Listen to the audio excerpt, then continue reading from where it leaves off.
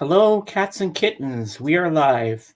And how is everybody doing on this wonderful Sunday? There's no theme today, so there's just going to be a regular chat.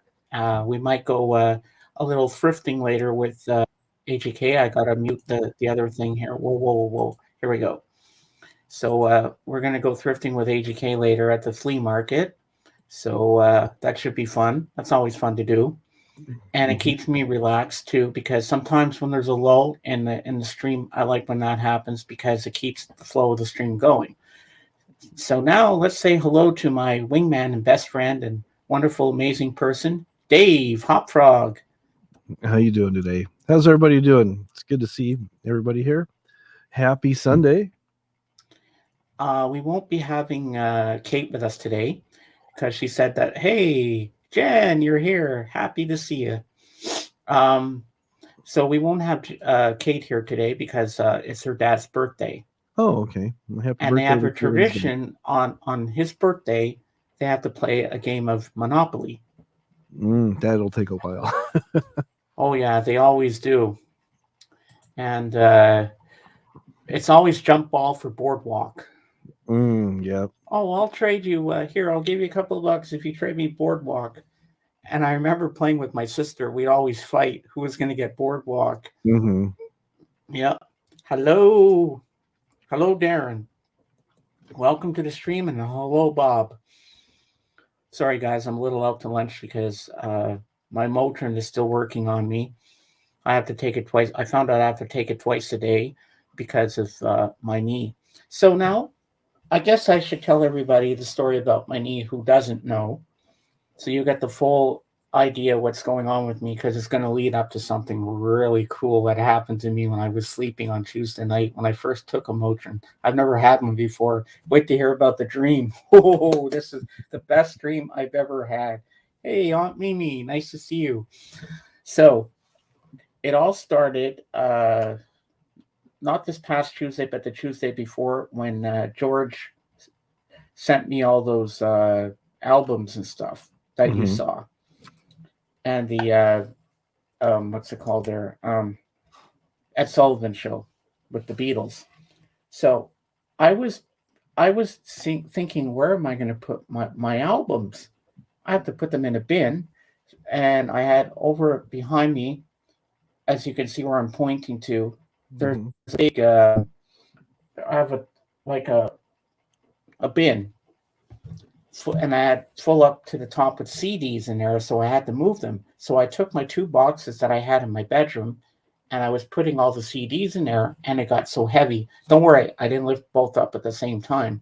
I took them separately, and I think on the second go, could have been the first, I don't know which one, but I bent properly like you're supposed to. You bend your knees carefully so you don't hurt your back, and my right knee must have went the other way, and all of a sudden Whoops. I messed up my knee. I don't know if I pulled a ligament or if I pulled a muscle. Is there muscles in your knee? Yeah, there's muscles behind the knee. You have ligaments that attach the muscle to the bone, so it was more than likely it was probably a ligament, and those usually take a bit longer to heal than a muscle strain. Yeah, I don't know exactly what I pulled, but I pulled Yeah. something. But I didn't start feeling the pain till Thursday, which is kind of strange. I thought I'd feel it the next day. Mm-hmm.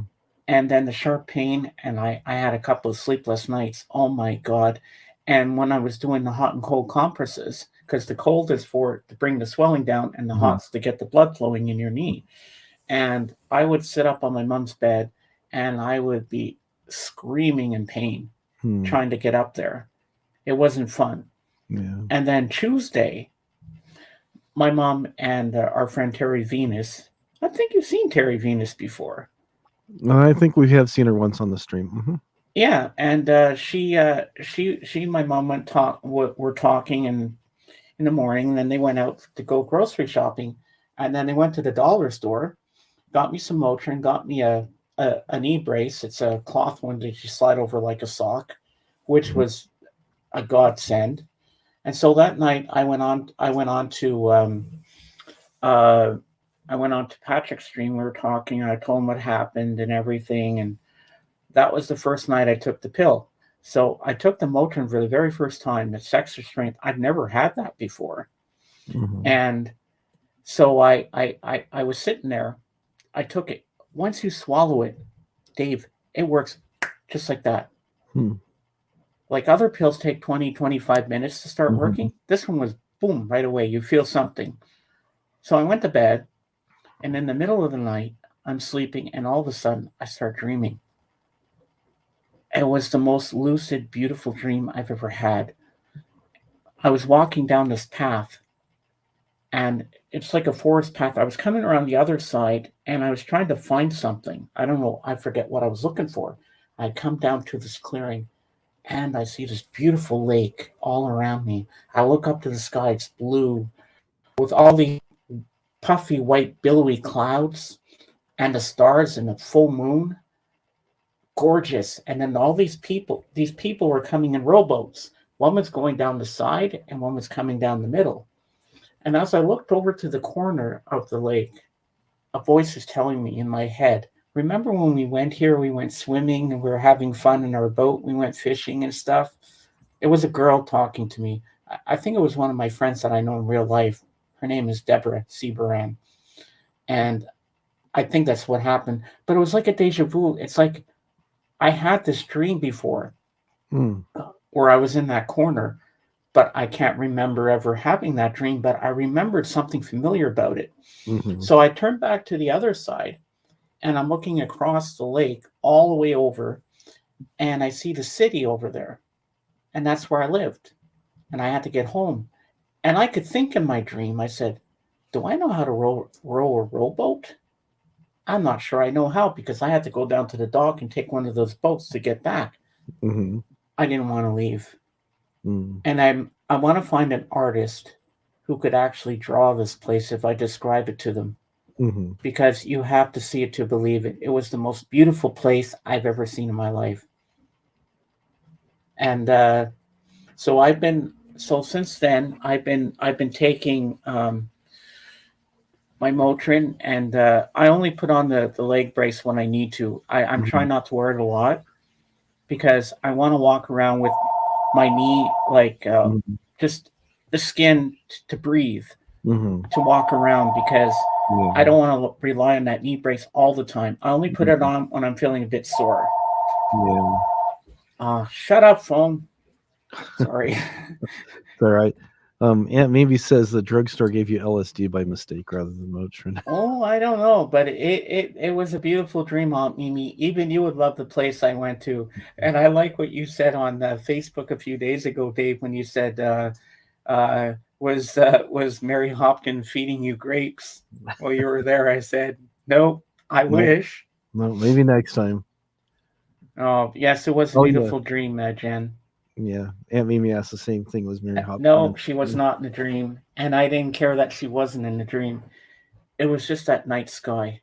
I've Mm-hmm. never seen a sky dark but light blue with Mm. billowy white clouds that just came out at you almost in 3D. Mm. It was a gorgeous sky. I wouldn't say it was like Starry Mm. Starry Night by Vincent Van Gogh, but it was a beautiful place that I've ever seen. And this weekend, I'm doing much better than last weekend. I was in pain, but I hid it from everybody because I know everybody was going to worry about, James, you should be taking it easy. You Yeah, know, I hide things sometimes when I shouldn't. I should be more honest with you guys when I'm not feeling good. But today is my best day, and I said I'm going on with my stream today. that's I good. need I need to do it. I need to have fun today because I'm happy. And in a little while, I'm going to give a review, and I'm going to do a proper review during the week on my channel Mm-hmm. for a documentary about David Bowie I watched. But first of all, let's check in with Dave and see what's new with him. Oh, just nothing new. just been busy doing work and stuff. But I was thinking when we're talking about Caitlin playing Monopoly with her dad, I hope it doesn't end up like this. Oh, my mouth. Oh, Because sometimes people it gets kind of heated and the board gets tipped over. So yeah. Picture yourself on a boat on a river. Okay, sounds good, Anthony. We're uh, waiting for you. Hey, Scott Dog, how you doing? Hello, Scott Dog. Hello, Amy. Hello, everybody. Everybody came in. I'm before I do the Bowie thing. I'm gonna wait till Anthony's up, and then I'll talk Okay. about that Pluto TV. Okay. Zeb, how are Zeb's you? here. Hello, Zeb. Kate could have used you on her stream the other night because she had a question for you, but I forget what it was. Something about some band that you might know of. Yeah, some metal band out of where he's from, out of Norway. Yeah, maybe Zeb would know. Remember to thumb up this video, good folks. Yes. Thank you, Zeb. Thank you, Zeb. And Scott Dog, how you doing? It's been a while since you've been here. Yeah, I don't know if I'm going to go to Doc's channel tonight. I'm just going to tell him I'm getting over a knee injury, and I'm just going to take it easy tonight. Yeah, I'll go back to his channel soon because he's got the 20 hours. He only can get 6 people up, and he's got if he would upgrade like me, he could get 10 people up. Well, technically, if you don't count yourself as the host, 9 people. Because you're the host, so technically it's 9 people you get up. Yeah. But last weekend I had 8 people, so that was pretty good. Yeah, that was good. That was a full crowd. But when my mom got it for my birthday last March 12th, she gave me a credit card and I set it up myself. I mean, I do have learning disabilities, but I can set up things pretty easily by myself. I like to challenge myself and say, okay, I can do this. I can do this. And I didn't realize at the time till a few days later when I actually checked. Nobody told me that it was an American-based company and that you'd be paying American dollars. Yeah, I thought it was like both Canadian and American. Yeah. But now that after I talked to you about it, you said it's all American thing. Yeah. So it's like $240 annually. Hey, Sean, how you doing? I'm doing better now, Sean. I'm doing better than I was last week. Let me tell you, no more pain. The Motrin and everything is helping me up and resting, putting my foot up. Take it easy on yourself. I will, Aunt Mimi.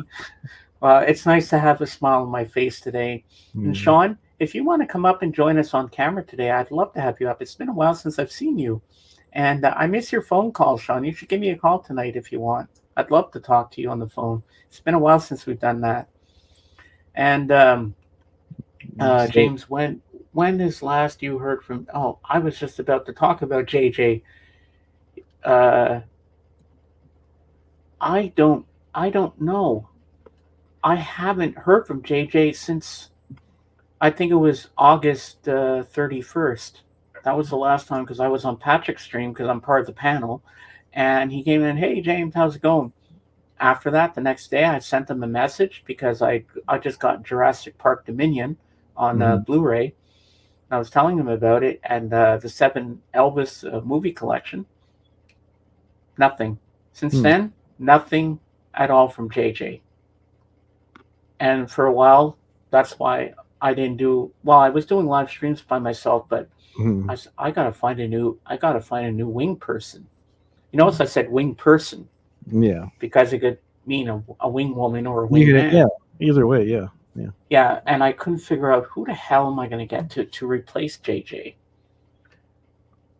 Oh, anyone seen the new movie called Megan? No, I haven't. I will try calling soon. I have not been feeling well. Sorry, it was nice hearing Hendrix last week. Yes. Well, I had to do the Hendrix thing. That was Dave's idea. And we still have to do one for Caitlin.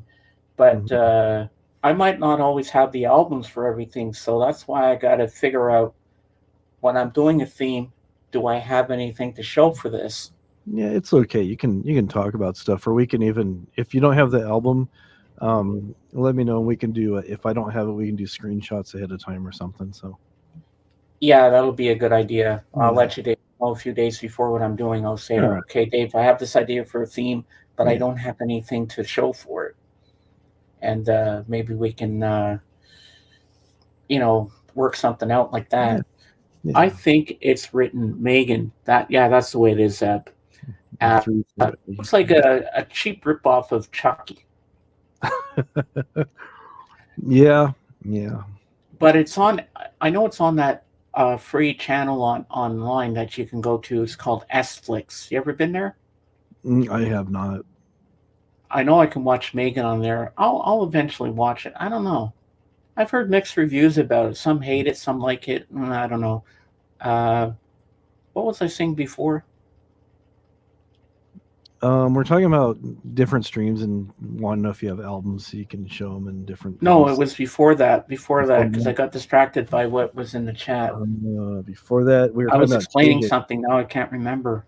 Yeah, you're talking about the last time you heard from JJ. Oh yeah, right. I was talking. I was without a wing person at the time, and then a little later, I was before I go into that, Zeb. When you go on there, go on. Yes, I have an ad blocker. Yes, I have that. I'm all set because I've watched a few things on there before. And Zeb, when you're watching a movie on there, the best one to use on there is VidCloud. That one works the best. And it says sharing is caring, but just back up and click on it again and it'll work, no problem. So I had no wing person at the time, and for a long time I was without one. I'm like, who the hell is going to fit the shoes of JJ? Because he was a really good wingman. Yeah. And then I met Malia, and Malia had a very good knowledge of music. Mm-hmm. And I thought, well, she'd be a good wing person. But she was always busy. Hey, Eric. She was always busy all the time. And was it October when I got on with you? Yeah, it's October. Yeah, it was about October. And then I started talking to Jen about it. Mm-hmm. And she said, well, Dave's available. Dave would do it for sure. And I said, yeah, Dave's got a good knowledge of music and he knows about streaming. Mm-hmm. And so he'd be perfect for it. Because then I'd have to teach someone how to do all the stuff that I do. And I knew you knew how to do it already. Mm-hmm. So I figured, you know what? I think Dave would be the person to fit the shoes of JJ. Yeah. And I'm glad I chose you. And then, well, here he is, my permanent wingman. Well, thank you. We got Dave. So, I'm not sure. Now you know the story. So, yeah. This is the story of a man named Davey who became the best wingman in the world. Yeah, thanks. I'm happy today. I'm really happy. I think this is going to be a really excellent stream today. I think so. I have my doubts coming into it, but that's normal to feel that way. Mm-hmm. But I'm happy I'm doing this today. It's going to be a fun stream. We're going to have a great time, and I'm not worried about anything. Well, my knee's still a bit swollen, but it's slow. Mm-hmm. It takes a while to heal. But I'll heal, and I'm never going to do what I did again, lifting those things. I should have asked my sister's boyfriend to pick it up for me. But hey, sometimes you do stupid things. Yeah. It's like sometimes the most simple thing, sometimes if you do it wrong, it can cause you a lot of pain. And I don't even know how I messed up. And the next thing you know, I'm in pain. But I don't know why it only took Thursday for the pain to start kicking in.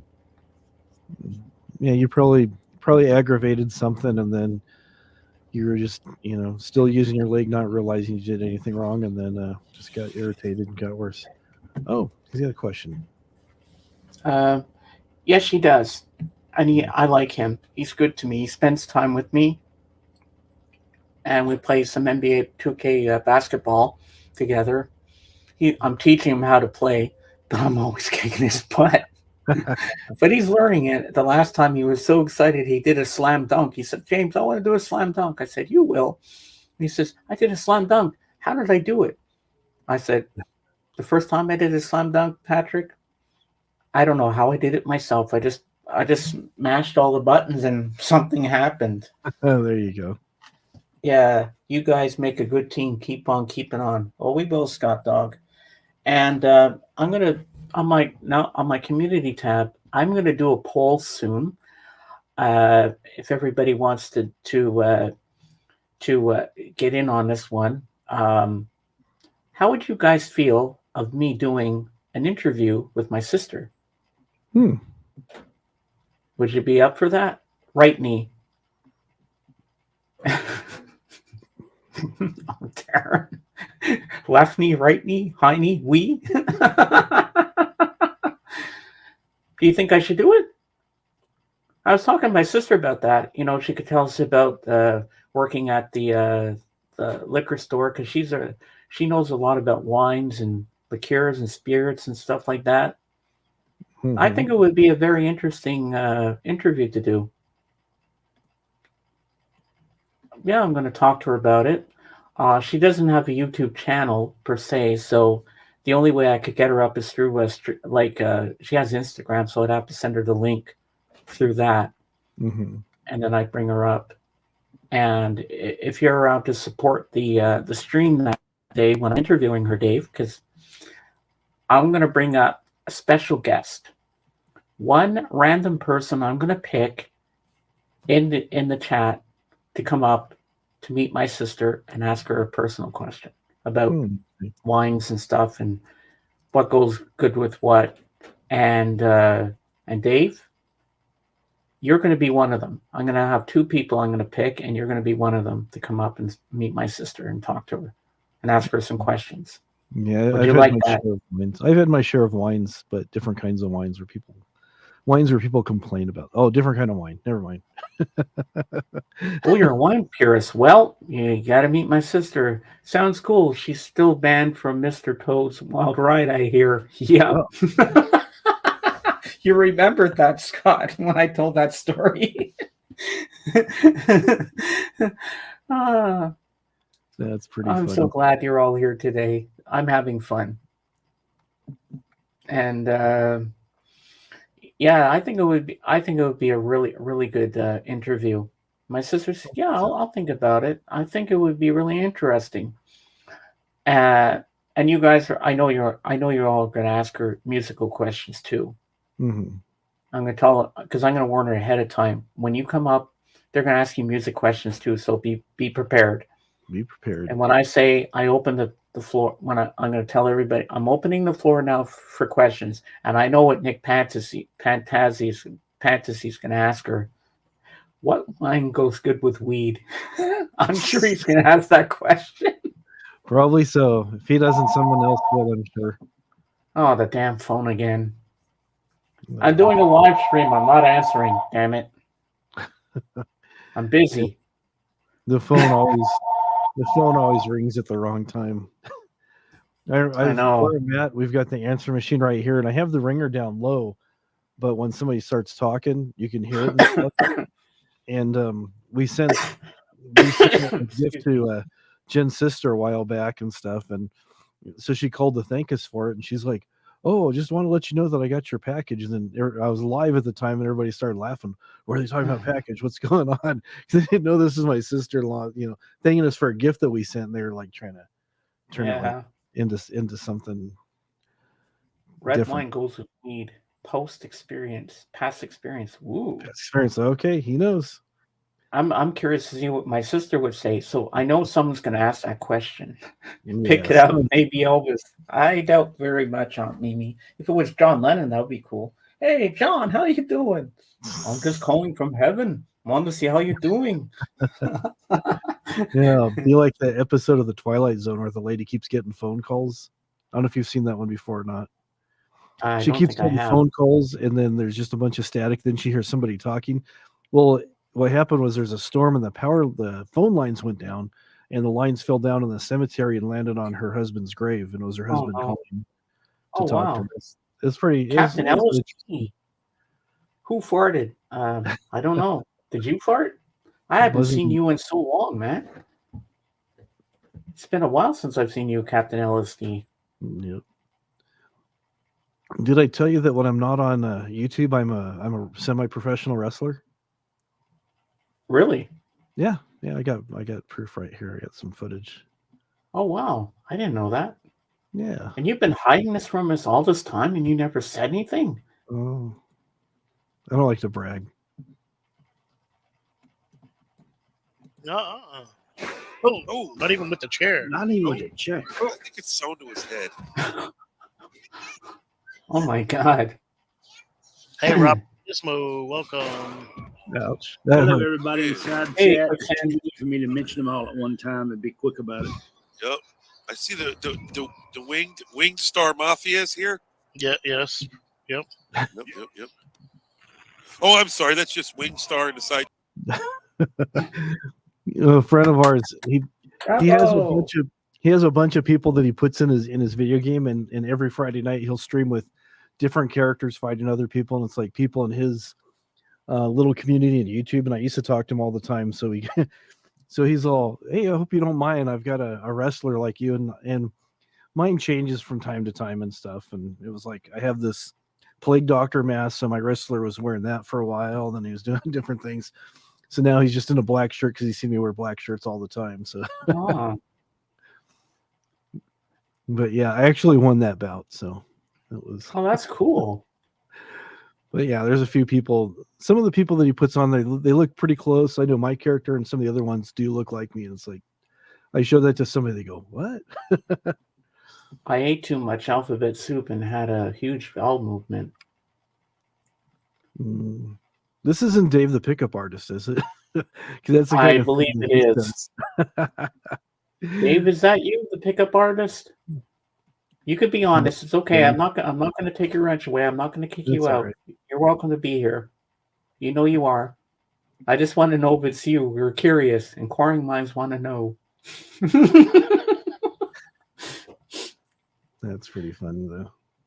So, yeah, Jorgen might join us later after he goes to Calvin Wazoo's thingy. Oh, okay. And he went to an open market yesterday in town, and he got some bargoons. Oh, okay. He got some CDs. Marina something, I forget her name. Never heard of her, but he got Carly Simon and somebody else, I forget who. They were the only two I recognized. The other one I didn't know exactly who they were. You know what? I guess I can talk about it now, and then we'll talk about it when AGK comes up again. Now, yesterday morning, my back. Give me a second. Let me open my Pepsi.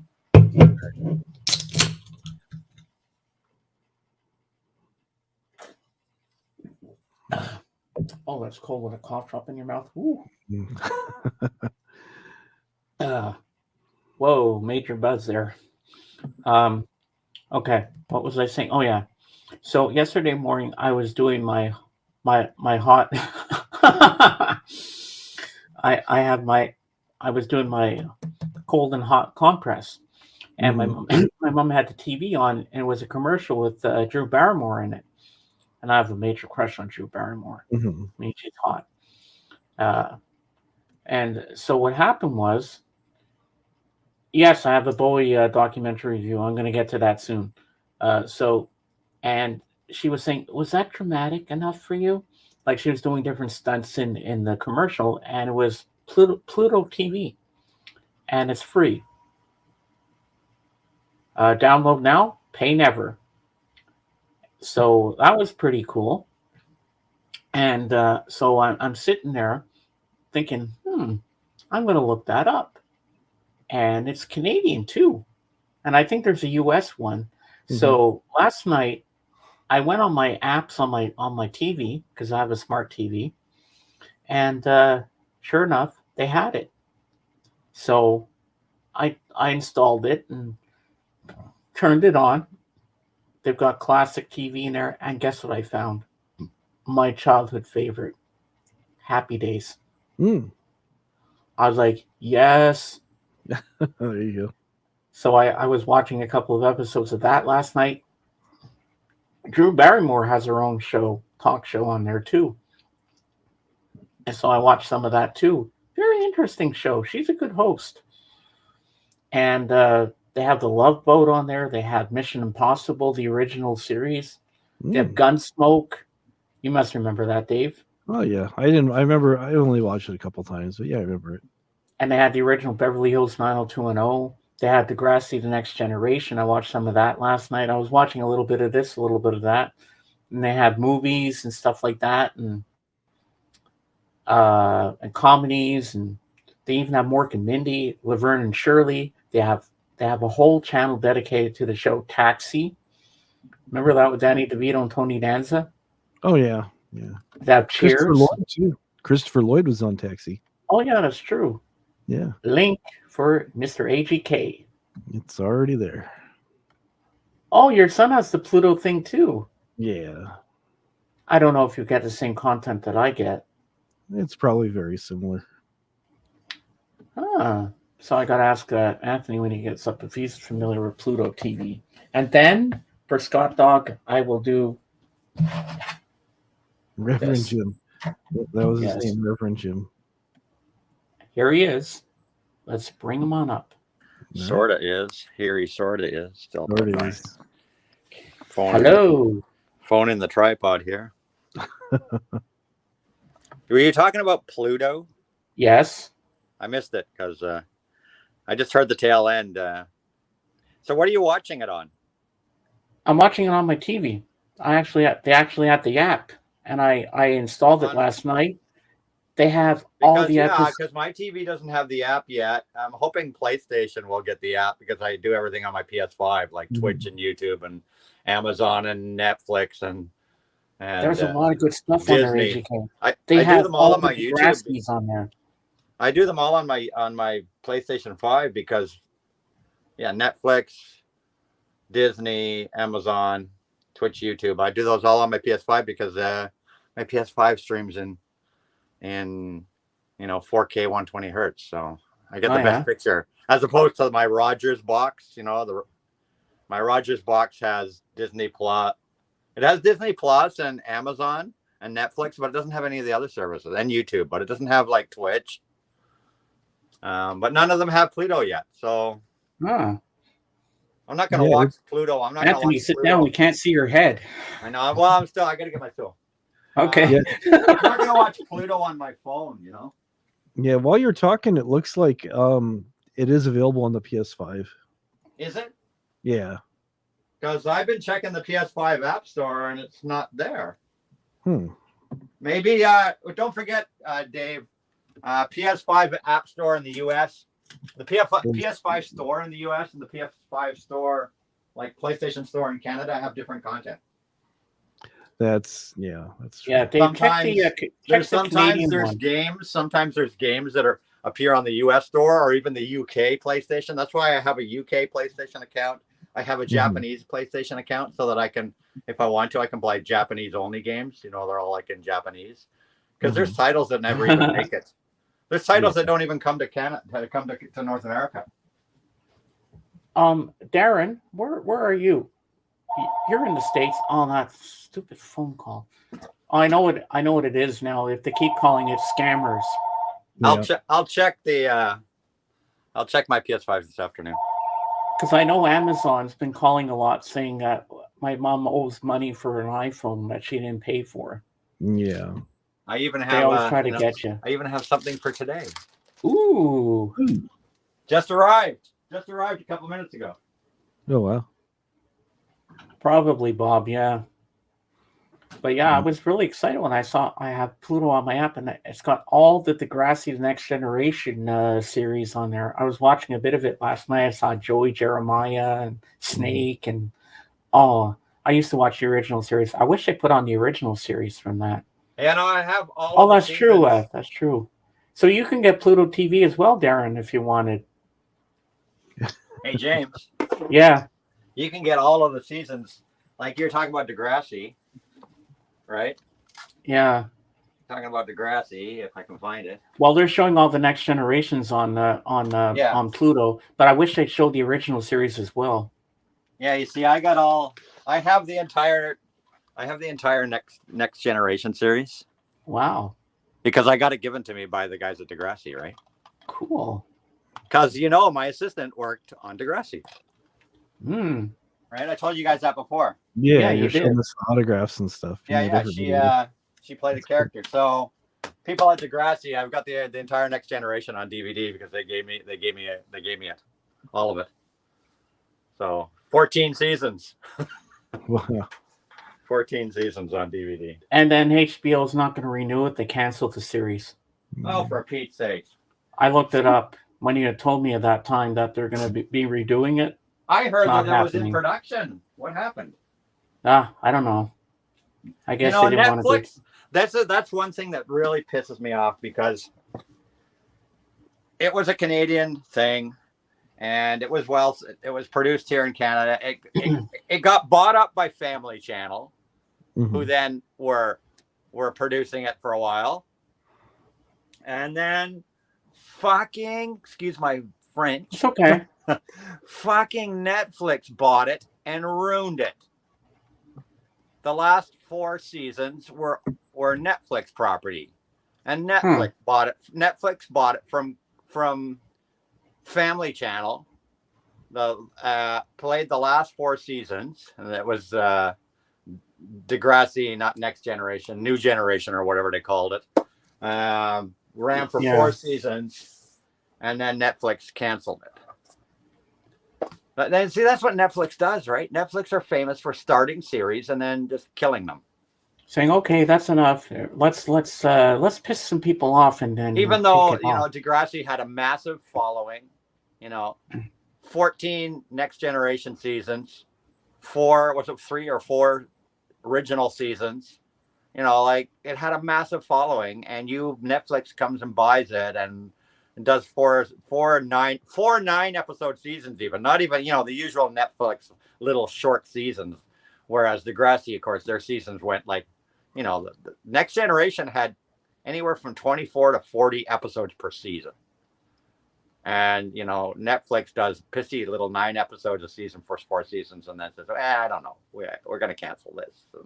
We're going to do something else. And who cares if you're an adult in 2001 when Next Generation started? If you were growing up watching the original Degrassi, it's a Canadian institution as far as I'm concerned. I watched it when I watched it in the 80s. I watched it when it came out in the 2000s. I even watched the entire series just last year. The entire freaking series from the 80s and the 2000s with my daughter because she wanted to watch it, so we watched it together. I love teen dramas. Nothing wrong with you. And if you're Canadian, maybe people in the US don't get it or whatnot, but here in Canada, especially Toronto, where it was all filmed and stuff, it's kind of a requirement for anybody into Toronto. If you live in Toronto and never watched Degrassi, you're not really a Torontonian. You know what I mean? No. It's just, there you go. you know what I mean? Yeah, it's just one of those things that everybody in Toronto, you can't walk down the street in Toronto without bumping into somebody and say, yeah, you ever watched Degrassi? And they're like, of course I watched Degrassi. Right? 14 seasons, man. 14 seasons. So Anthony, It's a big staple. deal. Like when you move to Toronto and you get your mortgage for the house, right? Just before you sign on the dotted line on the mortgage, it says you must watch Degrassi or your house will be taken into escrow. Okay, Anthony, before you do your unboxing, I promised Scott Dog I do a little review. Do what you're gonna do. I'm just here. I'm just hanging out today. Yep. All right, hold on. Make me big, Dave. All right. So, I watched this the other day. Bowie, Moon Age Dream. I watched this on, I think it was Thursday. Yeah, it was Thursday. This documentary is narrated by Bowie himself, and you see him in different stages of his career. And I heard things about Bowie in this thing that I've never heard before in any other documentary about him. He has a very, very deep philosophy about life. And he says, we are not beings, we are entities. And he had a lot, like, and he did all these, and I found out something about him that I didn't know. He was an artist too. He liked to do paintings and stuff like that, and he do different paintings of different people in Berlin who were on either side of the wall, like east and west, who couldn't see their families. And a lot of stuff he talked about his musical career, like how he got together with Brian Eno and he wanted to try something different with his music. And then one scene blew my mind when he was singing Let's Dance live on stage. This guy can fucking dance. Holy shit, he was a great dancer, Bowie. and he was going, "Let's dance," and he was doing all these cool moves and everything. Oh, I loved it. Just blew my mind. And when he was doing the Gene Genie live, guess who was in the band with him playing guitar? Jeff Beck. I was really surprised. So here's some scenes from the movie on the back here. Bowie in different genres of his life. But let me open it, show you the disc, what it looks like. So I highly recommend you watching this film about Bowie. Best documentary about his life you're ever going to see. So check it out, Bowie Moon Age Daydream. And now you can make me small.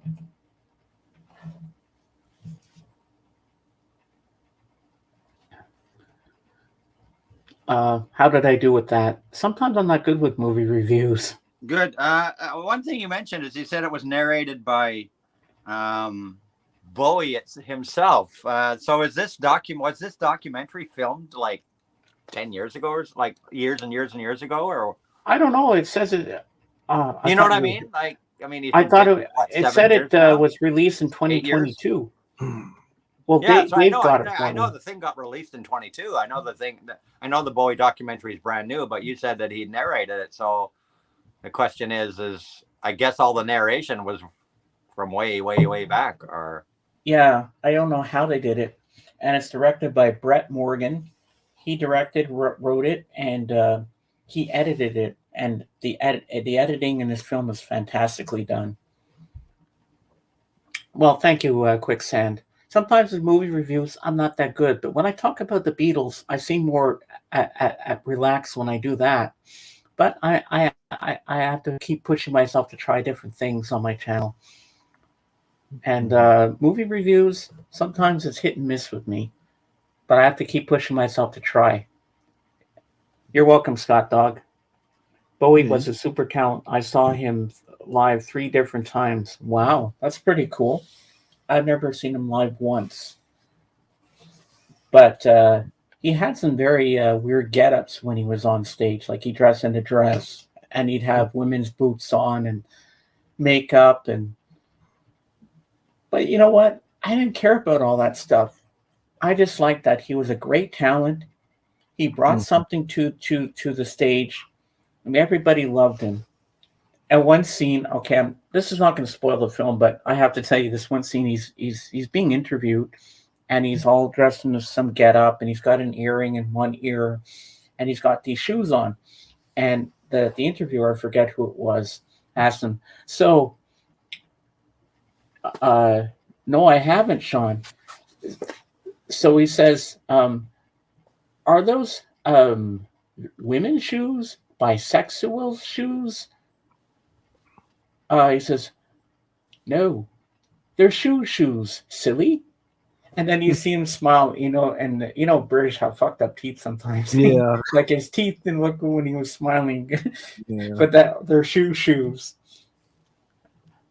But I like when he asked them the question, "Are they bisexual shoes?" No, they're shoes, silly. They're shoes. What's Montage of Heck, Sean? I think that's the story of Kurt Cobain so from Nirvana.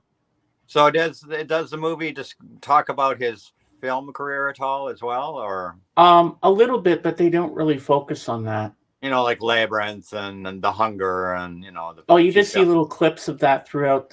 You just see a few clips of that throughout, but they don't really focus on that. Really, they focus more on his life, his philosophy of life, and like what life means to him, and like stuff like that, But you see little clips from his films, and they have weird footage in this film of different things. Like you see a little scene from the 1930s or 22 Nosferatu film and stuff. It's weird, but it's very interesting. Mm-hmm. Yeah, that's how I figured they did it, Scott. Yeah, they'd have to be like they'd cut and paste stuff in. Well, I only have a compilation album, Eric. But there's one album I would like, but I only know one song on it because it's one of my favorite songs Heroes, but I don't know all the other tracks on that album. Yeah, Heroes. I've got Heroes, and I mainly bought it because it's one of the few places you get the full version of Heroes, the full 6 minutes, because most the compilations, most the other places where Heroes is on, it's the single edit. I think mine has a single edit, but at least I have the song. But it's the 4 minute and whatever version, whereas the Heroes was originally 6 minutes and change. So that was the main reason I bought Heroes. And but it's probably, if of all my Bowie albums, it's probably the one I would play the least. And if I do play it, because I want to hear that full version of Heroes. I think the rest of the Heroes album is, for me personally, a little bit throwaway. So. Well, before I actually want to get it, that one track, that one full 6 minute version of that song is worth the price of the album for me. So, okay, I have a little surprise for you, Anthony. I hope we don't get I'll probably get a claim, but who cares? I have to look it up here first. Claims are nothing. And then Dave can play this. All right. Oh God. Wow, they're persistent. I know, right? You're gonna go to jail if you don't pay your taxes to us right away. It's usually recording, and it's like, yeah, it's the robot. You owe the Canadian government $465,000. Please press 1 now to clear up this before criminal prosecution takes you. Okay, it's only a minute and 41 seconds. hello, Michael. Okay, I'll put it in the private chat. Then you can play this. Okay, let me get over there. Okay, hold on. Here we go. It's in there. Hey, Michael, how you doing? Oh, Pilmer, I'll be back on your stream soon enough. I've just had a knee injury, so I've been trying to rest up. But what'd you do to your knee? I pulled something in it, lifting a heavy box. Oh, there you go. Oops. Okay, don't play it yet. Wait till HGK's here. Yeah. I'm here. Yeah, just give me a second. Just grabbing a couple. Okay. Oh, I know. And I'll bring Miss Piggy back, and we'll have our burping contest. He's going to love this. I'm just bringing a whack of my latest crap over to. Ooh. Nice. Okay. All right, let's do it. All right, let's do this. I gotta watch it on my iPad with phone screen. Okay, roll film. Roll film. Go. Action.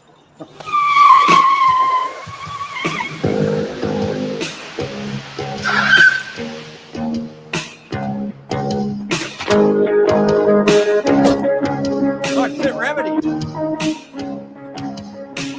Everybody get ready and get into gear. The Degrassi sensation, the one and only. The Zits are here.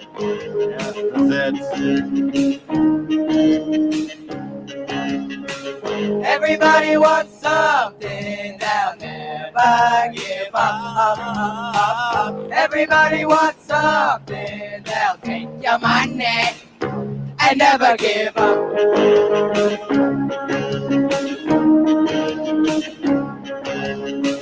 Everybody wakes up to the facts as they are.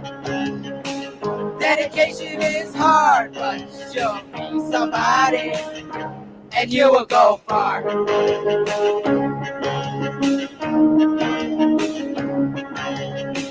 Everybody wants something, they'll never give up.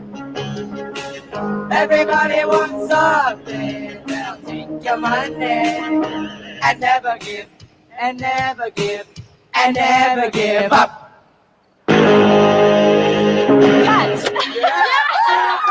Classic stuff. Right. Joey, if this video doesn't impress Caitlin, nothing will. Way to go, Joey. Classic stuff. The Zits. I thought I'd surprise you with that. There you go. Had to do it. Classic stuff. All right, you have some stuff to show us, Anthony. Oh, yeah, and speaking there, you want the Zits? Let's see, it's right here. Actually, I can access it. What do you think of that, Dave? I showed you the next gen. I showed you one volume of the Next Generation. There you go. There's the other. Oh, nice. Oh, There's there's the my other. beautiful Caitlin. There's Spike. There they are. Featuring the Zits. Complete series. Complete series. Which is which now?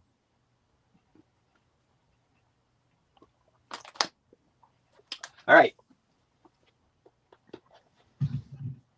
Okay, finish this line. Wake up in the morning feeling shy, lonely. I don't remember. gotta I go don't to remember the. school. No? I'm lousy. You know, like even my favorite songs of my lifetime. That's one thing I've got. I think I got like some sort of mental block. Like you know me. I love music. I have my favorite artists. You know, but I couldn't. I don't think I could recite a Golden Earring song's lyrics, Really? or an Alice Cooper song's lyrics. Or I couldn't think of them off the top of my head. You know what I mean? I know if the music's playing, I could sing along. But to just like somebody says, tell me the lyrics of the song. All my life, I have not been able to like keep lyrics in my head outside of the music. Mm-hmm. You know what I mean? All right, let's see some lovely things from AGK. Oh, you want to see some stuff? Yeah, I met up with. Hey, Nicktronic, how you doing? I met 3 vinyl community members yesterday. Ooh. Remus dropped by to pick up. Oh wow, box set. I know him. Yeah, he just dropped by briefly to my house to pick up a box set. And then somebody sitting right there right now in the peanut gallery, DJH, Record Hound, dropped by. About an hour later, he dropped by my place. Hi, DJ. I hope you enjoyed yourself. And he picked up his records, and he actually bought one more record from me. He bought the McCartney Flaming Pie from me. Ooh. On the spot. So thank you for buying that, DJ. I'm a man on a flaming pie. And then he went to my flea market that I've taken you guys to with the Coke can. I sent him over there. I sent DJH over there for the afternoon, and I gather he bought some records over there. Ah. I showed him how to get to the famous Coke can flea market. The infamous Coke can. I want to go there again. We've man. renamed that flea market the Coke can flea market. The Coke can flea market. Only people that watch this show would know. Yes, definitely. So, of course, yeah, as you guys know, I'm not buying as much vinyl for 2023. I'm trying to stick to that just because, I don't have any more money. I'm trying to make money, not spend it. But, you know, I did get that pre-order in that Thin Lizzy, which I showed before, which was a pre-order from last year. Mm-hmm. Yeah. I got a couple of things at the beginning of the month that were already paid and pre-ordered like in 2022. So it's been a pretty good month for me so far. I bought very little vinyl. In fact, I've only technically bought two new vinyl records for January, which for me is like a miracle. That's good. Two vinyl records and 1 CD. That's all I bought for all of January, and that's for 3 actually. Yeah, 3. No, 2 or 3. Wow, you controlled yourself. 2 or 3. 2, because I received some, but I got to remember when did I buy them. So I received 2. I've received 2 more this week that I bought in December. So I've technically only actually bought 2 this year plus 1 CD. So that's all of January. But I have bought used vinyl, like really cheap stuff. I don't count that because $1, $2 vinyl I don't count as like a major expense. Not like buying new vinyl for $30-$40, right? Yeah. Yeah. So I met DJH, and I met Remus, and I met Jason Skills. Oh, cool. Who of course comes to my auctions, and and Jason Skills and I went crate digging at a record store. At the Arch Top, where I bought a bunch of $2 records. Did you make a video of that? I didn't, because we were kind of rushed. I didn't make a video. I know Jason filmed me crate digging, so maybe it'll be up on Jason's channel. I did take a picture of us together. We kind of look gangsta, which will be going up on my Instagram today. Oh, cool. I'll be posting it on my Instagram. Nice. But I did take a picture with me and Jason when we were kind of looking. Excuse me. We got that kind of rapper thug look going on the camera angle. I'll show you. Nice. we're kind of looking thuggy there. So yeah, that picture will be going Looking up good, on baby. Instagram. Going back today. to the flea market to bring tape decks for fixing where HEK got his Luxman cassette deck. Ooh, cool. Is that guy going to fix him? Did you talk to him? Did you find that booth, DJH? Right at the very, very back on the left, on the right-hand side, he just has piles and piles of amps and turntables and all that. And I think he fixes stuff there too. HEK's head looks like the Yeah, size we of did a that. We did that pineapple in low photo. angle kind of thuggy look thing going Hey, on. Michael Fuller. Now I was trying to recreate a scene from the Puppet Master movies. Oh, okay. Yeah, you know the guy, the puppet with the big Yeah. body and the tiny little head. Mm-hmm. I love those films. You ever watch those, the Puppet Master series? A long time ago, yeah, I did. Yeah, I've got that box set of them here somewhere. So yeah, I met up with Jason. We crate dug, and Jason brought me the record I bought at his auction, the Alarms debut EP. Nice. Stand, and that's just that one that was missing from my Alarm collection. So $2 records. I got. What did I get? I got. These were $2 Make a them big. pop. They were $2 a pop, or 3 for $5. So I got 6 records for $10. Nice. 6 records for $10. That's a good bargain. Yeah, and they're all like the covers are VG, maybe VG plus at best, but the vinyl on them are all super clean. Now, did I show you guys that Stars on Long Play one last time? I think you did. With the white cover, the one that was done by the Dutch artists, Yeah. produced by the Golden Earring guy, right? Uh-huh. Yeah. So I showed you guys that. Well, look what I found, because I know there were 3 of them. There was the one I showed you guys, the Music on Vinyl reissued, and then there was a volume 2 and a volume 3. Volume 3. Oh, cool. Volume 3, and as you can see, these this one, yeah, see, they're all like, they were originally $5 things. They were down to $2 each, or 3 for $5. So I got this volume 3. I just need volume 2. The first one I showed you guys, of course, it was all Beatles, right? Remember, it was a medley of Beatles songs. Uh-huh. This one's a medley of Rolling Stones. Oh, wow. So, and it's once again, it's the Stars on Long Play thing. This is from like 1982 or whatever. Yeah, 1982. So it's a medley of, this one's a medley of Rolling Stones music. I don't know what volume 2 is. I hope I can find volume 2 and complete the set one day. Performed again by Dutch musicians, some of the musicians being members of Golden Earring, and of course produced by Jaap Egermont, who was the first drummer of Golden Earring. So that's mainly why I'm getting them, is because of the Golden Earring connection. But this medley's all Stones, and in 16 minutes you get all these Stone songs.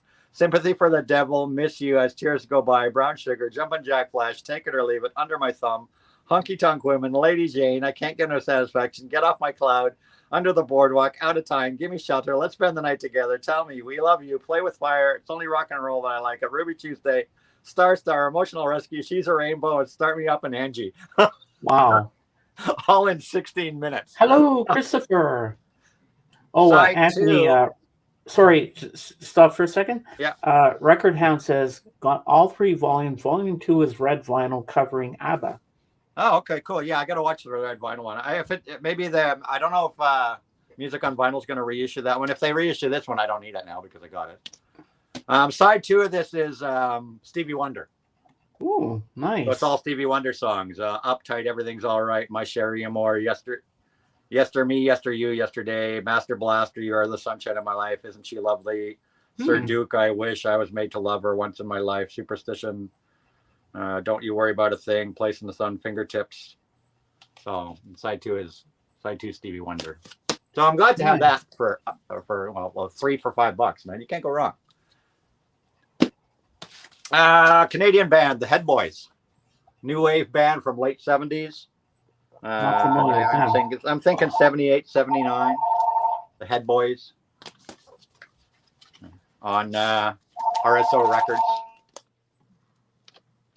Let's see, in 1979. Yeah, they were a new wave band. This was a good album. There's a few good songs on this. Can't go wrong. You can't go wrong for like. Sorry, guys, about that. That's all right. It's all right. Don't worry about it. Annabelle Lamb. She was a synth pop artist in the 80s, and this is her covering. This was, and I remember this. This was actually one of the better covers out there. Riders on the Storm, the Doors song, done all 80s synth poppy by Annabelle Lamb. Does it still? It says free poster inside. Well, I guess somebody kept the poster. At any rate, why not? It's 12-inch single with a. I think Jorgen might like that because he likes that kind of music. Oh yeah, I love this stuff. I love 80s 12-inch singles. It's got your typical dub version and and what's the other version? Dub version and something version. What's the other version? Well, it's gonna be 12-inch mix, whatever it is. Okay. So that was number 3, and then the only one I didn't have in my Max Webster collection, High Class and Borrowed Shoes, the second Max Webster album, of course, with Ken Mitchell. So now my Max Webster studio albums are complete once again. And you all see this album, but it's all trashed and for a lot more money. So it's got the original liner and everything. Max Webster, High Class and Borrowed Shoes, really good copy of that. Another Malcolm McLaren, the full out Malcolm McLaren's. What was this one called? What's this one called? I think it was called. What was it called? Fans. Yeah, Fans. Malcolm McLaren, Fans, another synth pop artist, 80s. Oops, there's some naughty stuff on the back there. Boobs. Boobs on the back. And last but not least, also $2. This one's like VG plus to near mint. I love this album. I honestly love this album. I had it back in the day. They were kind of a one-hit wonder band, but I think the whole album is a freaking 9 out of 10. Wang Chung. Oh yeah, doesn't it have the song Wang Chung tonight? Yeah. Everybody Points on the Chung compass. tonight. Wang Chung with Dance All Days. Oh yeah, I like that song. Take your baby by the hand. Dance All Days. Yeah, this whole album honestly is a great album. So I got those 6 albums crate dinging yesterday. You know what? I actually thought that was a guy's name, Wang Chung, but it's the name of the band. It's the name of the band. So yeah, 6 albums for $10, all in decent condition. Do you want me to continue? I don't want to turn this into the AGK show here. Well, you have an unboxing for us. I have that, and I have three other things. Okay, go on. All right, I'll do these quick. So this one arrived this week. I pre-ordered this back in October. The new Ava Max album, Diamonds and Dance Floors, new Ava Max album. Love Ava Max. She's Well, you know what song should be on there? She should do Diamonds Are Forever. No, this has got $1 Million Baby, Sleepwalker, Maybe You'll Be Your Problem. Brand new album from her, Diamonds and Dance Floors. Ava Max. Oh, more boobs. No, she's wearing stuff. Oh, okay. She tends to not wear a whole lot when she performs or in her music videos, but this is a limited edition. What color vinyl? Violet color limited edition. Cool. I pre-ordered I have her first album. It's fantastic. Up and coming. She's a kind of a Dua Lipa, Kylie Minogue, whatever. Oh, great nice stuff. And then this one here arrived this week, and I also ordered this back in October. This came from the band's website. And this is going to be on a clear. I think this was on a clear vinyl. I haven't opened it yet.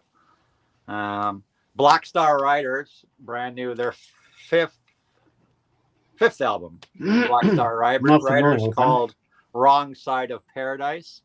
And for people that don't know who Black Star Riders are, hey Lisa, Black Star Riders are Thin Lizzy. Oh, Thin Lizzy. I know Thin Lizzy. So when Phil Lynott died, Thin Lizzy disbanded. Well, Thin Lizzy had already disbanded before Phil died because Phil had started a new band called Grand Slam, and they never finished recording or got their album out before he died. But Thin Lizzy got back together like 20 years later, because it was like 83 when Thin Lizzy disbanded, and then like around 2000 Thin Lizzy got back together, the remaining members, and they would play, and they had Ricky Warwick join them to sing vocals, who is a pretty good replacement for Phil. And they didn't record any new music as Thin Lizzy, but they did tribute concerts. They toured. Mm-hmm. And they toured till about 2012, but they wanted to release new music. And a couple members by 2012, there was only 2 original members: Scott Gorman, the guitarist, and the drummer Brian Downey were left. But they brought on Daniel Johnson, who's played with all sorts of people, including like Alice Cooper. They brought on a bunch of guys. They had Ricky Warwick, who is now like seasoned with them. But they wanted to release new music as a band, but they didn't want to release it under the Thin Lizzy name out of respect to Phil, right? Which I think is cool. Smart. Yeah, they did. They didn't want it to release. They all felt that Thin Lizzy's music was Phil, because most of the lyrics and everything were taken from Phil's poems and whatnot. So they wanted to release new music, but they wanted to keep Thin Lizzy going. So they still will do tribute shows as Thin Lizzy, but for the sake of making new albums, they decided we're going to have a new name for when we make new music, which was Black Star Riders. Yeah. Which I think is very cool. So Black Star Riders are the remnants of Thin Lizzy, and this is their brand new album. And I ordered this from them, so it's a limited edition on clear vinyl. Wrong Side of Paradise. So that just came in this week. That was just released, I think, last Friday or Saturday, and it arrived this week. And then this one arrived yesterday. This is I think the second album by this artist. She's kind of an indie rock, alternative indie rock artist, a little bit bordering on power pop. It's kind of a singer songwriter, kind of hits a lot of barriers. Her name is Zella Day. She's very, very good. Zella Day, and this is her brand new album called Sunday is Heaven by Zella Day. Well, she almost looks like a blonde girl. Yeah, I mean, it looks like she's got short hair there, but it's just all back in a ponytail behind her. Yeah, I was going to say... but yeah, I really like her stuff. Thing. She's got a couple albums out, and I've heard this album. It's really good stuff. Zella Day, and this is, I believe, on this was also a limited edition thing. So this is the first actual album that I paid for and new release that I bought in 2023. This Zella Day. And the only other one play I some got, bunko, Mr. Bond, she'd say. and I also got this CD. I loved the second Shay Kane album so much, and I featured it last year on my channel, that I went back and I found her first album, which came out in 2021. This is a Japanese SACD version of it. Of her debut album. And if you like Pat Benatar, my closest comparison is if you like Pat Benatar, you'll love Shay Kane. Oh, cool. That's my closest comparison. So the style of music, it's 80s hard rock, metal rock styled music. Now, I know you're going to like this, James. Oh, I'm sure I will. You're going to like the cover. I know you're going to like the cover.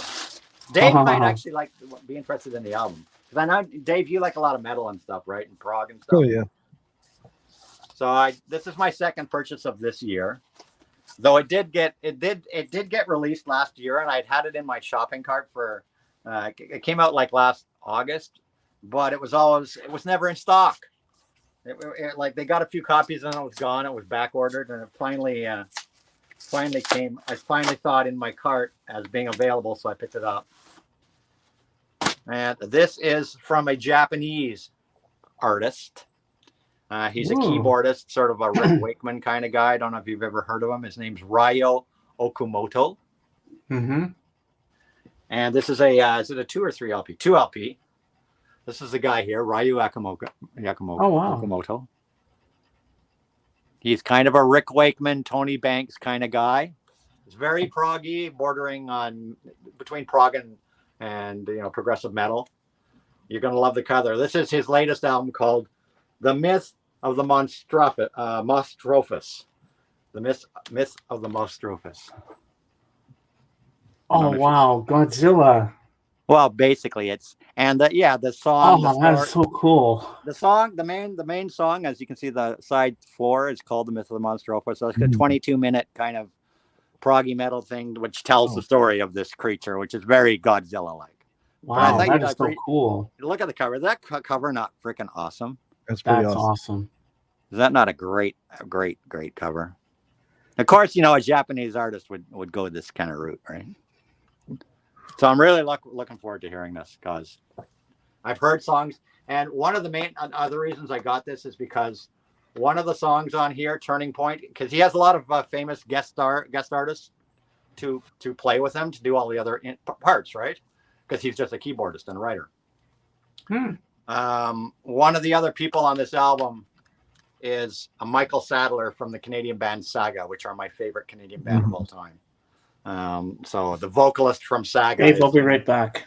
vocalist from Saga is singing on this album as well. So that's another reason I got it. And that's it. That's all. Very, very cool. Thank you for New sharing. releases. This week's new releases. Or January's new releases. That's it. Yeah. Bob says Tokyo destroyed again. Yeah, Tokyo destroyed again. That's right. How many times has Tokyo been destroyed by Godzilla or one of those other creatures? Quite a few times. Well, according to my DVD collection, at least 31. 31. Because I've got 31 Godzilla movies currently. I'm only missing one. Yeah. I'm only missing one Godzilla movie right now. I love those old B movies with the monsters and stuff with the Well, if you think about it, like Japanese have always loved monsters. Mhm. And they've been making these humongous monster movies since the early 50s, right? Mhm. You know, the thing, besides Godzilla, you got Gamera and there was Ultraman. Yeah. They always have these big monsters, right? Yeah. And then people don't realize, of course, that Pokemon, which we all love and kids all love, and even us grown-ups play Pokemon. Pokemon in Japan is not called Pokemon. It was originally called Pocket Monsters. Mhm. And it's the same, and you think of all those little Pokemon. They're all like the Godzillas, Yeah. but they're all in small version instead of humongous version.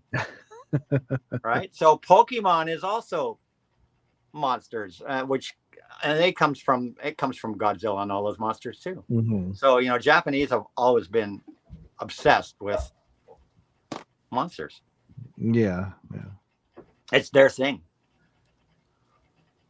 Well, I mean, it goes back as far as you can think of when you think of all the dragons and whatnot in Japanese culture and Oh yeah. ancient Japanese paintings and whatnot. Dragons have always been very, very big in their culture. So Yeah. it all stems back to eons. The feudal times, yeah. Yeah, it really does.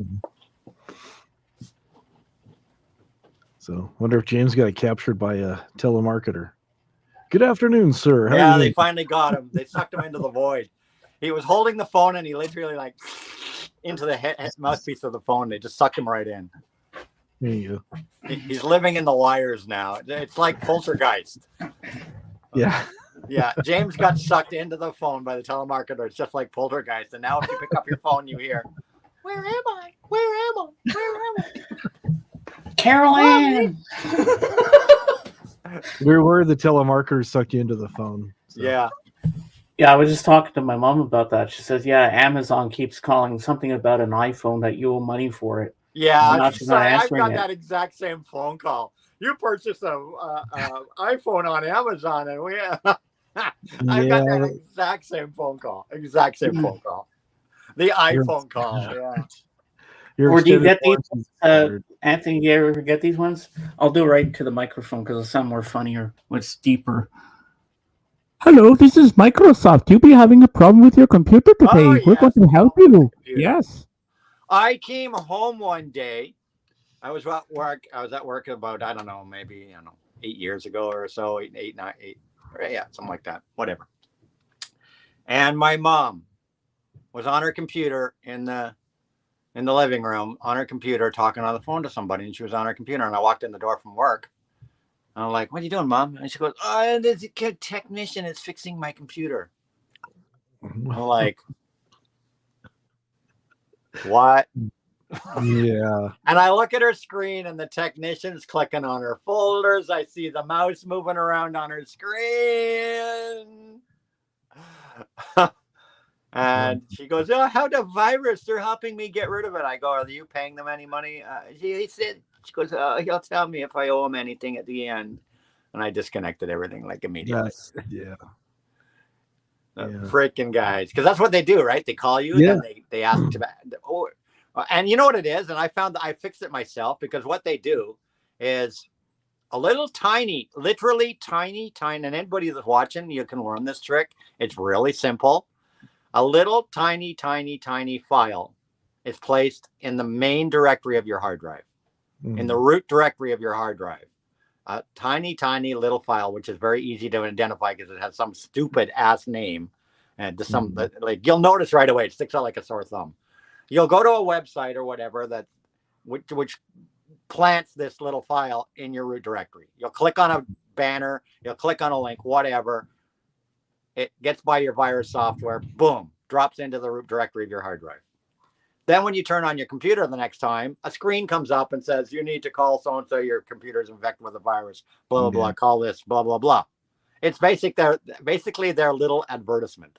And every time you turn on your computer, this thing comes up on your screen and blocks you from being able to do anything because it goes into your root directory and it activates on startup of the computer. So every time you start up the computer, the exe executes and this stupid little thing comes on your screen and basically just blocks your screen. Yeah. So all you need to do is start your computer in safe mode, people. Just start it in safe mode, which doesn't start anything that's supposed to start when Windows starts. You start your computer in safe mode. You go to C drive, your main drive. You look in that root file folder. You'll find this stupid little dumbly named thing that sticks out like a sore thumb. You go click delete, put it in your garbage can, delete it, restart your computer, away you go. That's all it takes. But what these guys do is they get on the phone and they fuck around and they move the mouse and they pretend like they're doing 100 things when all they're going to do is the exact same thing. Delete that little file that they planted in the first place. That's how that works, people. Don't be fooled. You can fix it yourself in 2 seconds. Yeah. Oh my God. Amazon again. Dang it. But it's not Amazon, right? It's a robot. It's a robot. Something like that. They're saying it's Amazon, but it's not. But you know what you do? You know what you do with those people? If they persist like that, you pick up the phone, you return the call, like you press 1 or whatever. The guy comes on, right?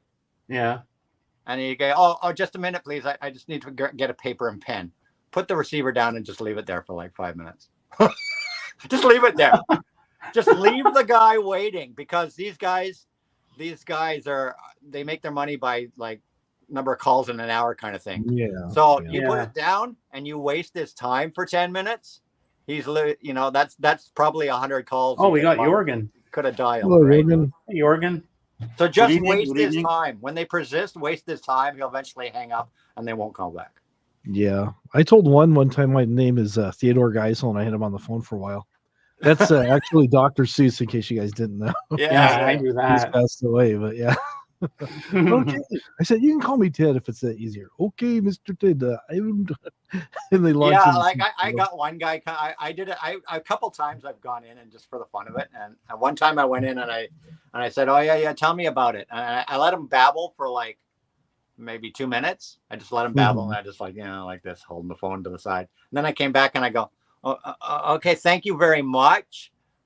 Police now have your exact location and should be coming to your door any second now. Click.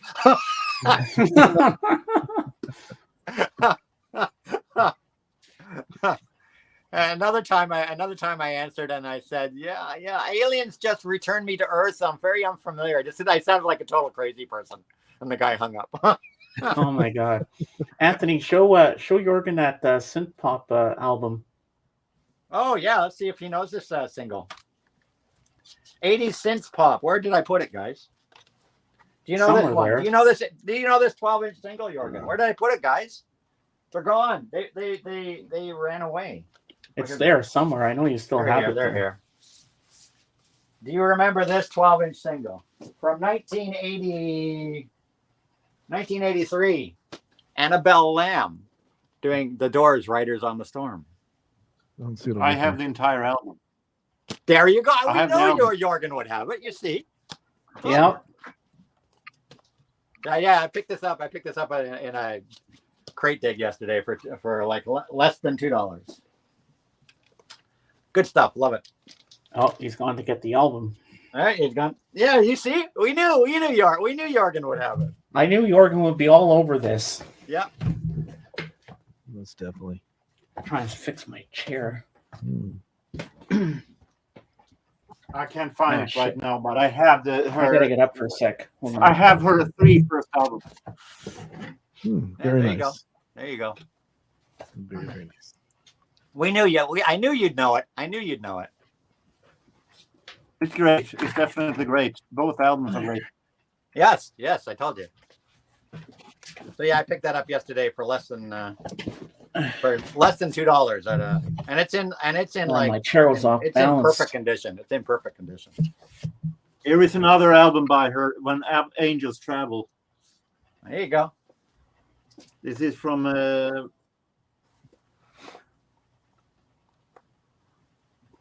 my arms are getting a bit longer. What songs on there on that one? This side doesn't say what album. 1985 it's from. Yeah, this was 1983. This single.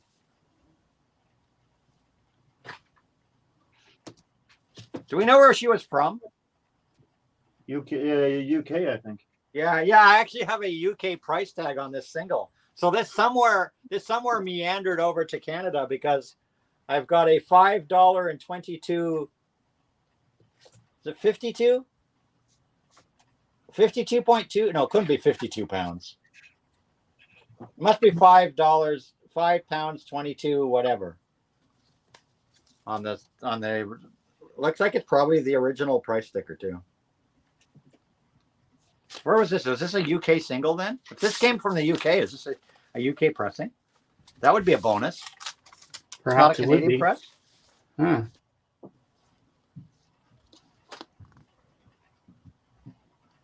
A&M Records. It's got a UK price sticker.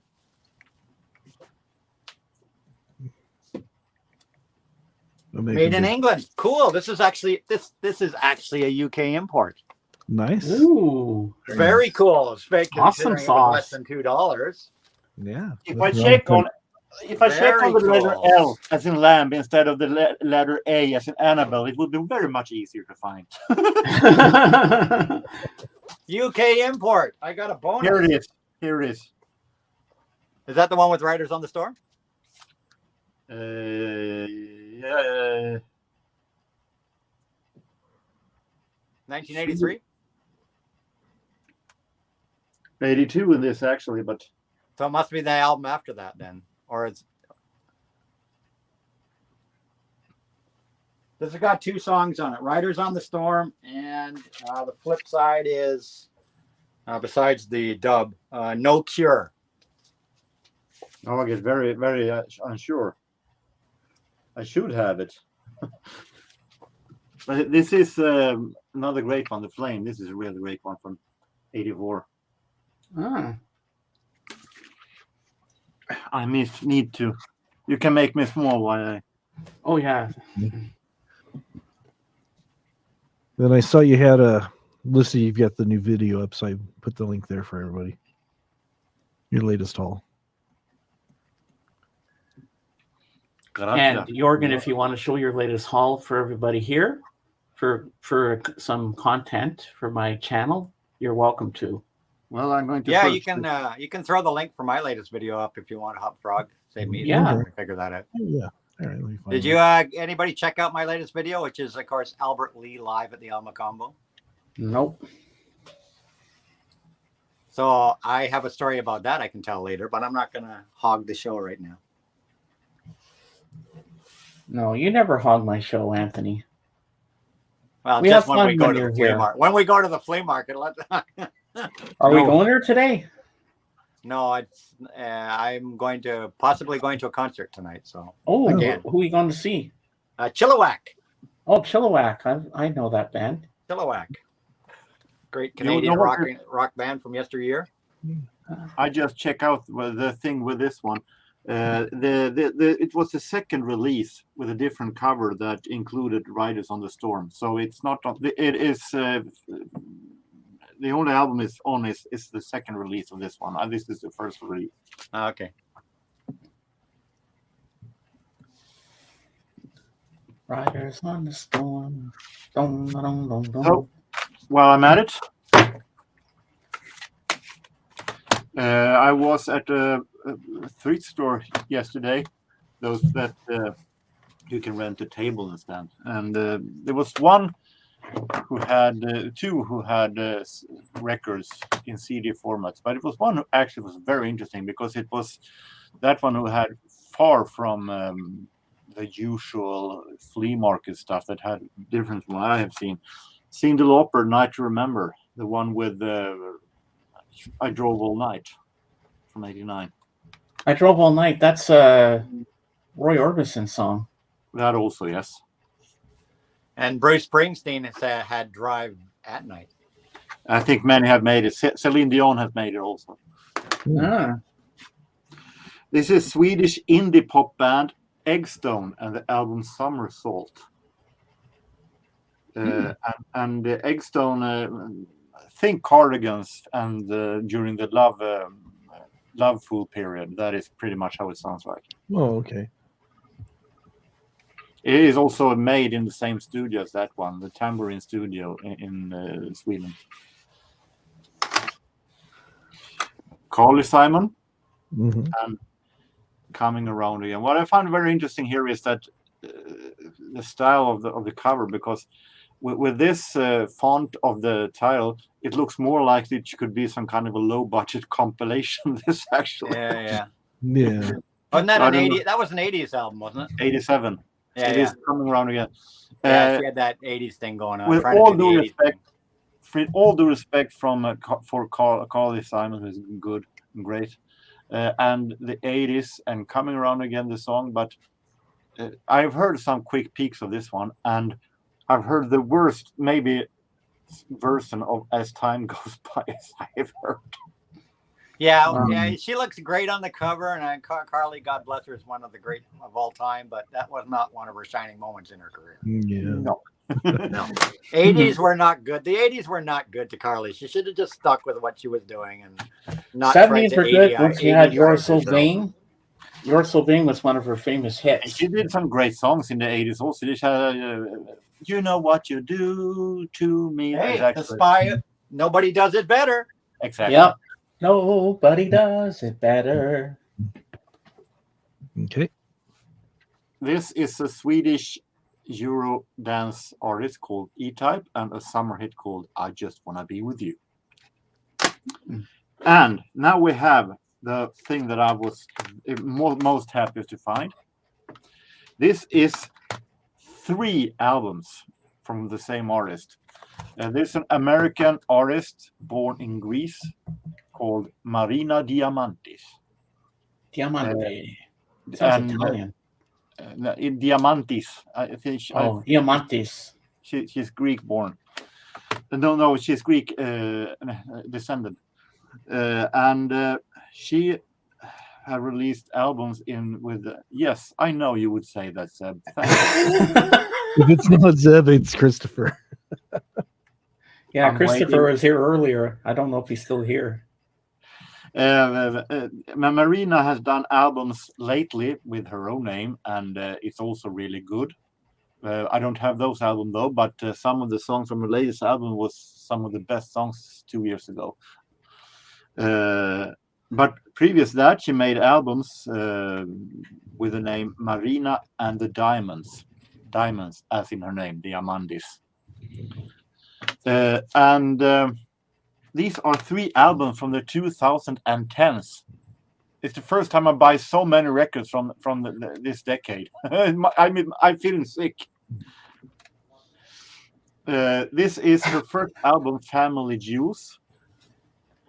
Marina does music in kind of an electro pop style with a little new wave-ish rock style, and it is really, really good.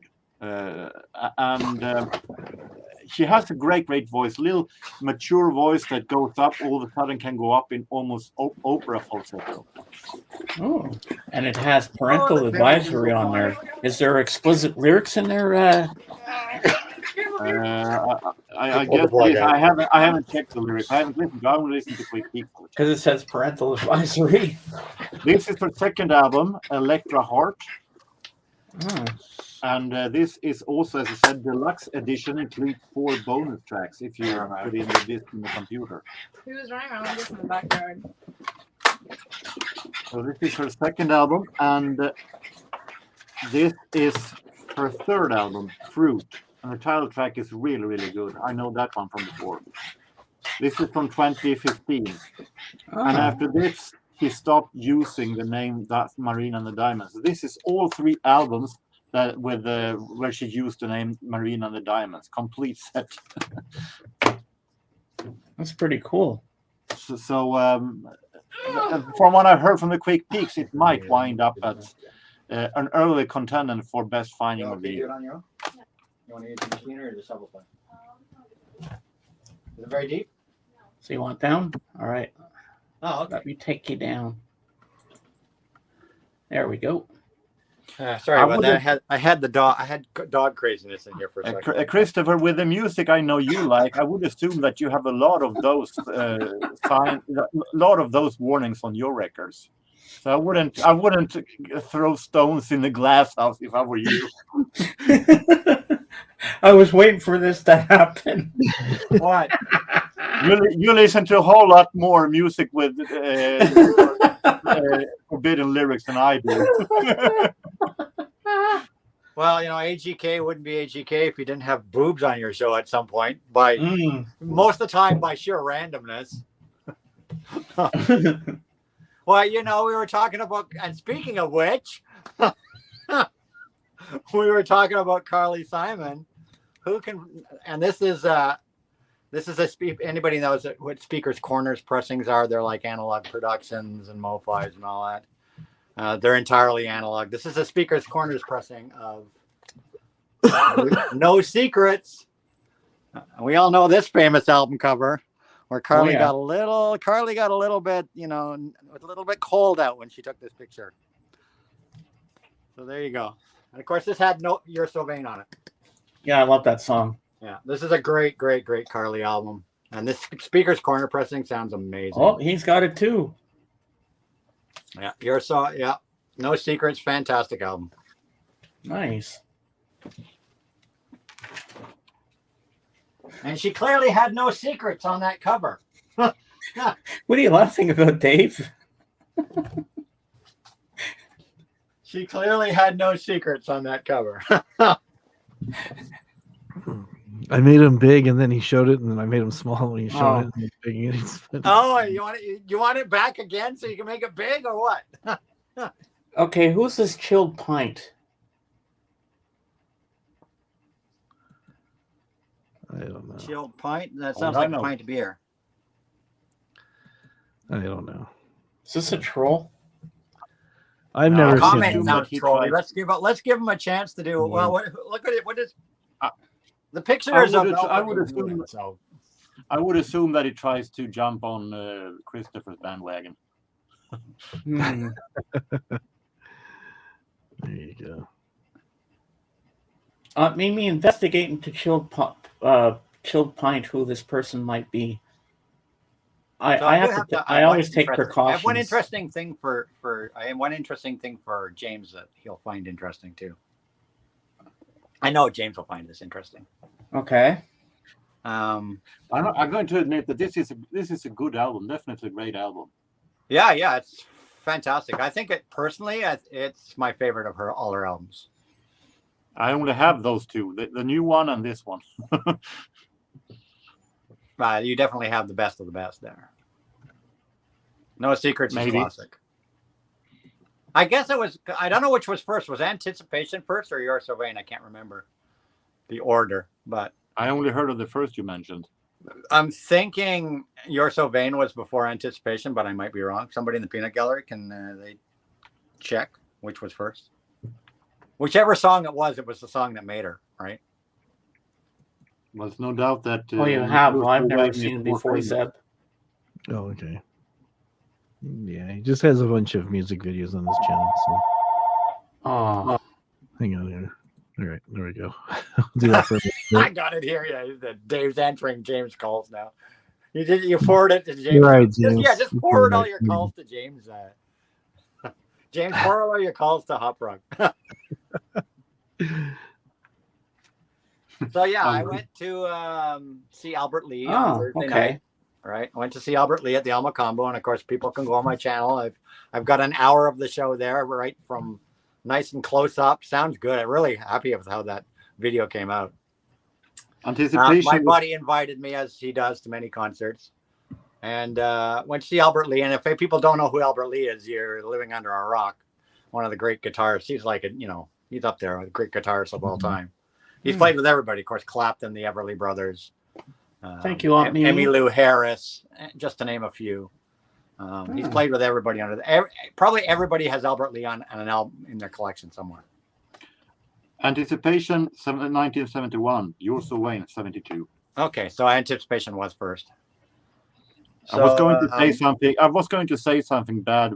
James' comment on Rachel. So yeah, I saw Albert Lee perform, and I hung out after the show. Kate Taylor opened the show. So if anybody knows who Kate Taylor is James Taylor's sister. Oh, wow. And James, we all know who James Taylor is. Yes. Kate Taylor is James Taylor's sister. She had a singing career as well, not as big as obviously her brother James. But Kate Taylor had a singing career. She opened the show for Albert Lee. Albert Lee was freaking amazing. So after the show, my buddy Scott, we all know Scott. Scott is one who takes me to all these shows. Scott's taking me to see Chilliwack tonight, most likely. After the show, Scott hung out with Kate Taylor during all of Albert Lee's performance. Kate Taylor came down to the crowd and actually hung out with my buddy Scott during the show. And so after the show, Kate Taylor took me and Scott arm in arm. She was between me and Scott, and she said, "Come on, boys, we're going upstairs." So we went upstairs to Albert Lee's dressing room, and we hung out with Albert Lee and Kate Taylor for an hour after the show in the dressing room. Had a beer with Albert Lee and his band, and people can go on my Instagram. They'll see pictures of me with Albert Lee, and I got a picture with the keyboardist as well. But we hung out with Albert Lee and Kate Taylor after the show for an hour, having beer and talking. And Kate Taylor was telling us stories about how she used to go to Abbey Road Studios when her brother James Taylor was recording at Abbey Road Studios, and how how she and James and members of the Beatles would go out back of Abbey Road Studios and smoke weed. So she was telling us these stories about her with Ringo having weed in the back alley of Abbey Road Studios. She was telling us all this cool stuff about her time with knowing the Beatles, because she knows Ringo very well.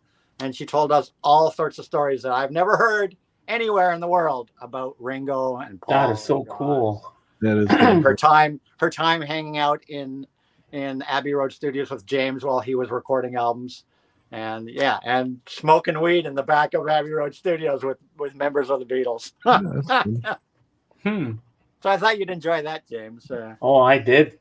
It was a fascinating hanging out with the band and her after the show was fascinating. They both had stories. Albert Lee had some amazing stories too. He's played with everybody. Abbey Road is the street where Sherlock Holmes lives. Really, Christopher? That's not the right street. So are you feeling better these days, Anthony? Energy levels and stuff? Because I know you've been fighting still, COVID. Like I can walk around. Even like going to the concerts. I stood for the whole show because I was right up at the front. Yeah. And there were moments during the concert where I would just kind of start to feel kind of punky. Just kind of like I need to sit down, and I'd try to suck it up or go and lean up again. Yeah, it was. Yeah, well, February 10th, I go for a bunch of tests, so it's. No, it's not. It's not getting any worse, but it's not getting any better. Yeah, let's get. I can hang out with you guys. It's when I do something that requires both arms and legs. You know what I mean? Like when I exert, I can walk around, I can this and that, but even a long walk, well, it's tough. But it's doing stuff like housework, whatever. Yeah. Dave, can you highlight Scott Dog's comment there? Anybody see the chaos at Mazzy's record auction yesterday? It was a joke. Really? I don't know anything about the chaos. I was there for around 10 minutes, and it was pretty normal then, but I don't know what happened. Yeah, I don't know anything that happened there. Wasn't there. So what was he selling, actually, Jorgen? Somebody's collection, I believe. Jazz from what I records or understand, it something? was mostly jazz. From what I understand, it was mostly jazz. Yeah, and I Some think it was a interesting records collect. I on think that. he advertised it that he had picked up somebody's collection again, like he did before, and was selling it. Somebody's collection or something. I don't know. Yeah. Well, I know because I went in there for a few minutes. The Wax was there, and he had one of his friends with. I don't know if that was Coffee Dave or with him, but yeah. It seemed pretty normal when I was there, but Hmm. I was there for so short time because then I felt like I had other things to do because I had no interest and it was too expensive anyway. Yeah. Yeah. Yeah. Some of that jazz stuff fetches a premium. So So why was it a joke? Elaborate more on that, please, Scott Dog. And Anthony, yeah, that was a very vague statement. So Anthony, while we're waiting for something exciting to happen in here, let's check out and see on your PlayStation 5 if you can get okay. the Pluto yet. I'll just turn it on over here and see. Okay, Scott Dog saying it the auction was rigged, or Zib saying it was rigged. Mazzy and had bad sound, so Uh, I just use my little PlayStation 5 remote. ooh, Oh, there you nice. I use that for all the multimedia, so I don't have to use a Set controller.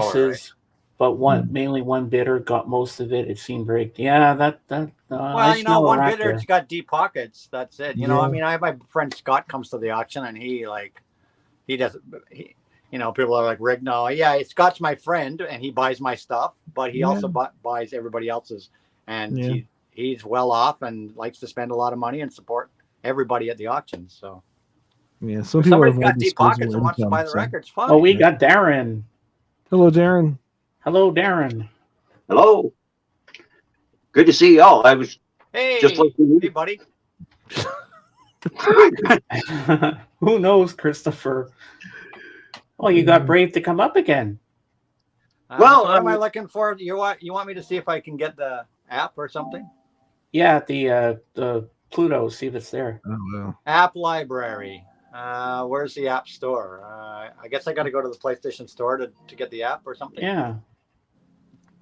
Well, I got quite a haul yesterday, and part of it from AKG or AGK there, excuse me. Nice to And see you, my friend. Nice to see you. Nice to meet you yesterday. I hope we get together again one day. likewise, we ended up we talking. should hit the flea market together sometime or something. You know that one you went to?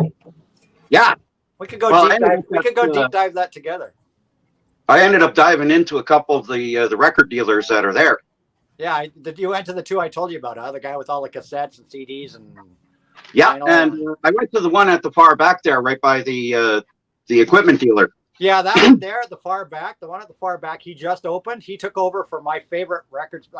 If you look at past videos of mine, I used to go to there. There usually was another record guy there that would sell like tons and tons of $5 records. And he was there for 35 years and retired in July.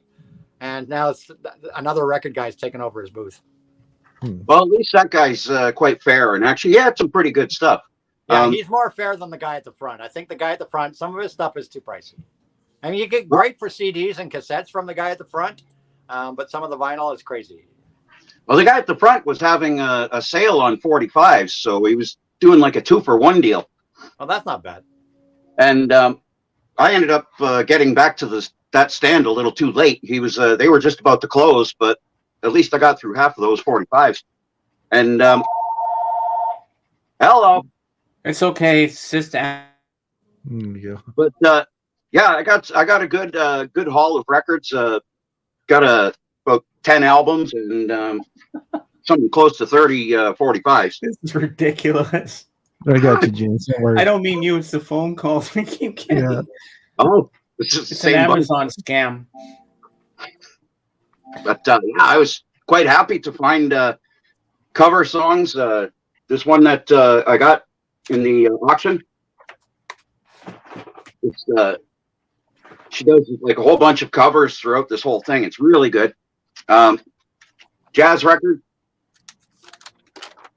Jethro Burns, he's a mandolin player, but he was with a comedy duo, Homer and Jethro. Some amazing picking on this one. Maybe on Mimi, we'll never know. Sorry. Big fan of comedy, Connolly. so I had to get Billy Connolly. I like One of my him. favorites. Scottish comedian. I'll give you a second to say who cares. He's Irish. Irish. Yeah, he is. I think. Or Well, then you better change his is he accent. British? Oh, he's Scottish. Oh, Scottish. Scottish. Okay, He's I was Scottish, close. not Irish. He's always doing welly boot songs. close enough. Close enough. I think I should have let Anthony give this one a hug before he let it go because he said it was his copy since it came out. Yes, that was actually, that's right. That was I bought that as, early 20s something young man in 1982 or whenever it was first released. I'd never had a copy of the album, so finally I got it. Yes, you've got my teenage copy. Um, Take good care of it. well, believe me, I am. I had to get this because I've only ever had a trashed copy of it. Oh, I love that. Up in smoke. I actually thought of you yesterday when I was crate digging with Jason yesterday night because they had a bunch of Steve Martin records there for like $1 and change. Well, And I thought of you because you'd said about comedy, right? I'm Yeah. only missing like maybe one of his albums. I even got the one that's like half bluegrass and half comedy. That was the last one he did before he gave up doing stand-up. This one's a Harry Nilsson album, even though it's a soundtrack. Hmm. Oh, I had that as a kid. I remember that one. Well, I've always liked the movie, even though it's cheese and everything. I've always enjoyed it. So I gotta love Robin Williams. I'm so glad to finally have this Wishbone Ash album because just finding any of their stuff in half decent shape is next to Yeah, you got impossible. that one from me too, huh? What was the Yeah, other one you got for me? The Clash, the Wishbone Ash. What else? This one. Whoop. Oh yeah, the McCartney. And it's like this has like so much extra stuff in it, like this whole book that's inside of it. That's pretty Yeah, cool. 'cause that's the half-speed remaster and everything. And one that's sort of, I guess, for the audiophiles that want to talk all big about their systems, the National Lampoon Stereo Test and Demonstration Record. Sounds like a real hit. It's actually it's a true stereo test record. This is my second copy. I got this because this actually had the book that came with it. Wow. And this is like actually serious. It has ads and everything in it, like. Wow. But it's done in a very comic way. Like you've heard those stereo test records where it's like, okay, there's a certain tone in your left speaker, tone in your right speaker. There's your separation tests and stuff like that. But it's all done comedy with people that ended up on SNL, like John Belushi's on here.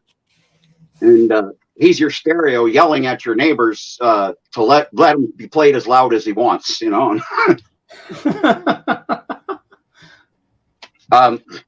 This one, I think I saw Dylan from Noble Records talk about this. And I'm pretty sure it is. But I ended up finding it at that guy's stand out at the back. Group called Half Ton. Never heard of them. Yeah, it's an indie thing. I think it's out of somewhere in the States here. It doesn't say very much. But yeah, I grabbed that and just haven't gotten to spin it yet. But like I said, that's just, tip of the iceberg. I ended up with this whole stack of 45s too. So Wow. Nice. Very nice. I don't know if we want to go through any of those. Well, if you want to, we got the time. I'm not going anywhere. You're probably not used to seeing Animals records on the Capitol label, but this is how we get them in Canada, or we did. On the 70,000 series, 72,000 series. Those were Canadian only issued. So British Invasion and Canadian artists were on that series. Elvis Costello, Allison. That's a great song. As far as I know, the 45 is a remix too. A lot of alternate versions and things like that. Lee Dorsey. He's out of New Orleans. Got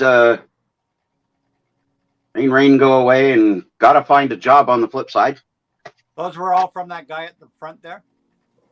Actually, a lot of them were from the guy out at the back. Oh, the back. Yeah. Those 45s I showed you guys last week were from the guy at the back. Yeah. The 5 Dutones, Shake a Tail Feather. Did you look in the little box of 45s he had right up by the cash register down low that had all the picture sleeves and everything? I didn't want to look at that because I was going for the cheap shit. Yeah, but even that stuff, they were only like $5 and stuff. So, but there were some sweet things in there, right? So. Well, I'm definitely going back to that flea market because I'm going to bring a couple of tape decks to the guy to get fixed. And yeah, because he fixes stuff too, right? And I'm going to buy stuff off him because he's got the little Asian guy, right? The little Asian guy. He's got he's some a really amazing nice guy. equipment. Really nice guy. Amazing stuff there too. Yeah, he has like seriously good audio equipment for good cheap prices. Well, he was giving you a deal because mostly he was quoting me like $100-$150 per piece of equipment. Yeah, but you just take cash in hand. Well, he was gonna do like a half payment thing, and I could have taken a machine, and it was like, no, I'd rather not do that because. Yeah, see, I went right at the end of the day, and he wanted 100 for the Luxman. He said 100, and I only had $60 in my pocket, and I said, that's all I got, and it was almost the end of the day, and he goes, here, take it. So wow. I didn't, I just said, listen, that's all I got left. No more time. The flea market was literally closing, right? They were telling everybody, time to go.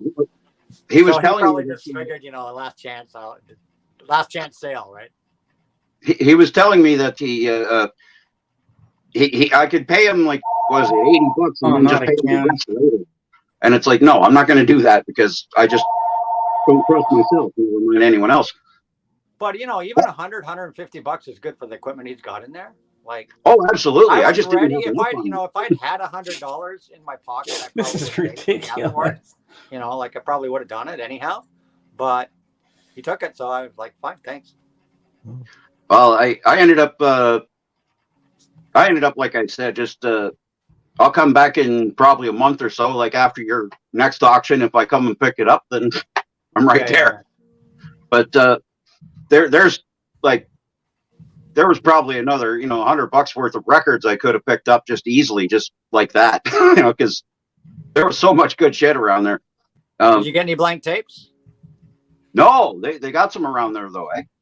Yeah, like the hi-fi guy, don't go to him. He has XL2s and all that stuff and TDK SAs, but he wants $10 a pop for them. But the place with the Coke can. The infamous Coke can. Yes, the infamous Coke can guy, that disaster area, he's got blank tapes. I bought a whole whack from him. Okay, that's good to know. That's where I got all my $2 cassettes. I ended up I got blank tapes for $2 too. I went to a yard sale like a bunch of years ago, and I got a whole bunch of these chrome tapes for like next to nothing, like a box full. Oh wow! And like they were used, but they were like recorded once and looked like they were barely ever played. Yeah, see these ones here. Oh yeah, still sealed, and these guys here. Oh, okay. These are at that place with the Coke can. The normal tape. I asked the guy when I was in there picking the $2 cassettes. I said, "You got any blanks?" And he goes, "Yeah, over here." And he had a whole whack of these things, $2 a pop. 90s. So next time you go, in that guy in the Coke can place. Well, like I said, I'm huge into the comedy and novelty, so I ended up getting a bunch of the funny stuff too. One of them is its group The Fools. The song's called Psycho Chicken. It's Psycho Chicken? Parody of Psycho Killer. Psycho Chicken. Wow. I've heard it before. That's the one. Is that one of those ones where you got to do the put me up on the screen for a second? Like a chicken dance? That's a bird dance. That's a bird dance. Oh, okay. I don't know. Well, Psycho Chicken, you just maybe. Yeah, Psycho Chicken is a parody of Psycho Killer by the Talking Heads. Oh my And they god. have to censor it because it's, you know, Psycho Chicken. What the fuck? Yeah. Yeah, I would. If I saw Psycho Chicken, I probably would buy it. Not blind buy it just out of curiosity. That's my second copy. I have another one on the white vinyl. It's a promo, but this one's actually in really nice shape. It's, you know, flawless as far as marks and stuff. So I had to grab it. Flawless victory. Mhm. That's Mortal Kombat. A lot of like R&B. I got some, like I said, New Orleans artists. Frankie Ford, the guy that did Sea Cruise, Oh, yeah.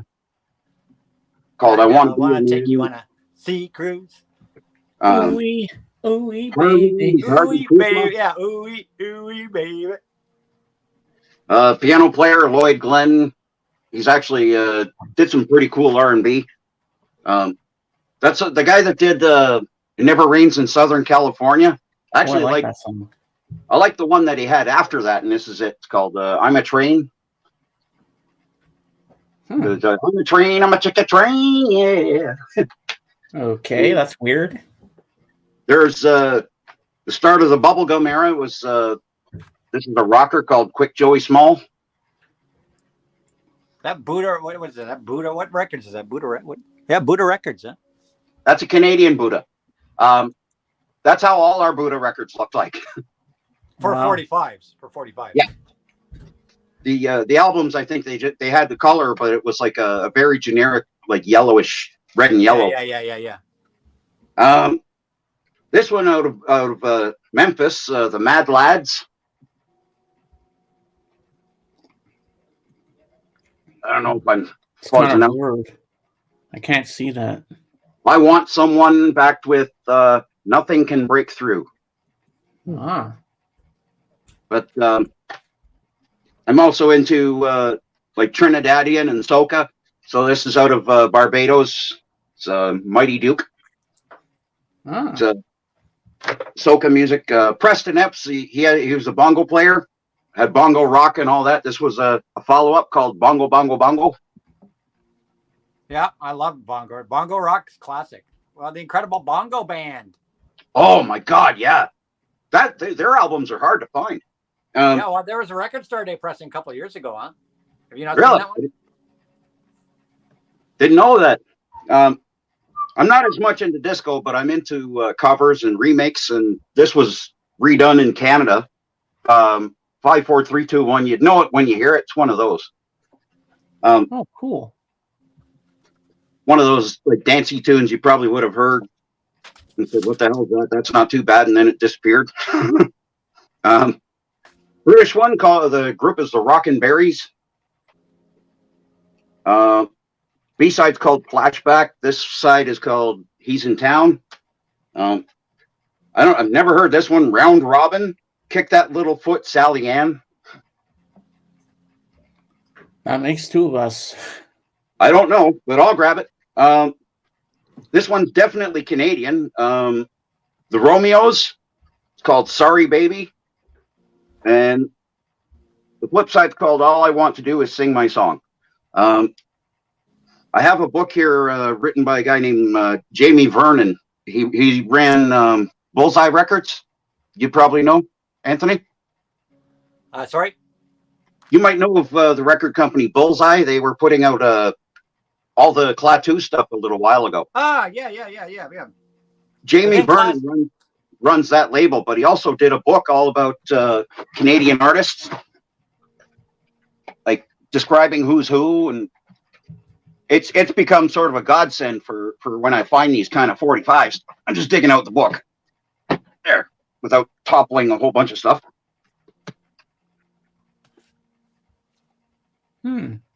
Canadian Pop Music Encyclopedia.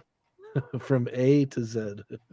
From A to Z, and it's a really thick book. It's he's republished it like several years in a row with adding every information that he could get, like with people that have passed on and new information coming in. Mm-hmm. But a lot of these are with information coming from like band members. So he's gathered all this stuff up from like anyone that he could. That's pretty cool. I got a Rocksteady. It's a type of reggae out of New York. Pitta Patta. Ernie Smith, and the other side's called Litchfield Garden. I noticed a lot of garden titles in the ones that I've found so far. Ty Terrell and a thing called The Scratch. Part 1. Yep, and part 2 on the other. And Loot was the label that that song Alley Oop. That was a hit on Loot. Is that Alley Oop the one I'm thinking of? Alley Oop, boop, boop, boop. Yep, Gary Paxton. I don't know if you know about ABC 45s. In the 70s, ABC Records dumped all the master tapes of the singles for Dunhill.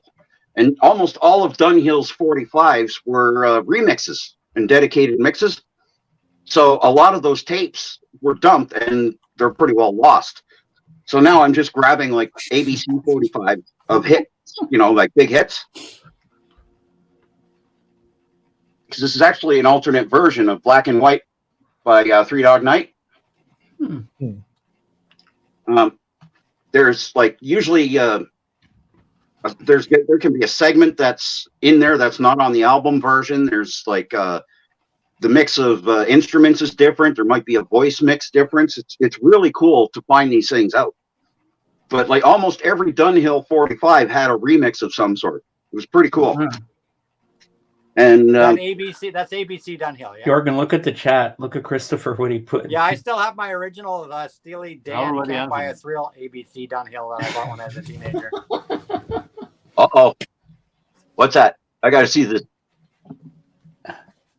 What's that, Christopher? I'm just looking up the comments. I didn't see it, but okay. Alley poop, poop, poop, poop. Well, the Trashmen did Surfing Bird. Yeah. And I found a follow-up. It's called Bird Dance Beat. Oh, nice. And of course, the Ramones covered Surfing Bird, did a killer version of Surfing Bird. Oh yeah. Yeah, well, so did Pee Wee Herman, and I won't mention that one too much. Yeah, we won't talk about that one. No. I admit I have a 45 of them doing it. If I could find 45 of Surfing Bird, I would be very, very happy. The flip side is the Surf Punks, I think, but it came with a picture sleeve, so it's Pee Wee on the front doing that weird dance. This one here is a guy named Tony White. It's definitely Canadian. I don't know what kind of music it is, but I'm going to try it out. Well, you really dug through his 45s, didn't you? Oh yeah, I always do wherever I go. Wow. The guy, he had tons of Stevie Wonder in awesome shape too. Yeah. Did you notice a lot? Did you notice also a lot of the 45s? Look on your 45s. Like probably 3/4 of those 45s say Maria somebody on them. Yeah, Anna Maria something. Yeah. Yeah, like he bought somebody who had some Anna Maria bought it. Yeah. Yeah, 3/4 of the 45s in that bin all have her name on it. So he must have bought a collection off of somebody. Yeah. But like I was saying, the Stevie Wonder stuff he had almost like he had a good couple dozen 45s of Stevie Wonder, and a lot of those are dedicated remixes too. But I just grabbed a couple to fill in my own collection. Original Fingertips. Mm-hmm. I have that one with the sleeve. And Living for the City. Yeah, I remember I looked at quite a few of those and I almost bought some of those ones. Well, there were so many that I had to put back. Just because it was like, oh my God, yeah, he had a good, I remember he had a pile of Stevie Wonder 45s, pile of them. And mostly around the far back in his booth there. Yeah, in the corner. I got a cover of Iko Iko that was in the Rain Man soundtrack. Mm-hmm. And an odd comedy promo, but it's from 72. Jerry Stiller and Ann Mira. You have to stand up a little longer. Okay, a little bit longer. Ah. That's I'm into the comedy and novelty stuff, and I'm trying to find like a lot of the more obscure things that way. I even have George Carlin promo 45s. Wow. But yeah, that's pretty well it for yesterday's haul. That's pretty And- cool. Oh yeah, I had to replace this one because I had a copy of it and it's beat right up, but it's What is that one? GRT. That's Canadian label. What is that one? Long Tall Glasses, I Can Dance Okay. by Cooter. Yeah. Formerly the Greaseball Boogie Band. Good old GRT. I don't know about you, but GRT records, like even if they're absolutely clean, they seem to get all ticky, like with tick noises and. I don't know if I have many GRTs left. GRT took over. GRT were bought up by, let me see, who was it now? Or took over. They were like the major of majors in the 70s. Yeah, I'm trying to think who took over GRT stuff. I got a record here that shows. Like, Tons of stuff in Canada come out on GRT. Like you probably didn't see the label. GRT swallowed up. Here, look at this one. GRT. All right, Bob. Thanks for stopping by. See you next time, Bob. ABC Dunhill Yeah. label. Yeah. ABC Dunhill, which were released through GRT. GRT would put their sticker, because GRT would put their sticker on their ABC Dunhill pressings. And GRT took over all the ABC Dunhill catalog here in Canada. So they sound amazing. I have this one, and I have except Steely Dan. I have my original Steely Dan. Where is it? Hold on, guys. I'm going to grab a beer. Just a second. That's it. He needs a beer. Got my Timmy. Let me find my Steely Dan. Stewart. Steely Dan. Here we go. Steely Dan, Can't Buy a Thrill. My original that I bought when I was like freaking 13. Wow. I bought this as a kid on ABC Dunhill. Short back covers. Yeah, ABC Dunhill. And what was the other thing? Oh yeah, you were showing. This was the other thing I was going to show you. You were showing Incredible Bongo. You were saying about the Bongo Rock. Yeah.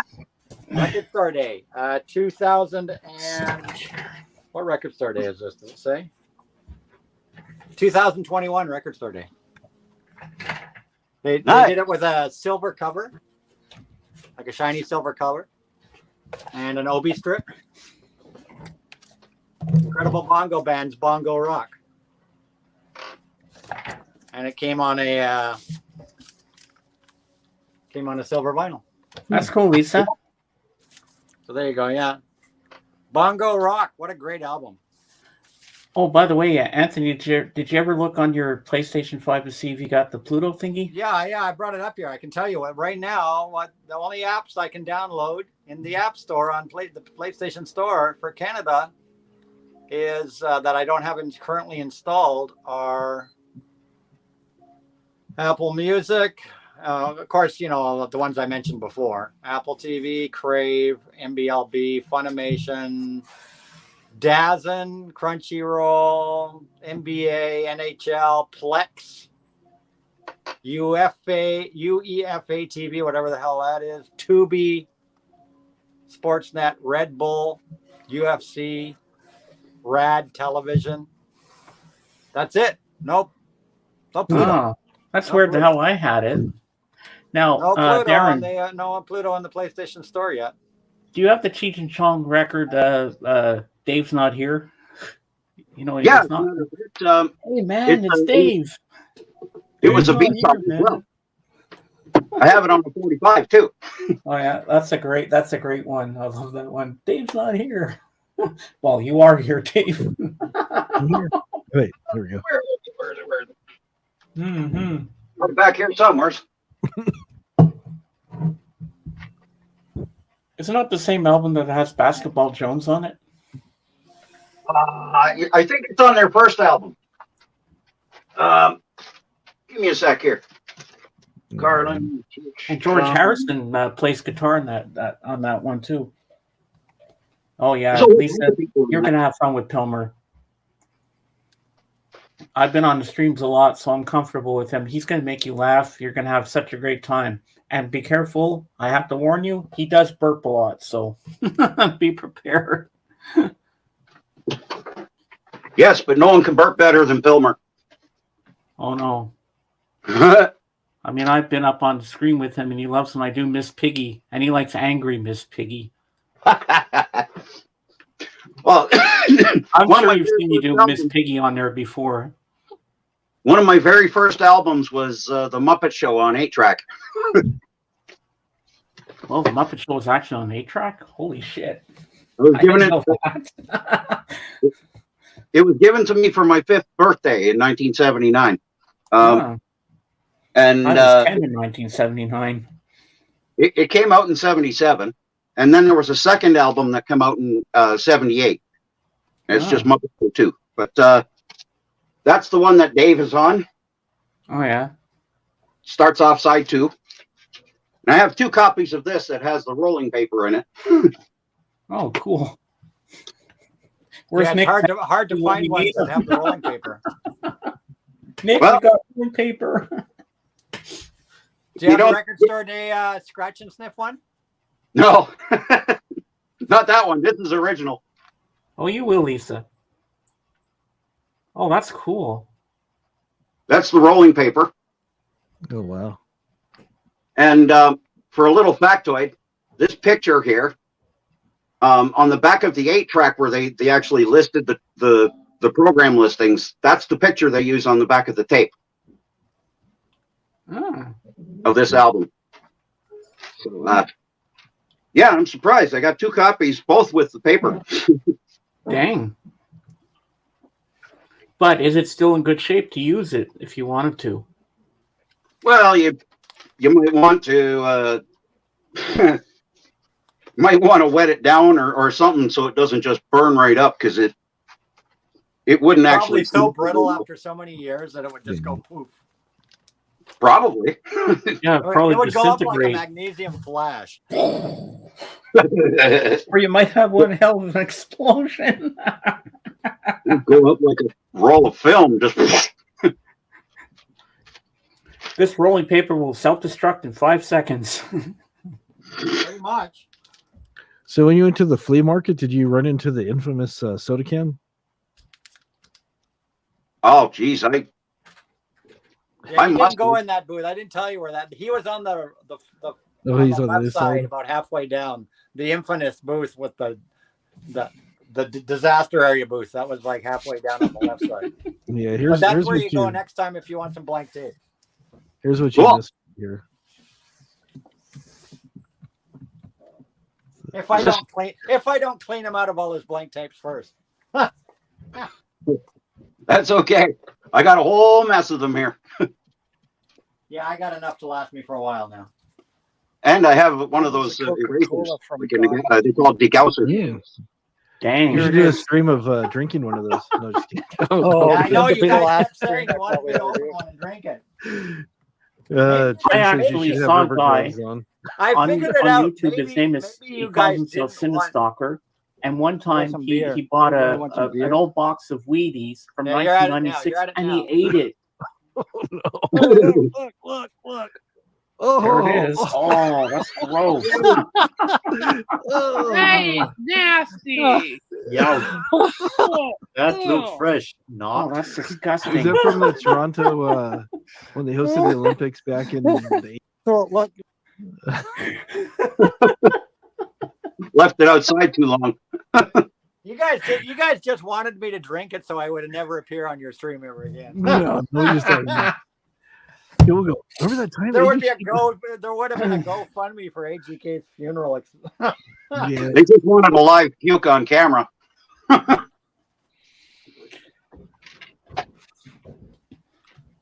Yeah, there's already plenty of channels of people eating old weird Hey, stuff. Anthony, you should Yeah. take your daughter there and show her that Coke can. Yeah, no.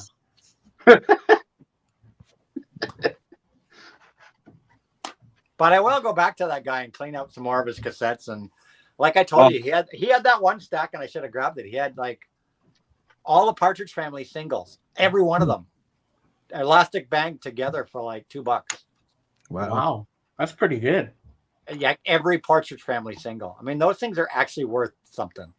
Really? Like the singles, not the albums, the singles. Yeah, They're so I rare. got a bunch of them. They're actually worth something. Yep. Wow. The singles, not the albums.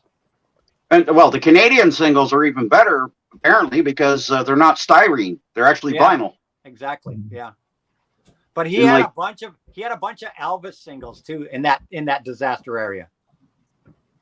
He had a stack of Elvis singles about this big, all taped elastic band together, and I didn't ask him what the price was, but it probably got that guy. Everything's cheap, so.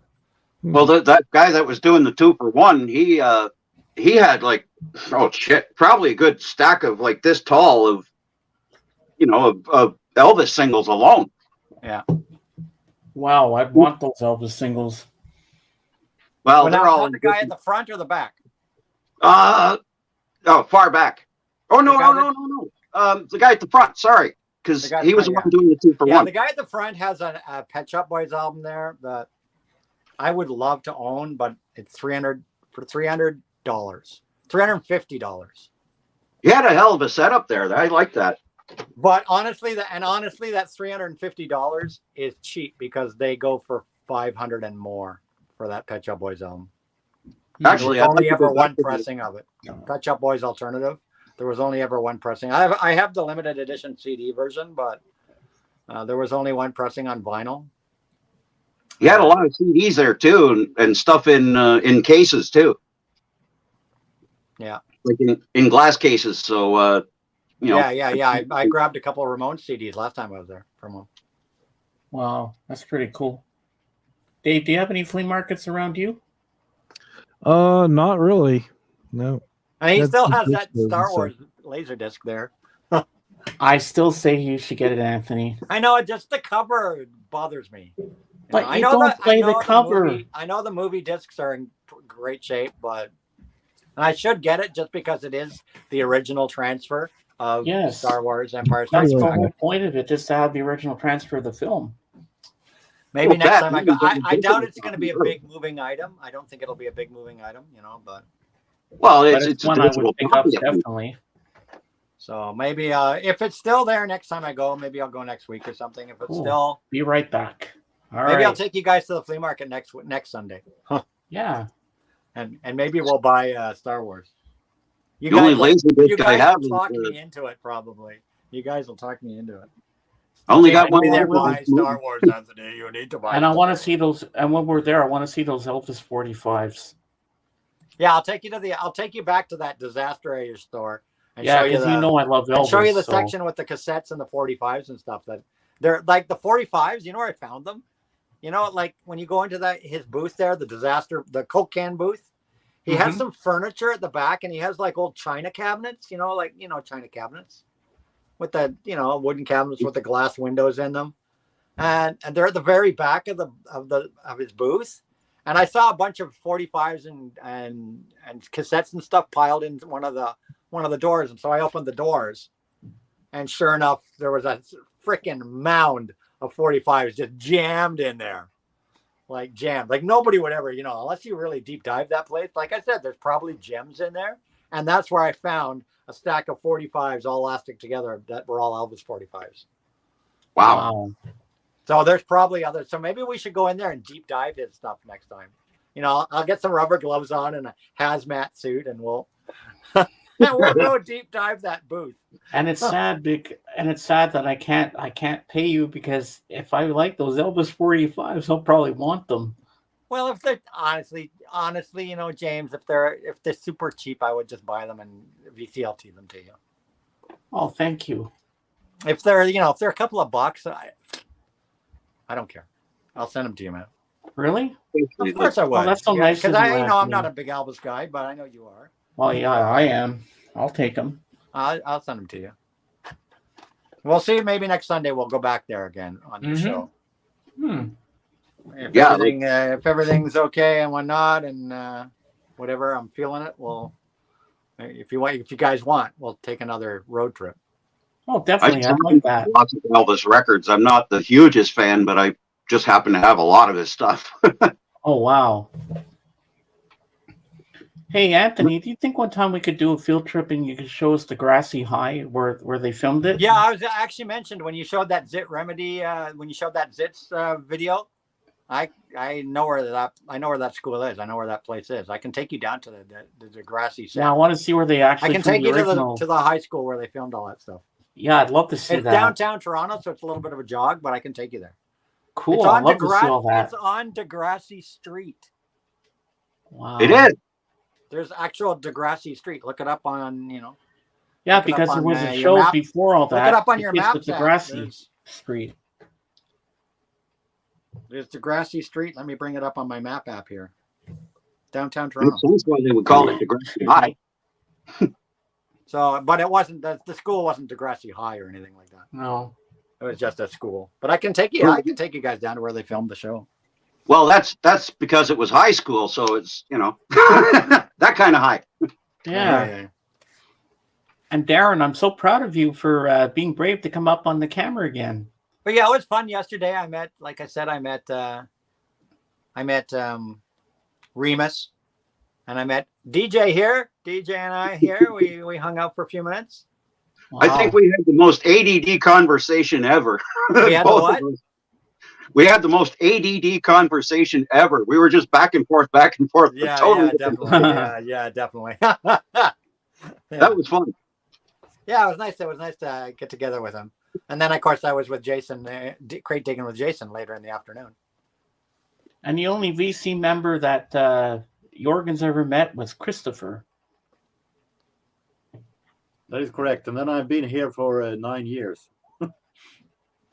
Jorgen, actually, you found some awesome vinyl that none of us could get because you could still get it pressed over there.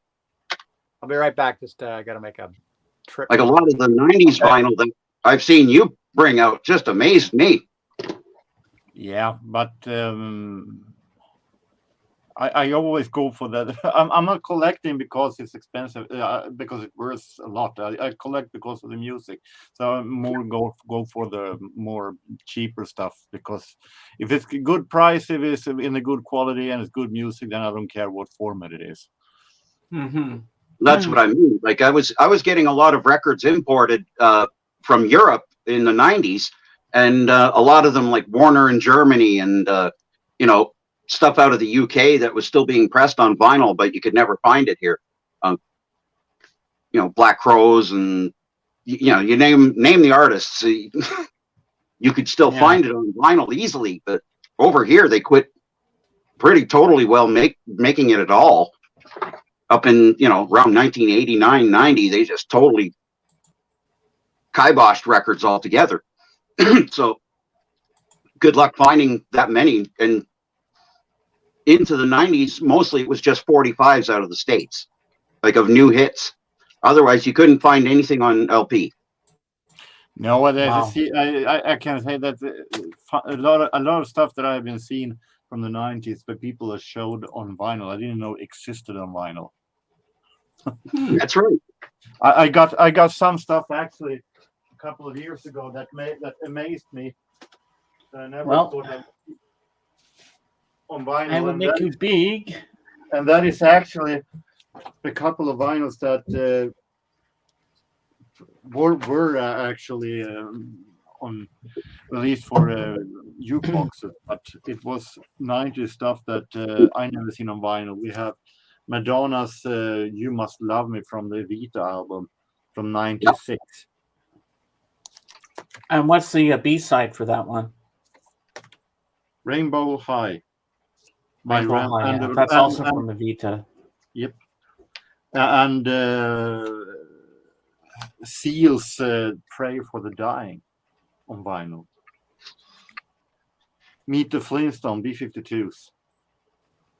Cool. Billy Joel "River of Dreams" on vinyl. I got that one. Flipside "No Man's Land." That's a great single. Yep. Janet Jackson "Because of Love" Pretenders, I'll Stand By You. Pretenders, Night in My Veins. Roxette, Crash Boom Bang on yellow vinyl. Ooh, cool. That has a B-side. Was it The Look, I think, in Unplugged? Joyride Unplugged. That's the one. And still, it also has this one. Oh, wow. That's pretty cool to have that. While we're at it, I also have The Look, Sleeping in My Car. Na na na na na na na na. And You The got Look. The Look. And we have Soundgarden, Black Hole Sun. Good song. I got that one too. On vinyl. Mm-hmm. Yeah. Nice. Madonna, Human Nature. Madonna, Survival. Well, Madonna.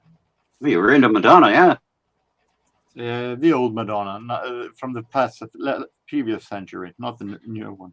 Not the old Madonna now. Exactly. The old Madonna sound like, not the old Madonna person-wise. Well, Madonna was really good at one point. Let's put it that way. Human League, Tell Me When. You don't see that east-west as often. No. Cool. Madonna, You'll See. And Live to Tell on the B-side, but that one I have on Ordinary. Coolio, Gangsta's Paradise. That's a good song. Wow. Too Hot on B-side. Christopher says Soundgarden. Wow, Jorgen, you have good stuff too. Thank you, Christopher. I'm waiting for to say the same thing to you.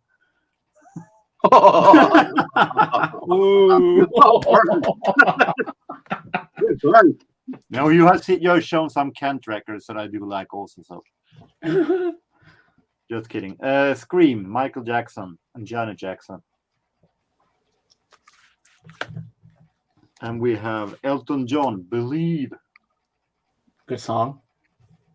So I don't have that much 90s on vinyl, but there are some, and those are stuff from jukeboxes.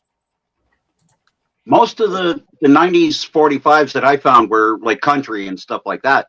But a few of the companies were doing vinyl, like right up until like 2000. 45s, I mean, like Columbia was constant. Warner's, as you saw there. And MCA. I got tons of them from just those mostly. And very little of the pop stuff, even though I found like, Pretty Fly for a White Guy by Offspring and Black Crowes, Peace Anyway.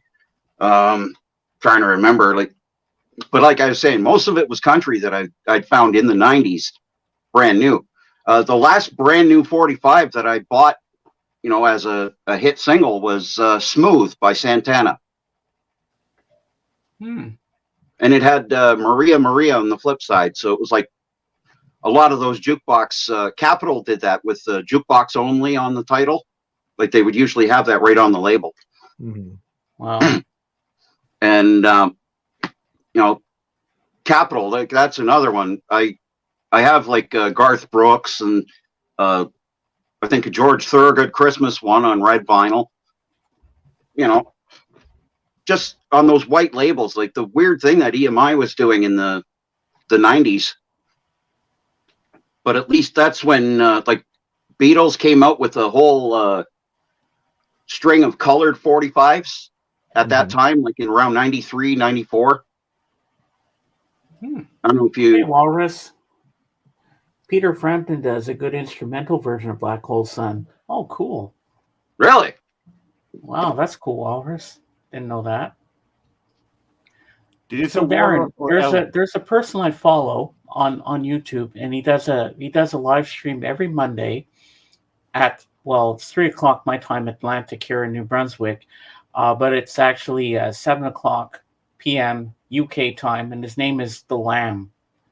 You have to check this guy out. He's a really good guitarist, and Dave and I are hooked on this guy.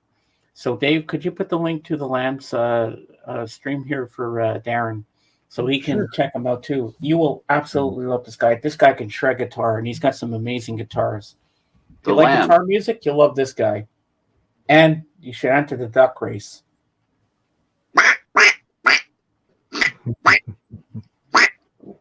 Jorgen's hooked on it too now. Well, not every song is my taste, but it's an entertainer.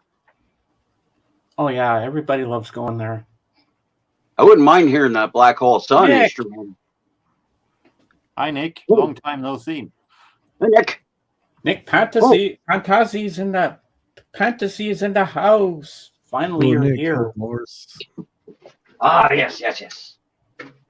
Nick here. Paulina.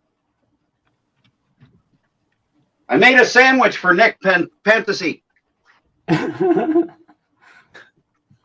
I've never sent anything ever. So, like as far as VCLT or records or anything. So this is my first sandwich that I've made. And that's going to Nick Fantasy. There's a couple records in here. We've already talked about which ones they are, but now I got to figure out how to fold this damn thing. Send it like that.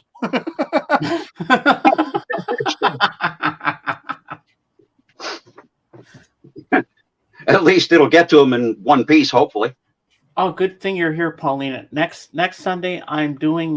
My theme is going to be Paul McCartney and Wings.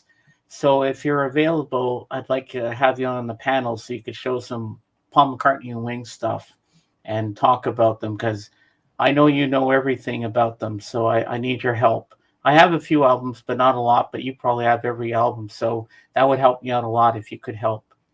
I got a bunch of singles I could show. Well, save that for next Sunday for Paul McCartney and Wings theme. And again, I probably could have showed a few oddball Hendrix things at that time last week. Yeah, I think you could have. I said you're always welcome on the screen anytime. I ended up having I've been having some of those like flip days where you're up all night and then next thing you know it's like 3 p.m. waking up, you know. Oh, Walrus says record. Can you highlight that, Dave? Walrus's last comment here. Oh, can we get back over there? The one right at the bottom there. There it is. Yeah. And there's the Lambs link for you, Darren. Thank you. Is there another comment, or is that the one? Yeah, Record Hound. The Black Hole Sun is on Peter Frampton's Fingerprints album. Oh, thanks, Walrus. Yeah. I see the other one here, and I don't know if I can copy it off of StreamYard. You'd have to go to the YouTube side and copy it. And I know that James usually leaves the streams up, so you just have to go back and. Yeah. The Lamb Live, though, that's easy enough. I can just look it up that way. Yeah. And I do have stuff ready to go up on a channel. I just don't have the channel set up. All right, I'm back. Welcome back. Yeah, just making videos off of records that I've restored digitally. So any advice on setting up a channel? I don't know the first thing about it. Film a video, click upload. Easy enough then. Yeah, pretty much. Well, I don't have the proper camera, so I just go through StreamYard. I do a live stream, and what you see is what you get. I don't edit anything. I just do it like that, and it works for me. But hey, all my videos that you guys seen them, all my videos on my channel, even my concert films, they're all filmed on my phone here. I film it on this one, and then I put it on the computer.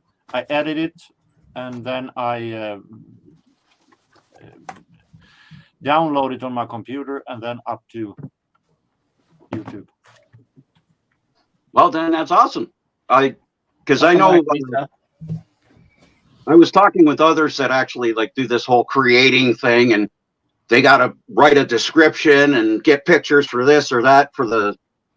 It's depending. You can do a lot of work. You can do as much as you want. Obviously, I mean, I do edit my I edit my videos in iMovie after I film them. I just use iMovie to edit them, and it's pretty simple to use. It allows you to insert stills if you want, or other videos, or You can do like it's not that hard to learn, really. You can either do like us, like me, edit it because you think it's fun, or you want to edit away some mistakes, or you can just talk and then you assume that you need to transfer it to the computer and then upload it like nothing.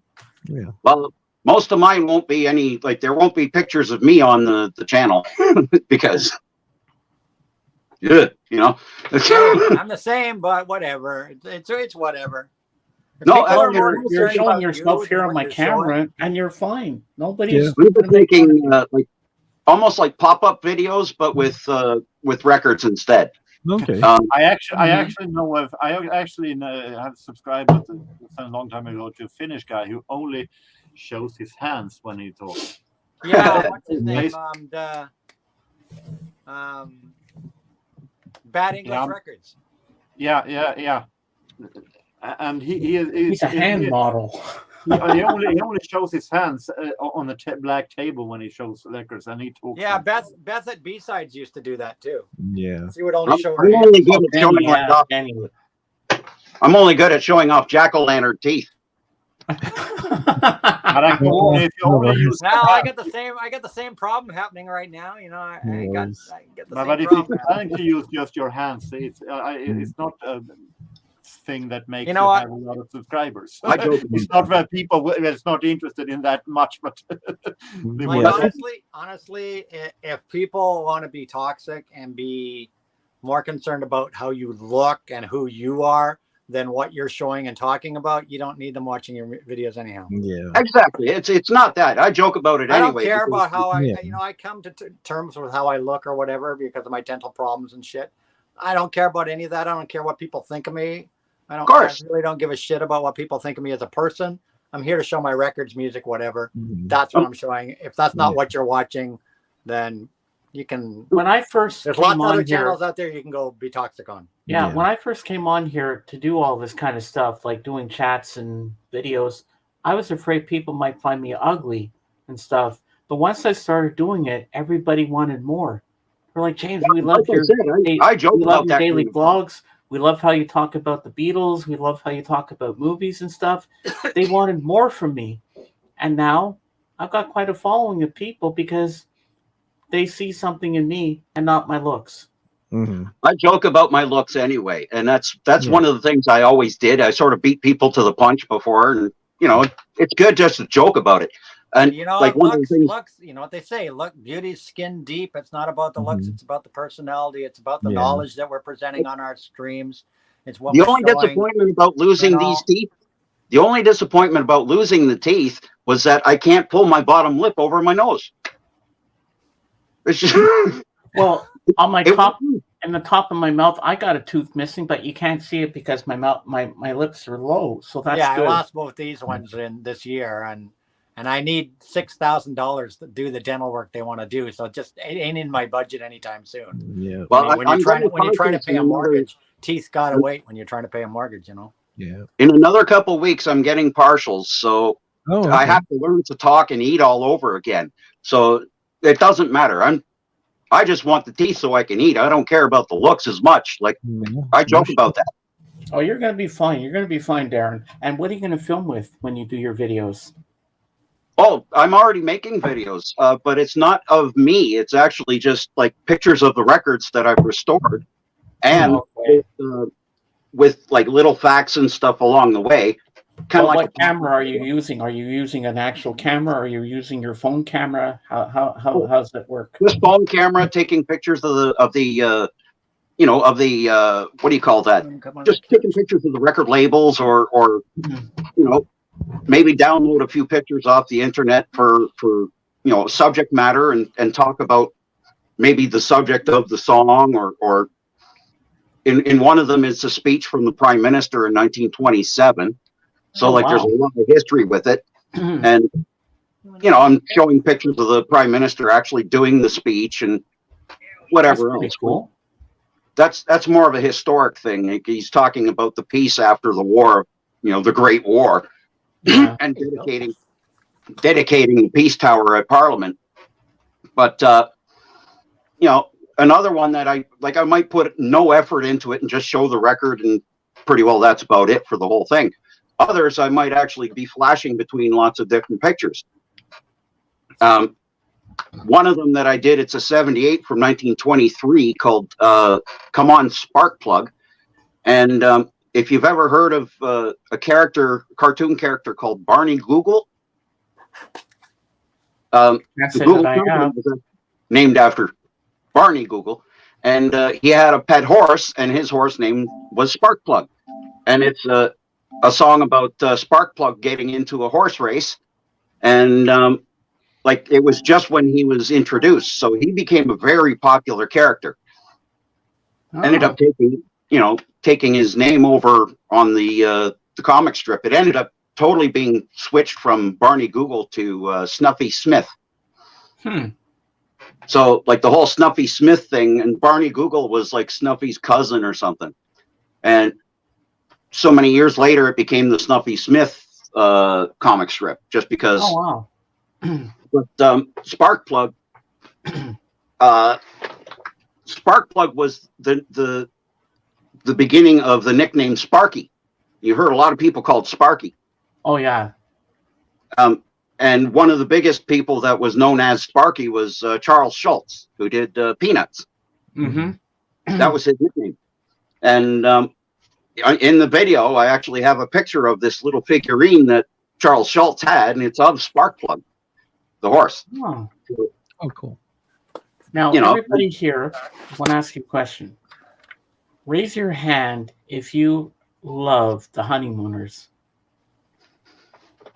Who doesn't, man? Never seen it. Well, Legendary stuff. I watched an episode today with my mom, TV or no TV, and I love when Ralph gets pissed off at her. He goes, "You want to go to the moon?"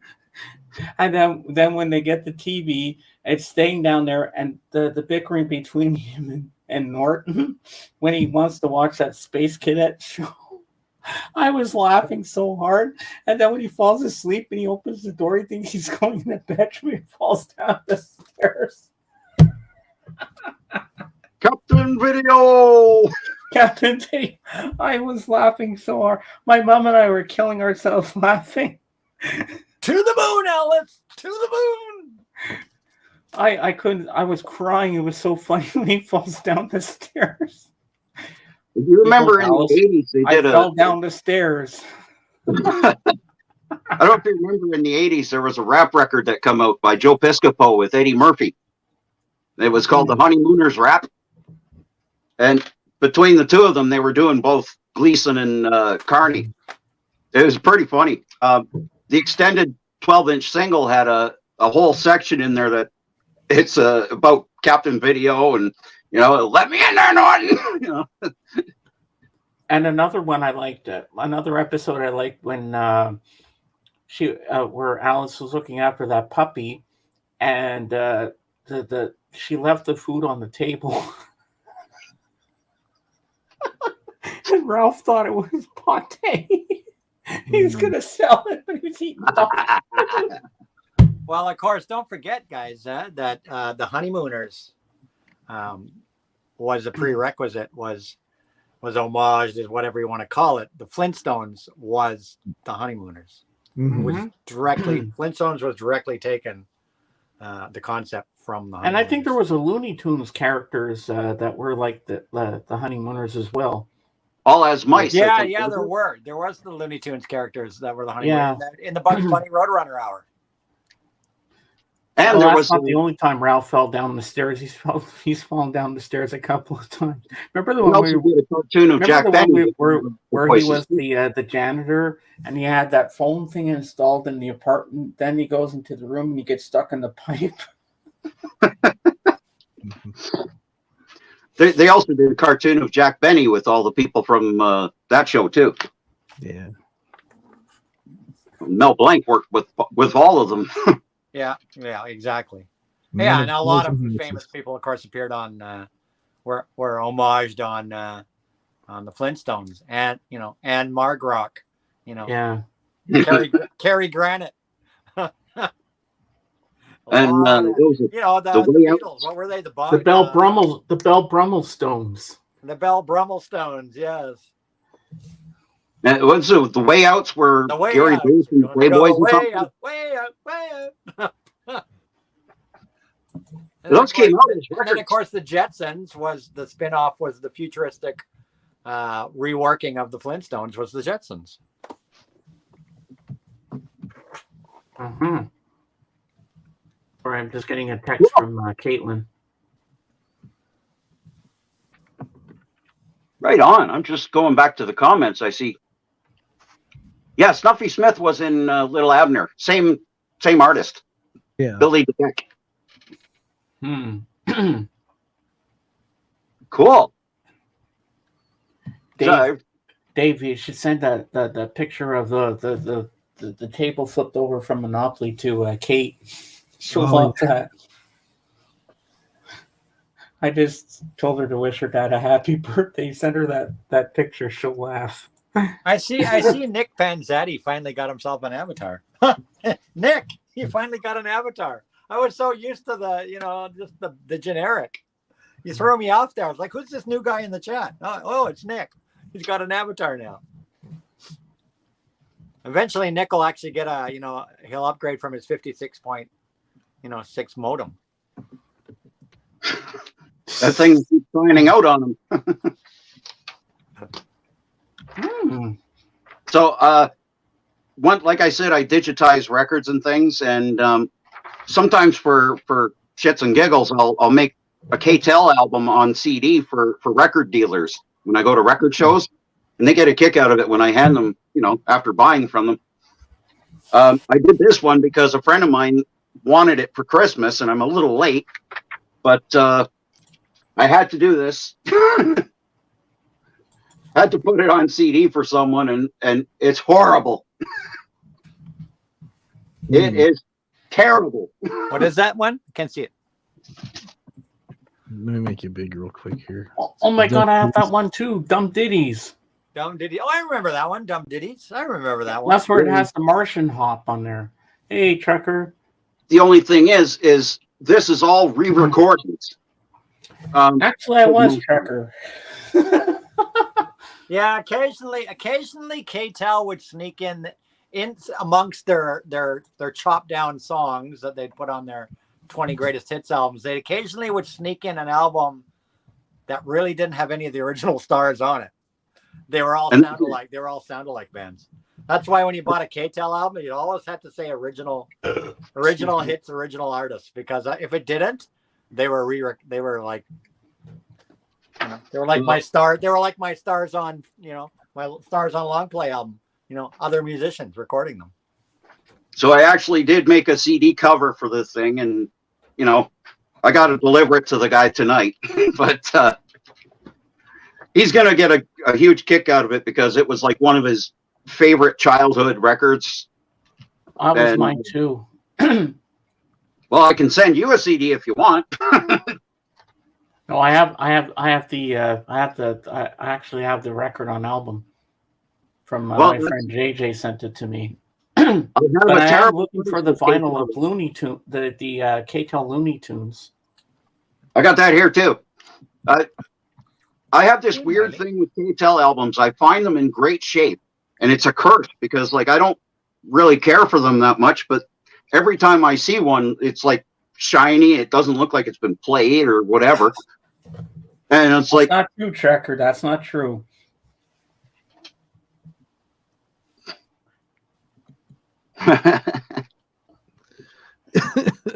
The truth came out that it was Paul. Paul broke up the Beatles, apparently. We were actually discussing the whole Beatles, the end of the Beatles era on Thursday night when I was in the dressing room there with Kate Taylor. She was talking a lot about the final days of the Beatles. Yeah. Hey, Cap. Things that were going on behind the scenes. It was quite obvious. Like Paul was sort of like the finger wagger around the whole place. Like, you do this, we'll do this, and it's like everyone was starting to say "F you," Caitlin says hi to everybody, and I said, "Are you going to play Monopoly with your dad?" She says, "Oh, yep."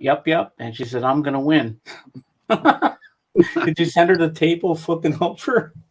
I was trying to find her on Instagram. I can't. I'll have to ask Jen. Here, I'll put the link here for you. Hold on, let me go to her thing. No, okay. I was trying to find her. I'll put it in the private chat. Okay. Okay, here we go. Private chat. Bing, bing, bing. And there you go. All right. Thank you very much. You're welcome.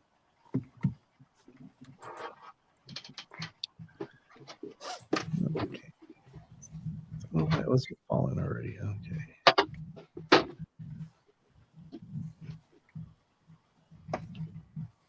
Well, if I did a Beatles video, I'd probably just have to show the records, and that's about it. Can't put any of the music up. Cap wants a link.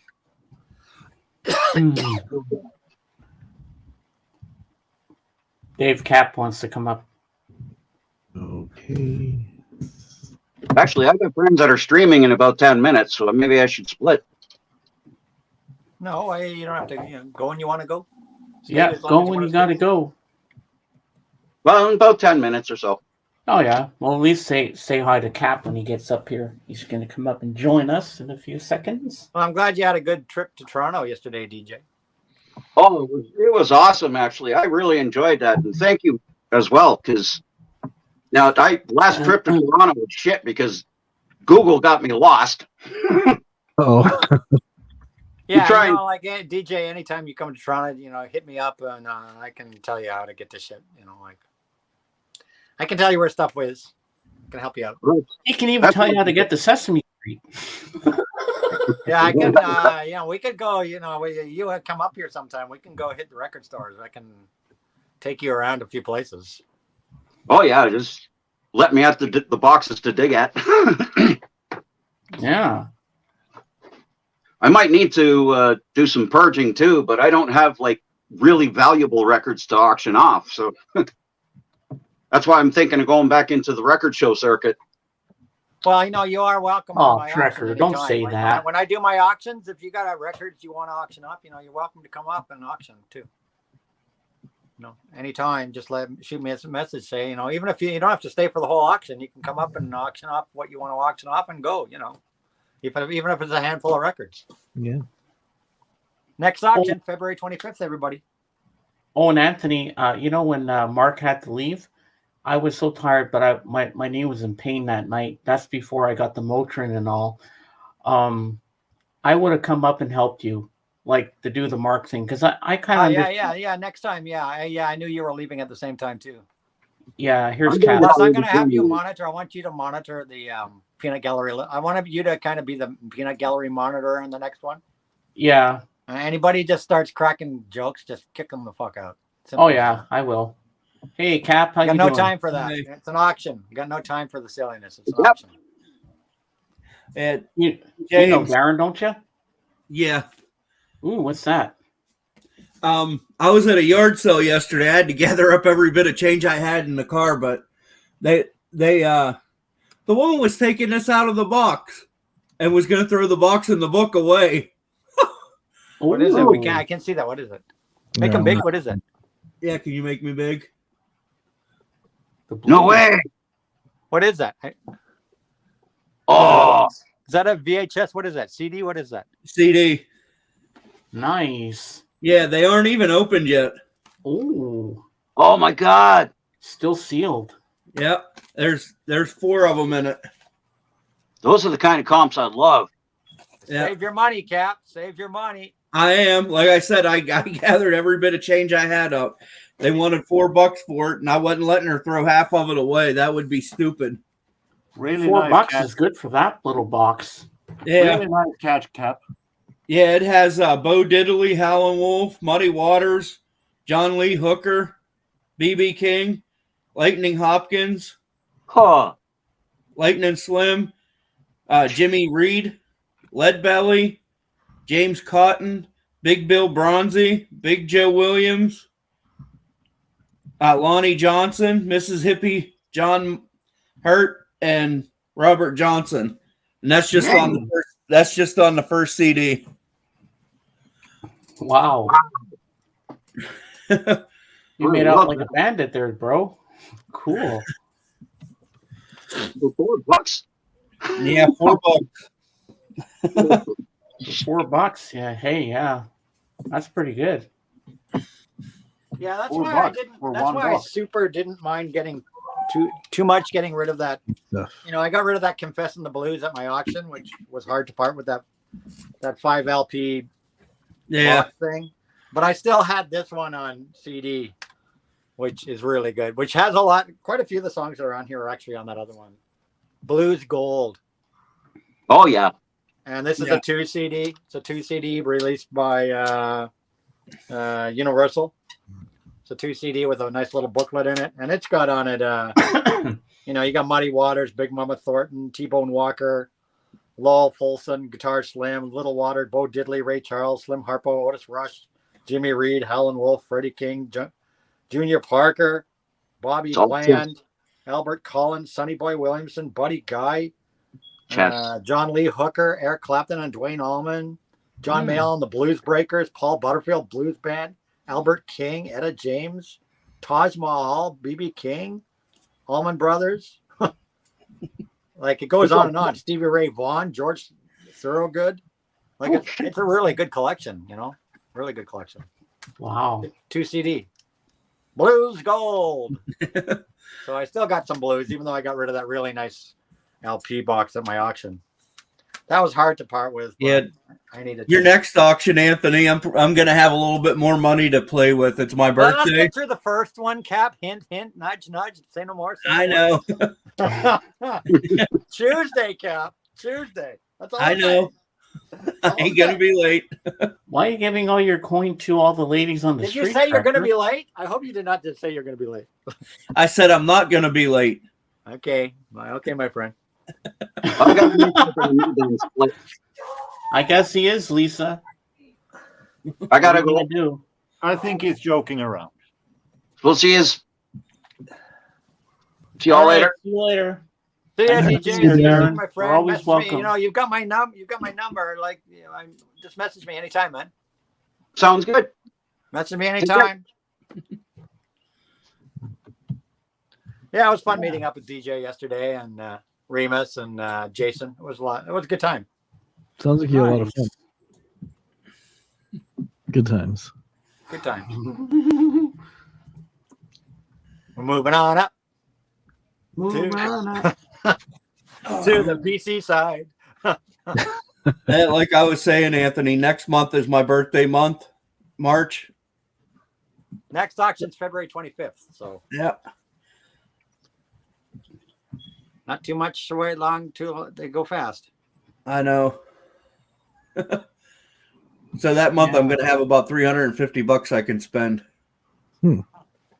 Dave, didn't I gotta Big start. Mama Thornton- I gotta start. You know, going through my collection again and curating stuff for Wow. the next auction. Did Big Mama Thornton do a whole lot of shaking going on? No, Hound Dog. Let me see what's on this Blues Gold. Who She did the first version of Hound Dog. Ah. On this one, I go Big Mama Thornton. Yeah, there you go. Big Mama Thornton on here is doing Hound Dog. Muddy Waters is doing I'm Your Hoochie Coochie Man. Great classic stuff there. Howlin' Wolf, Spoonful. How about Coco Taylor doing Wang Dang Doodle? Wang Dang Doodle. Wow. Never heard that one before. Junior Wells doing Voodoo Man Blues. Interesting. George, it's funny because I've got George Thorogood and the Destroyers on here, right? Doing Bad to the Bone. And of course, they were famous for one bourbon, one scotch, one beer, right? Yeah. But it's funny because George Sure and the Good and the Destroyers are on this doing Bad to the Bone. And John Lee Hooker is on here doing one bourbon, one scotch, one beer. Yeah, that was originally his song, wasn't it? Probably, yeah. I think it was. I think that was, and I think Another George- great one here, Robert Crayband, Smoking Gun. What a great track. I actually need to spin this CD. I think I'm going to throw it in the car. There you I go. haven't spun this in a Sounds long like a time. good city. Yeah. I haven't spun this in a long time. Yeah, Robert Craig. And it's nice because it has, even though I got rid of that other one, you know, it's my auction with the book and everything. This one's got a really nice book too that talks about all of the people, you know, like proper, just in CD size, big long book that talks about all the artists. So, Oh, nice. That's nice. Yeah. It was inexpensive. It wasn't much for this thing. Got it a few years ago, so I still got some good blues here.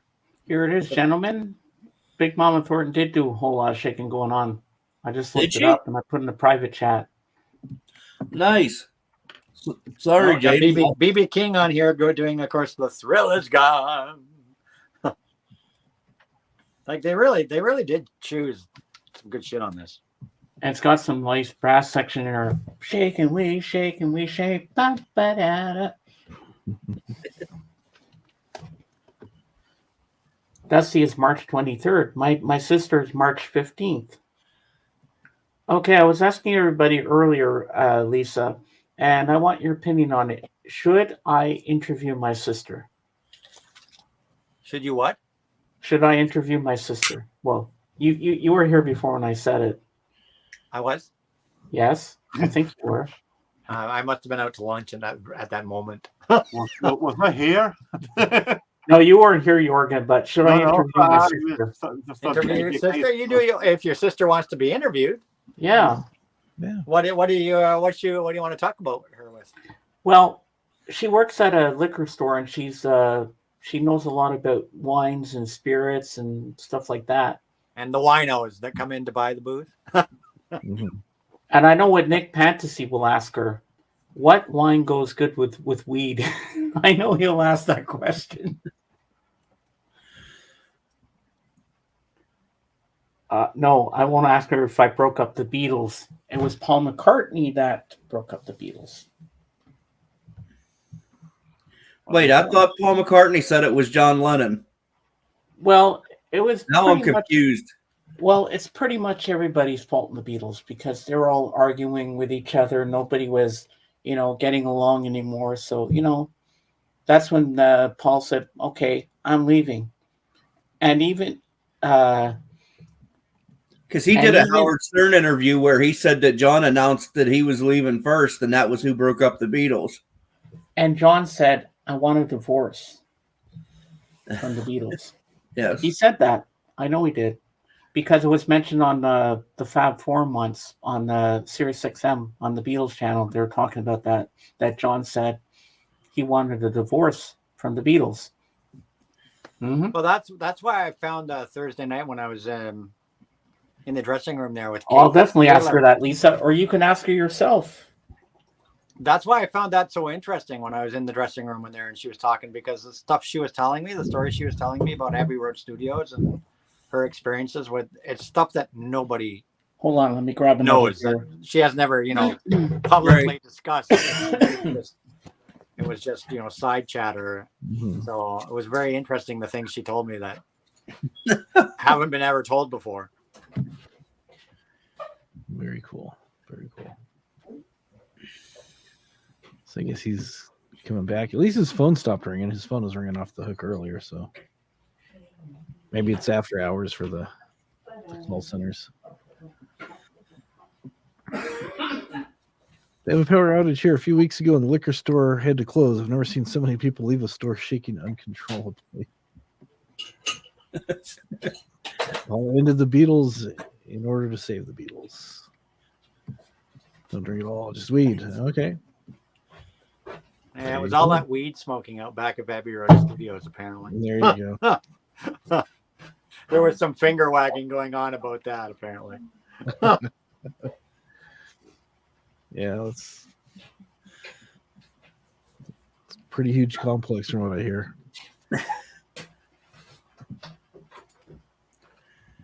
It's like 3 or 4 stories, I think.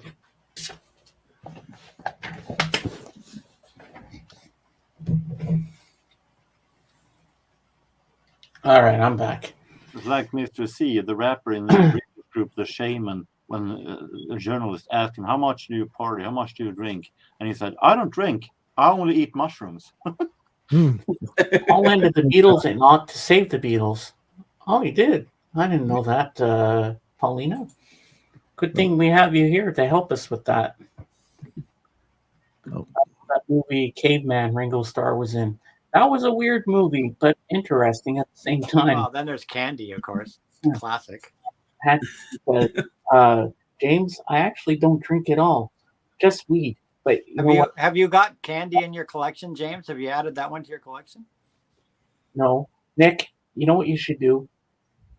Be in my sister's interview. Ask that question. It'll be funny. It'll make her laugh. I'm dying to see what my sister will say. What wine goes good with weed? What can you pair it with? Can you help me out? What kind of beer are you drinking, James? Corona. Corona? I was drinking a Ricker's Red before, but I'm going to a lighter beer now. You're not afraid, James, that you will get the COVID by drinking Corona? No. But have you got a lime in it?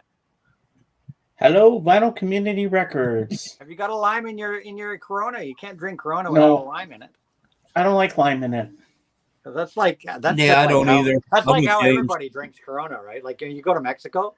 Be they careful. all Don't drink it. have They a all certain drink stuff that someone lime hit in on it. your sister. I won't. Maybe it's a tourist thing. I don't know. Don't forget, I got you here as my mod, Lisa. I don't have to worry.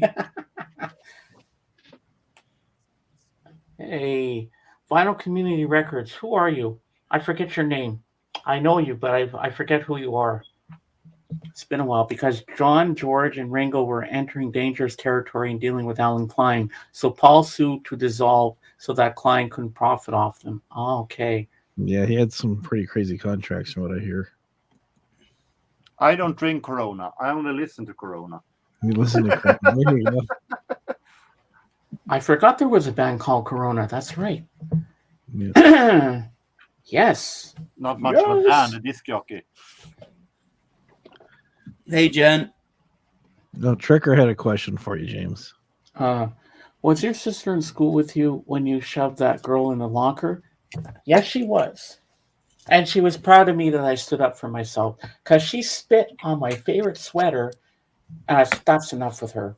Her name was Chantel Damaris. So I went up to her locker, and my friend Steve was saying, James, you're my best friend. And my friend Mina was saying, James, don't do it. Don't do it. I said, I've had enough of her. She's going down. So I walked up to her. I grabbed her by the scruff of her neck, slammed her in her locker. I made sure I hit where the door handle was and went, wham. I said, nobody fucks around with me and gets away with it. That's the last time you are ever going to spit on my shirt. And then she gave me an uppercut with her ring, and I was bleeding a bit. But you know what? I never got in trouble. I went to the principal. It was Mr. Fitzpatrick. He was the vice principal, and he said, James, you're not getting detention. You stood up for yourself. I'm proud of you. I said, I've had enough of her, and she had it coming. And I don't do stuff like that. And he says, I know. And I'm going to call your parents and tell them what you did. But I'm proud of you that you stood up for yourself. And I didn't get in trouble. And my mom was proud of me too. I'm not going to let someone do that to me. No. No. This was also an episode on The Simpsons. It was? I don't remember that episode, Trekker. Remind me of that episode. Because I don't remember. No, James, don't mess with him. Nope. Don't mess with Bill. No. You remember that song? Anthony's deep in thought. I'm just looking at these things that arrived today. Well, I can't believe that I had the Pluto TV on my apps on my TV. I wonder if your PlayStation 4 would have it. Well, if the PS Store period didn't have it, at least not. Yeah, the PS5 would have it if it was, because don't forget the PS5 plays all PS4 apps too. So. Oh, another thing. Do you have a Fire Stick? I have a Roku. It's on Roku. You sure? Yeah, because I looked it up. Okay. I was I'll just check looking my right Roku. now. I have a Roku on my upstairs TV. It could be on there. I'll check my actual Sony TV too, but because my Sony TV is also Sony, Well, I will, Lisa. I doubt my Nobody Sony. touches- My smart TV, of course, has its own apps too, right? But it's a Sony, so if my PlayStation doesn't have it, I have chances of my TV having it. Because Right? last it's all night Sony. I went on. It's all I went Sony. on my apps to see if I had YouTube, and I did because I wanted to put YouTube on my TV just to watch videos, not to sign into my account or anything, just to watch videos sitting in my chair, at night if I don't want to watch TV or anything like that. And then I found out, I looked through the apps to see what was in there, and they actually had Pluto TV. I'm like, holy shit, they have it. Well, I know it's new. I mean, it's new to Canada now, so I'm sure it'll eventually show up. Hopefully, it'll eventually show up on my PS5. Because I was watching some of the episodes of Degrassi: The Next Generation last night. I can download it from my phone, but I don't want to watch TV on my phone. Yeah. No. Yeah, I was looking right now at the Apple App Store. It says Pluto TV is only available for iPhone, iPad, or an Apple TV. With your Sony, you might have to go to like the Google Store or something, maybe. Yeah.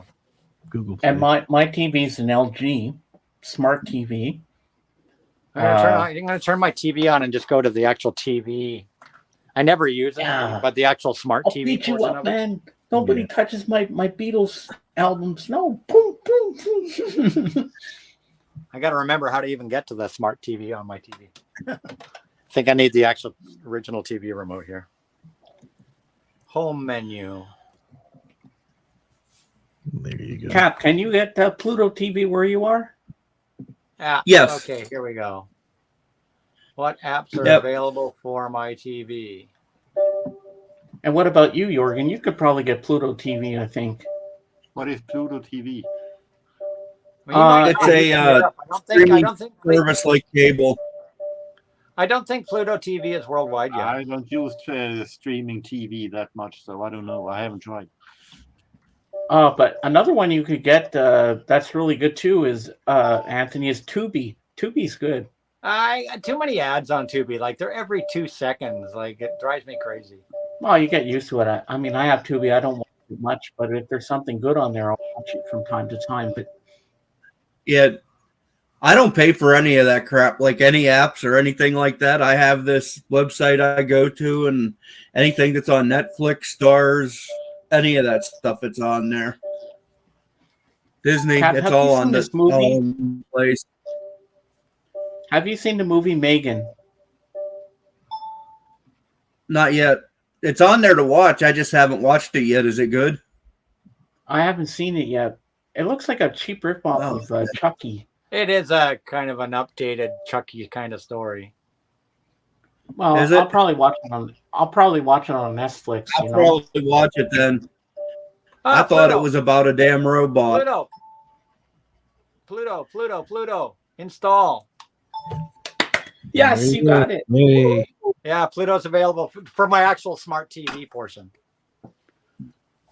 Because even though this is a Sony TV, it's actually running Android software, right? So yeah, Right. so I can use my TV's smart There TV you for it. And then There you Jorgen's go. Now already you got part of the world. Pluto. I You just get would, all- I would just prefer if it was on the PS5 because I just use the PS5 kind of for everything. You know what I mean? Well, hey, at least you got it. So yeah, for sure. I'll check it out and see what's on it. I Oh, feel yeah, they like got when you were Degrassi, reading me The the Next list of shows, Generation. though, when you were reading me the list of shows on Pluto, I feel like Pluto might be like starting like a few years ago. How when Amazon Prime started, all those shows that you listed that like Pluto has were on Amazon Prime. But as Amazon Prime has grown, they've kind of dumped the older TV shows because now they're producing their own content, like Netflix. You know what I mean? I think when a lot of these services start, they dig into the old stuff, and if they get popular and start to make money, then they can invest money in their own content.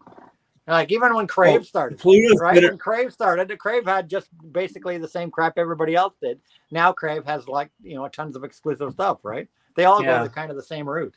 Well, Trekker, sometimes the American Pluto might have stuff that the Canadian one doesn't have. Yeah, here in Canada, we're unfortunately You know, we have Canadian version of PlayStation Store, Canadian version of this, Canadian. But it's all I am Canadian happy. versions. I am happy that it has Canadian Family Ties Amazon. and Happy Days on it. So I'm good with that. And we have the Love Boat. Soon we'll be making another run. And I'm going to add the Pluto now, which is installed to my favorites. There we go. Stick that on there. So now it's on my home screen. But now I have to create an account, I guess, right? Or do Actually, you don't. So if I just click it, let me see. I'll click it. Let's go into Tubi, into Pluto. Now, if you click Pluto's on been around. If you click for on a a while, certain I think. channel, Yeah, but it just came to Anthony, Canada about a month ago. If you click Did on a it? certain channel, it's going Yeah, to it show just you came the to thing, Canada. and it goes like this. You're going to see a little thing buffering for a couple of seconds, and it'll But now pop I'm up. going straight in. I'm going straight in. Live TV or on demand. And then it says see more. Let's see what the hell. It just automatically went to Nick Jr. You hear that? I hear that. It automatically went to a Nickelodeon frickin' Wonder Pets. I didn't even click anything. What the hell? How do I get out of it? How do I end this? Press the middle button, the enter button. You can get out. Now's a good time to talk about Just Press Play. I didn't even press anything. It automatically tuned in Wonder Pets. See what they put in the chat there. Then do Jordan? it again. Click I on that reload link. the app and it does it again. Click on that link there, and you can get something there. Oh my god! How do I There's a end little this? news article talking about Pluto coming to your part of the world. Yeah, cowabunga my ass, kid. Like enough. This action is not supported by the remote. What? I can't end it. I'm trapped with Wonder Pets. I tried to. If you got it in, you gotta get it in for real. You never leave it. Oh my god! Look what I'm looking at right now.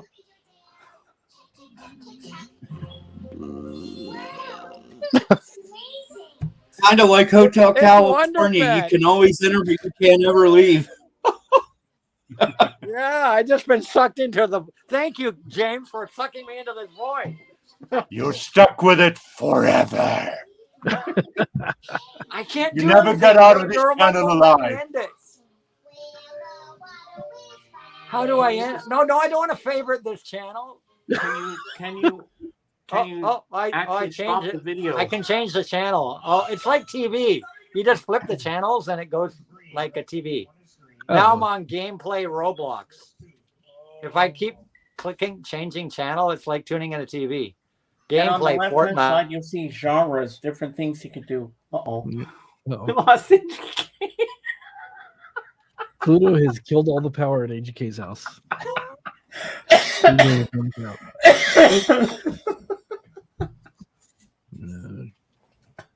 Oh my god, what happened?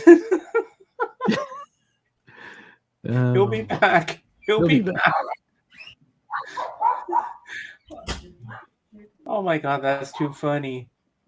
Anthony needs audio and intellectual stimulation. I would think so, Nick. I would think so. It's better than Teletubbies. Yep. I had to watch that once with my nephew when he was small. Oh, Tubby Toast. I'm like, what the fuck is this shit? I'm like, please bring back Mr. Dress Up or the Friendly Giant or something good like that. I think they have anime channels, so Pleasure Time 24/7.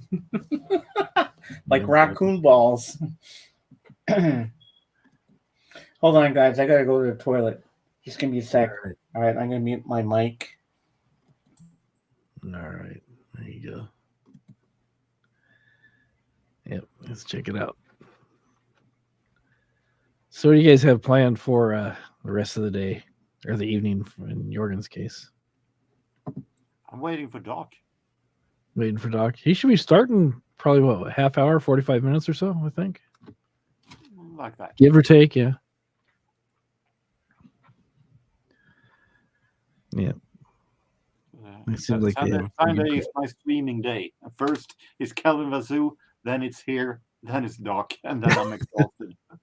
That's a busy And my schedule. head is bed. Yeah. Trucker says he's gonna go watch football, so I'm sure it's American football, not like football for other people that we call soccer. I don't know what we call it soccer, but anyways, gets confusing.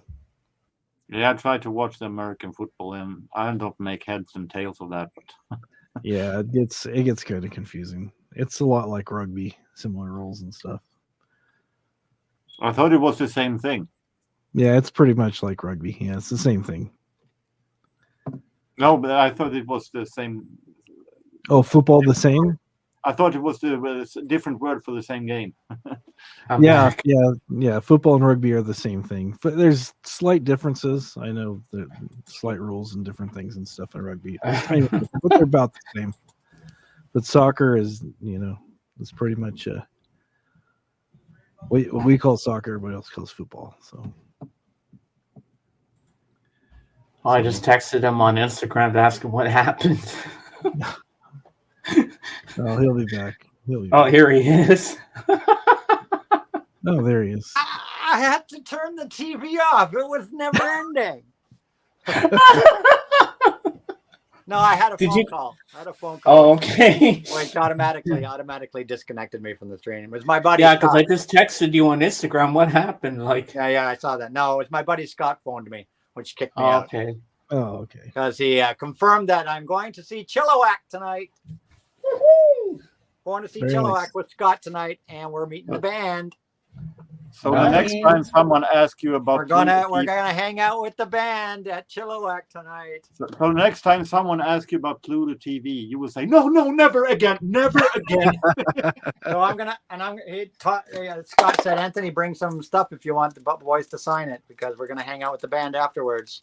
So Nice. I'm gonna bring I'm gonna bring this right here. Where is it? Right here.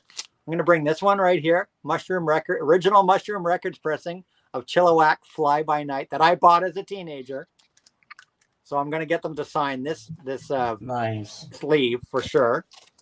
Because I'm gonna get them to sign that, and I'm gonna get them to sign my Record Store Day pressing. Record Store Day this year. From this year's Record Store Day, Chilliwack Live. Nice. So I'm going to take this one and get this signed by them too. I'm going to take the 45 in this and get them signed. Very nice. So I'm Now, looking for Anthony. that tonight, 6 o'clock. Now, Anthony, I got a question for you. How did they get the name Chilliwack? They were actually another band before that. You can look it up on Wikipedia. They were actually under another name before that. I mean, Chilliwack are one of the legendary Canadian rock bands of all time. I mean, like Trooper and Loverboy and Chilliwack were around like from the 60s as a psych band under another name. I mean, I can Wikipedia it if you want. I love Chilliwack. They were great. Such a great Canadian band. Fly at Night. What a classic song. Oh, and I'm sure you'll get used to Pluto TV, how to operate it. Well, yeah, it goes into live TV. And what it was, and I guess the default station on the live TV when I first started the app was Nick Jr. with the stupid Wonder Pets playing.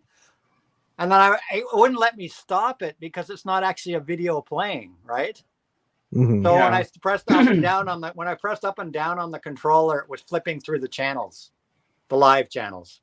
And it looks like there's two sections, one that says live and one that says on demand. So I guess you got to flip over to the on demand. No, you can actually watch the live channels, because I was able to scroll through them last night, and they have a whole Degrassi, the Next Generation channel. Yeah, I noticed that. There was like gaming. There was people playing Fortnite gaming. Then there was a Call of Duty channel, and there was a Roblox channel. That one was right after the Nick Jr., the Nickelodeon thing. But it was just an assault on my senses. It was an assault on my senses. I turned it on, and the first thing I saw was these hamsters having a party at the screen. Were they smoking weed? I don't know, man. It just blew my mind. Blew my mind, man. Wonder Pet. That show would probably be really good if you're high. I'm sure it would too. Because I remember back at, did anybody remember this show? James might remember this show. I don't know. Was it in the U.S.? Hammy the Hamster? I remember Hammy the Hamster. Yeah. We used to watch when I was like late teens and early 20s. We used to get high as fuck and watch Hammy the Hamster. And Hammy the Hamster was hilarious when you were high. It was hilarious when you were high. Okay, Star Trekker has a question here for you, AGK. Says, AGK, do you like the band Saga? Well, you know I like the band Saga. You know I like the band. Saga are my favorite Canadian band of all time. And I can show you guys a shitload of Saga albums if you want. And the question comes also with laughing emoji. So it kind of maybe a little wink. Yeah, you know I love Saga, guys. And what did I say? What did I say like an hour ago? This cool, super cool album that I just received features the vocalist from Saga. See right where here it says here, Michael Sadler, vocalist from Saga, is on this. And who else is on this? Steve Hackett from Genesis is on this. Mr. Beckham. Hello, Mr. Beckham. So, how you doing, buddy? Hey, hey, Beckham. Love you, brother. Like a fat kid loves cake. There you go. Chilliwack was originally called the Collectors. Yeah. Yep. It's a great Canadian band. If you guys never listened to them, fantastic stuff. I'm looking forward I decided to have a couple of beers with James. Nice. Scott and I are heading out to that tonight. Budweiser. I thought it said Edelweiss. Has anyone seen that Ronnie James Dio documentary? Nope, I haven't, Trekker. And there we have from Thursday night when I went to meet Albert Lee. Hey, there you go. Cool. Yeah, signed a picture for me. That's a nice autograph. So I got his autograph as well as hung out and had a beer with Albert Lee. He gave me a British beer. I don't even know what the fuck it was. Oh, nice. No disrespect to Mr. Lee, but it seems like all these old rockers, when they get to a certain age, they look like grandmas. All of them. Yeah, but the man, he played he sang and played. He's amazing. Especially, I mean, watch the video on my channel, guys. You want a great hour of music? Check out the video I posted. If you're around 70 really years, good. if you're around 70 years old and have a longer hair like that, you have to. Yeah, he's 79. Albert Lee's 79. Yeah. Well, tonight I'm going to try to film some of Chilliwack tonight too and get it up on my channel. So watch for that this week because I'll definitely try to film it. Nice. Yeah, you get good footage. I've watched some of the concert footage you show. You got really good seats, and the sound is like the Alma Combo one. Yeah, it did. I mean, my Iron Maiden one came out good, but this one came out really good. Yeah, wow. I was right up at the stage there, and the sound was great. Maybe because it's not in a big arena, you don't have that echo, the arena because it's in a club atmosphere. The sound was just great on my video. And tonight's gig is at a George, how you doing? Place. Tonight's gig is at a big club place tonight too, so it's going to be more intimate. So it should be a good. Hopefully, I can film some of it and bring it to you guys. Hello, George. Hey, George. Yeah, but Axl Rose, he looks like the same actress, but Thermometer from the Train or the mother from the Goonies. He sounds like it. Yeah. Isn't it funny how back in the day, him and the dude from Motley Crue kept saying they wanted to fight each other, and we kept wanting to see it. And now it would be sad. It'd be like two little old ladies hitting each other with their purse. Yeah. It's funny. All those guys, they wanted to fight over stupid stuff, and then now they're like, "Oh yeah, that was a long time ago, but we're friends now." So it's like, have you seen pictures of Vince Neil lately, Dave? Like in the last year or so? Holy shit! It looks like he swallowed a fucking submarine tank. Yeah, a lot of them have done that.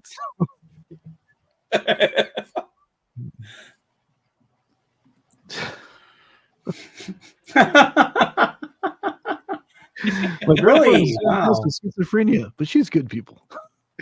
She's good people. Oh man, that's funny. Great show going on, James. A lot of laughter. Yes. Yeah, it's nice to have a place where people come and it's just we can laugh, talk about music, and Nobody said, "Oh, did you hear the latest about fill in the blank?" They did. Boop, boop, boop, boop, boop. And it's like, it's almost as bad as the analog versus digital controversy. You see, George, that's Right. what I bring to my friends here. I want everybody to come in with a smile and leave with a smile. Yeah. And after my knee injury, this is the best stream I'm having today. I'm laughing, I'm smiling, I'm having the best time ever. I hope you all are too. I think it's because we all have a common ground that we like James. No matter who dislikes each other or Yeah. anything, we all have a common ground that we like James. Well, I love everybody in this room. I love everybody here. You're all awesome. Hey, George. Wasega George is in the house. Woo-hoo. Hey, George.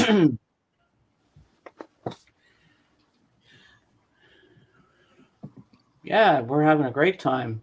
I want to go where everyone knows my name. Hey, George. Oh, go to Cheers. Cheers. Speaking of cheers, cheers. Cheers. What are you drinking Cheers. there, Anthony? Just Pepsi. I might have a beer at the concert tonight, you know. Cool. Probably. most Wasega likely. George. Anthony's going to see Chilliwack tonight. Yeah, Wasega George. I'm going to see Chilliwack. Hi, Wasega. You'll know who Chilliwack are. Yeah, my buddy Scott invited me to come see Chilliwack, and we're going to hang out with the band. Ooh, that's going to be exciting. And I'll try to film it, guys. I'll try to film it and get it up on my channel this week. Oh, that'll be like I awesome, did. man. Well, I try to film every concert I go to. Why not? With your own risk to be banned if they caught you. Nah, it's a phone. I'm not you taking a big ass camera in there, you know. Yeah. Right. I've got a lot of concerts up on my channel now. Huh? I got the Maiden show and some Cooper and freaking everything. Hope someone Greta Van doesn't Fleet, set off Ridiculous, fireworks at the Scorpions, Chilliwack Pet Shop Boys, New show. Orders. Those are all I got all those concerts are up on my channel now. Of course, Albert Lee from Thursday night. So I'm gonna try to film Chilliwack tonight and get some footage up on my channel. Yep. George says. Yeah, you like that? Huh? You like the Alma Combo? Alma Campbell, yeah. George? Yeah, I'm really actually quite proud of my Albert Lee video. I think it came out really good. Now I know who you are. It's Fred, my buddy Fred. Hello, Fred. Tonight, Chilliwack. I'm looking for. I'm pumped, guys. I'm getting pumped here. I'm getting You pumped. sound like you're Yeah, getting you're getting all excited. It's going to be a party. You know, teenage tonight. band. I grew up on these guys, so you know.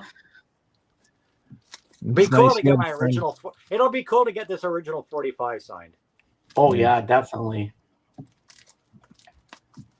It's nice you got a friend with connections like that where you can actually meet Yeah, the yeah. band. Scott is That's such a cool. great guy. I mean, Scott is such a great guy. He's such a good friend. He gets me to all these concerts and stuff. Man, just such a nice guy. Do you know where your seats are?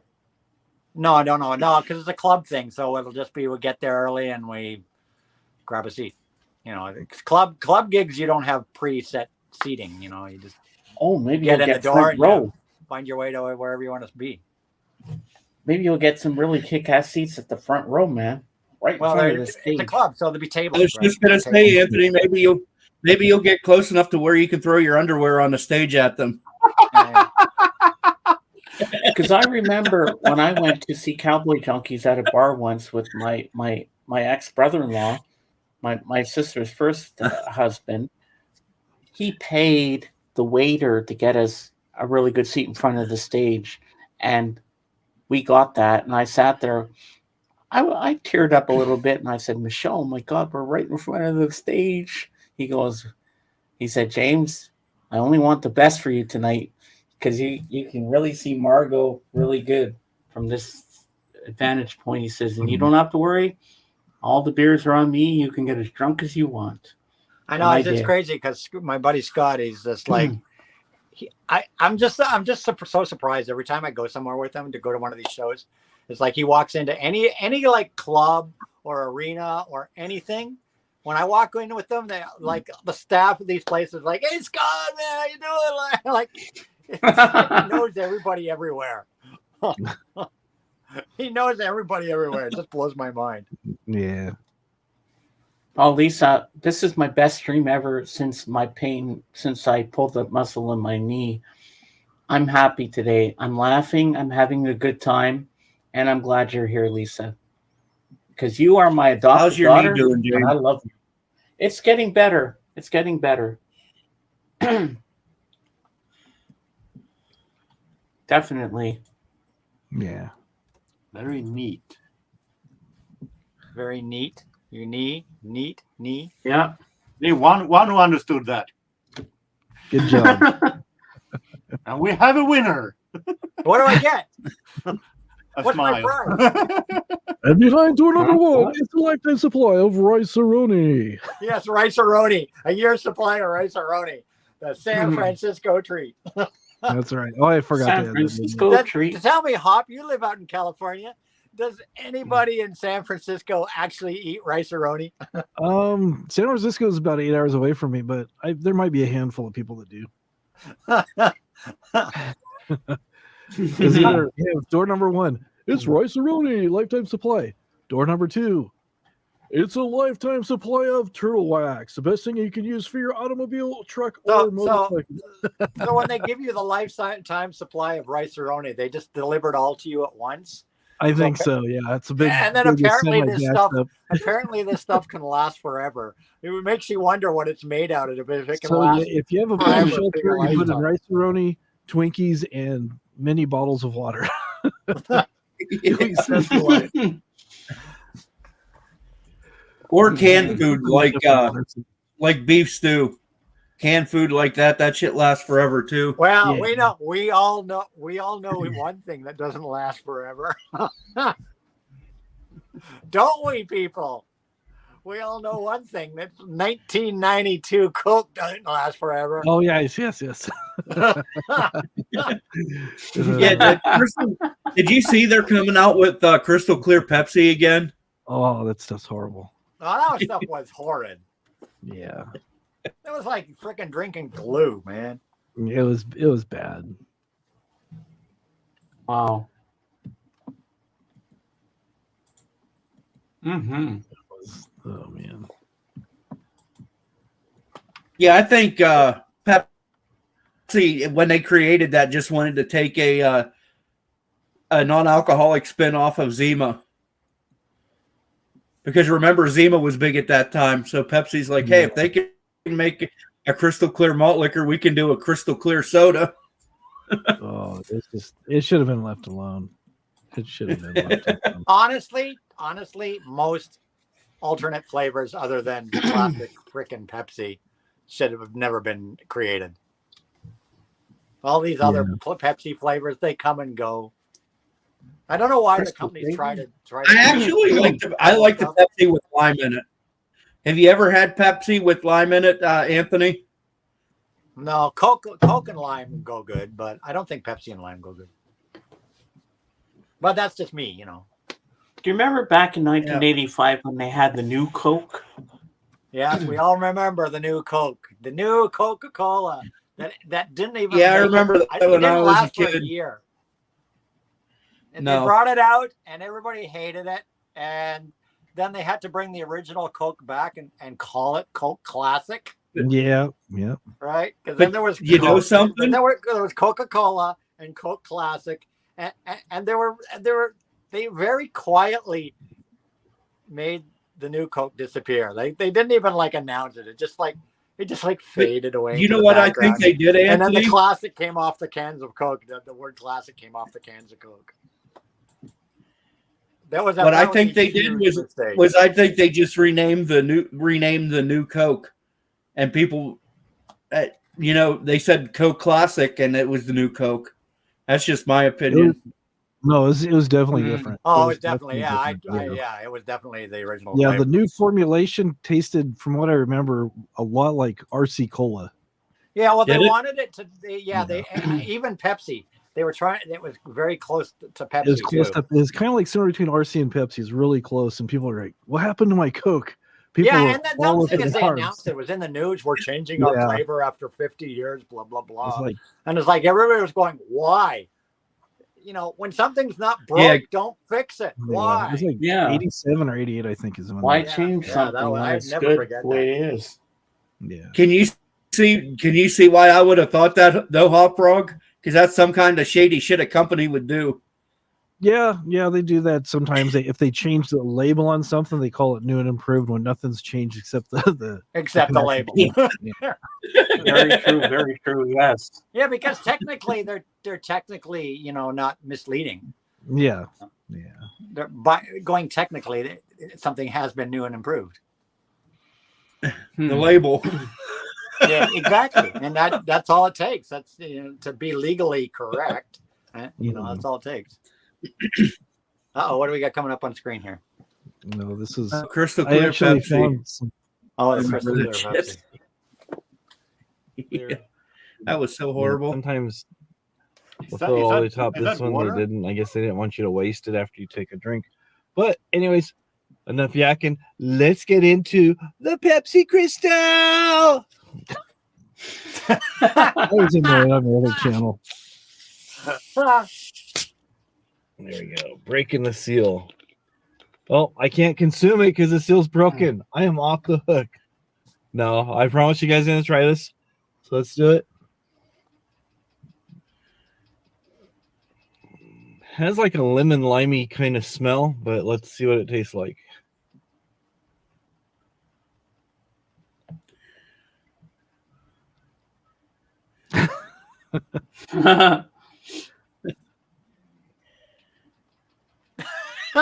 This is good television.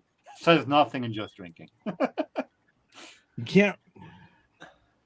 It has like a Alka-Seltzer-y fizzy taste to it. As soon as you go to take a taste of it, it just like fizzes up in your mouth like right away. Maybe you're supposed to open this up and let it breathe. Like a fine wine. I don't know. It Wow. it has a faint cola taste, a faint lemon lime taste. It reminds me of Alka-Seltzer and Windex, maybe. Alka-Seltzer and Windex. How the hell do you know what Alka-Seltzer and Windex taste like Dave. mixed together? It's a long story. It happened when I was about 7. No, just kidding. So Dave, you know what, Dave, we're gonna do? This is the next thing we're gonna do. We're gonna go to that flea market. Okay. We're gonna buy that can. I'm gonna hermetically seal it in a bag, mail it to you, and you can do the video. No, I'm good. No. Oh, you're gonna send it to Dave. You're gonna send it to Dave, and he can do one of his taste test videos. And the next week after that, you have to have a new. New wingman, yeah. Yeah. No, a I'm few days sticking with later, Dave. I'll have a Dave's still gonna lawyer. be I'll have a the wingman. lawyer. Don't at the worry door about that, telling me so people. he can't Don't appear worry. in court for He's poisoning trying to Dave. do me in with the old soda. Mm. Have you guys ever seen the show Good Mythical Morning, where they do that shit? They'll buy, they buy like cereal from like 1960s or 70s and eat it. Yeah, there's YouTube channels that do that too. There are a bunch of Yeah. YouTube channels that buy Well, old expired food. I and have a friggin' friend eat on, it. on YouTube. His name is Danny, and he calls himself Cinestalker, and he does movie reviews. And one time he went to a thrift store and he found a cereal called Wheaties from 1986, and Oh, wow. everybody dared him to eat it. And one time he actually did it from 1986, and he actually ate the stuff, and he lived to tell the tale. And he But I drank think an with old beer, cereal too. though, being a dried substance, the worst it would just have like a cardboardy taste. Stale I don't think it taste. would really. It would be stale. I don't think Right. it would hurt you really. Not a dried thing like that. Star Trekker says, I want to see Jorgen do an IKEA hot dog mukbang. What the hell's a mukbang? It's where you do a video and you talk and you eat food. That's called a mukbang? Yes. Yeah. That's- Yes. Oh, I I learned a ate new an- word I today. ate an IKEA. I learned a new word today. I actually ate an. Mukbang. Mukbang. Yeah. Mukbang. I have Mukbang. actually- Mukbang. Actually, Anthony, those videos that do mukbangs they're very popular. Yeah, that's the first time I've ever heard that word in my life. Mukbang. Give him Swedish meatballs. I've actually eaten both IKEA. See you later, hot dogs Nick. and- Nice to have you here.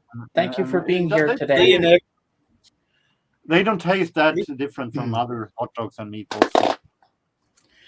Have you guys ever seen the channel Nick the Avocado? Oh, that guy, yeah. No, He I went haven't. from being like 120, 130 pounds to being over 500 pounds Yeah. on purpose. Really? That's just that. Why just put a gun to your head? Same difference.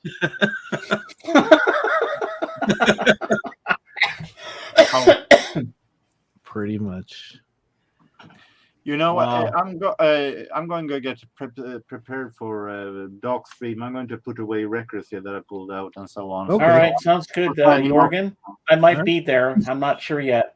All right. Okay. We'll see you. Otherwise, see you later. Thanks for being here, Jorgen. Yep, bye. Yep. Yeah, I had a whole nother like my channel before I started the Hop Frog channel. I was doing like food reviews and different things and stuff over there. So is that what that was from? Yeah, that was from my other channel. One of the things I did, you remember the little cereals that would come in a box that had perforations so you could eat the cereal out of the box? You pour the We milk still in. have them here. Oh yeah, those Yeah, we Kellogg still cereal do. things. Yeah, the Kellogg's. Yeah. We still have them. They still have the perforations and everything. Yeah. Yeah. I was telling somebody about that and they go, I never heard it. So I made a video, but I got a full size box and I cut it with a razor blade and was eating cereal out of the Holy shit. Well, it's the same concept, isn't it? I mean, it's the same bag and everything. Yeah. Pretty Yeah. much. Instead of having wax It's paper, it's just a bigger regular version. plastic stuff. Yeah. Yeah. But do you Dang. remember when cereal used to have like cool toys in it? Yeah. Like Not not anymore. anymore. Not anymore. I remember I loved Shreddies, and when I went to school as a even as a teenager, I also had a bowl of Shreddies with a ton of sugar on top in the morning. That got my day going. And I remember I always used to be like my mom would buy the Shreddies, and they had great toys. There were all those little models that you could put together. And Shreddies had great toys, and my mom would always be like, "Mom, pour the box out so we can get the toy." And she's like, "No, you got to eat your way down to it." Because it would always be at the bottom, right? She's like, "No, you got to eat your way down to it." So that's probably why I ate so many Shreddies as a kid. Well, for me and my sister, because we'd fight over the toy and we'd hurt each other, we'd be like, bang, bang. But the toys I'm like, were so "No, it's cool. my toy." The cereal So- box toys were great back in those days. My parents had to buy 2 cereal boxes so we'd each get a toy. And then my mom would pour it into a big bowl so we get the toys out. And then she poured back into the thing so we'd eat the cereal. Hey, it worked. I remember cereal back in the 80s that I really loved eating. C3POs. I never ate that. I heard of it. I remember it. And Winnie the Pooh cereal was good too. I remember was a my Shreddies mom used to guy. I keep liked Frosted Flakes. Frosted Flakes Shreddies. I didn't mind what was it? Not Count Chocula, the other one. Frankenberry. Yeah. Frankenberry. Frankenberries. I like Frankenberry. Fruit Loops. Yeah. Yeah. Raisin Bran. I And there remember was Blueberry my as mom well. used to keep the cereal in a canister, and neither one of us would go anywhere near it because it would get fucking stale and taste like shit. Neither one of us would eat it. I was about to say, I just saw in the chat, I was about to say it too. And Captain Crunch. Captain Crunch had good toys too. Captain Crunch had good toys. Yeah. Oh yeah? Yeah. Okay, who here remembers John Lennon's favorite cereal? I don't know What enough do you about eat? any of the Beatles to ever answer. that Cornflakes. You love cornflakes.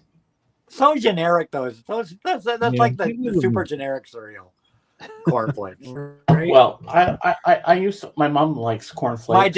My dad ate cornflakes like crazy. That was my dad's. And another cereal that I like too that my mom ate back in the day when I was growing up, Special K. Oh yeah, Special K, the diet cereal, right? Yeah.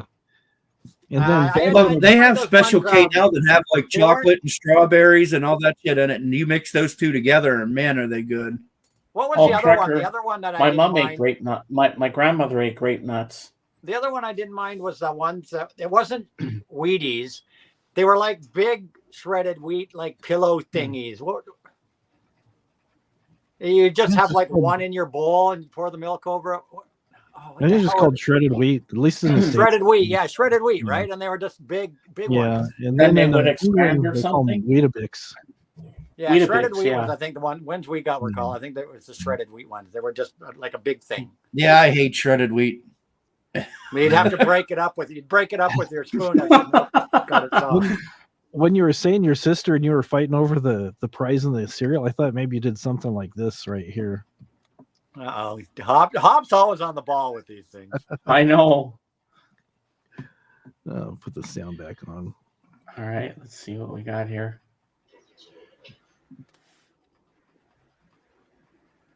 The kid was cutting the things off the cereal boxes to mail them in for stuff.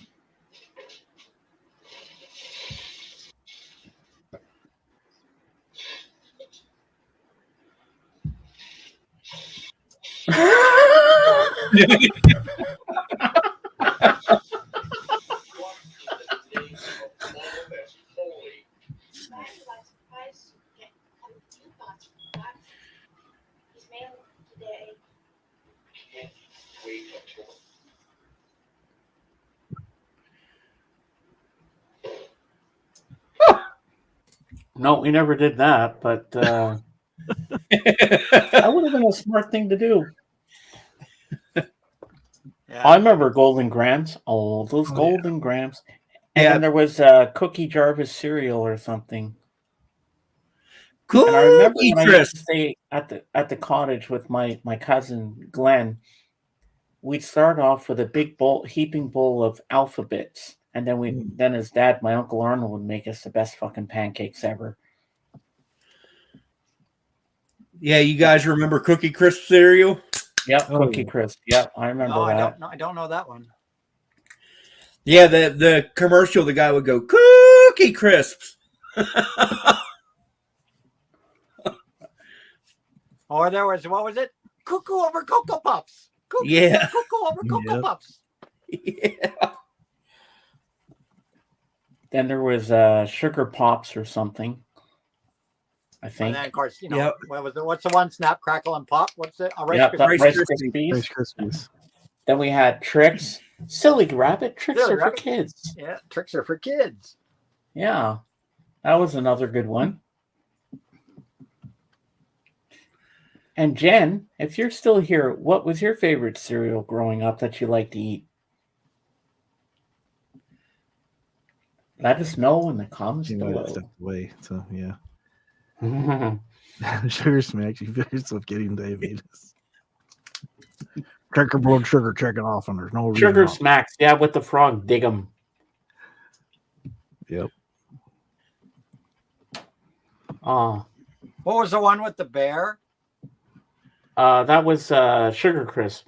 Can't Yeah. get enough Yeah. of Sugar Crisp.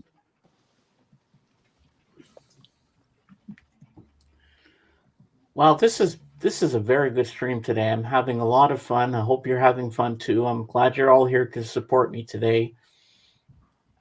I want to thank everybody. Fruity Pebbles.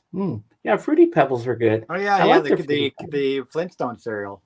Yeah, and then they had Cocoa You know, one of Pebbles the as worst well. cereals in the fucking history of cereal is puffed rice. It's like Sugar Smacks without the fucking sweetness on it. And don't forget that Worst Life cereal cereal. Remember Life cereal? Yeah, yeah. Honeycomb. that was There's horrible, one with too. Mega George. Honeycomb. Remember Honeycomb, James? I remember Honeycomb. Yeah, Yep. that was good too.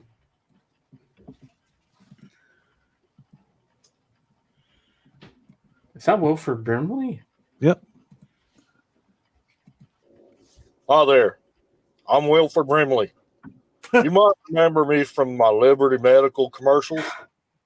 I'm here to help promote a video today by Mr. Skeeter Jerkins, how to catch squatch.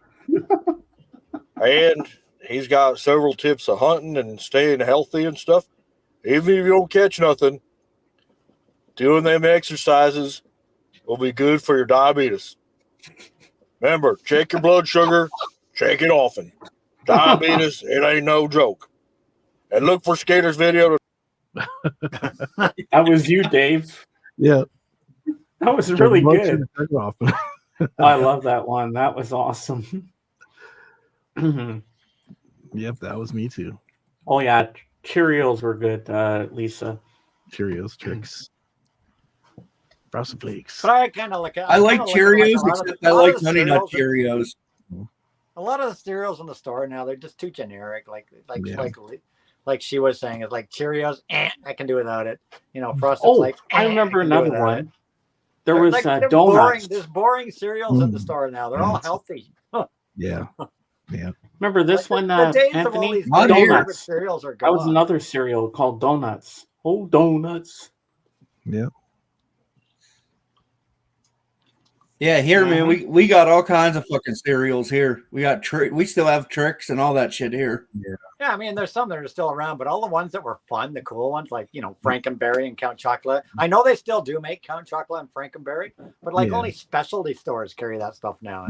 Yeah, we have those pretty much in most of the stores here, but we had like some other cereals that were like super sugary. There was one called Moonstones, and then there's another one called Freakies, which was kind of Yeah, like basically all the cereals that were super Yeah. sugary have kind of been, you know, a lot of stores here Never don't heard of those stock them ones anymore. before.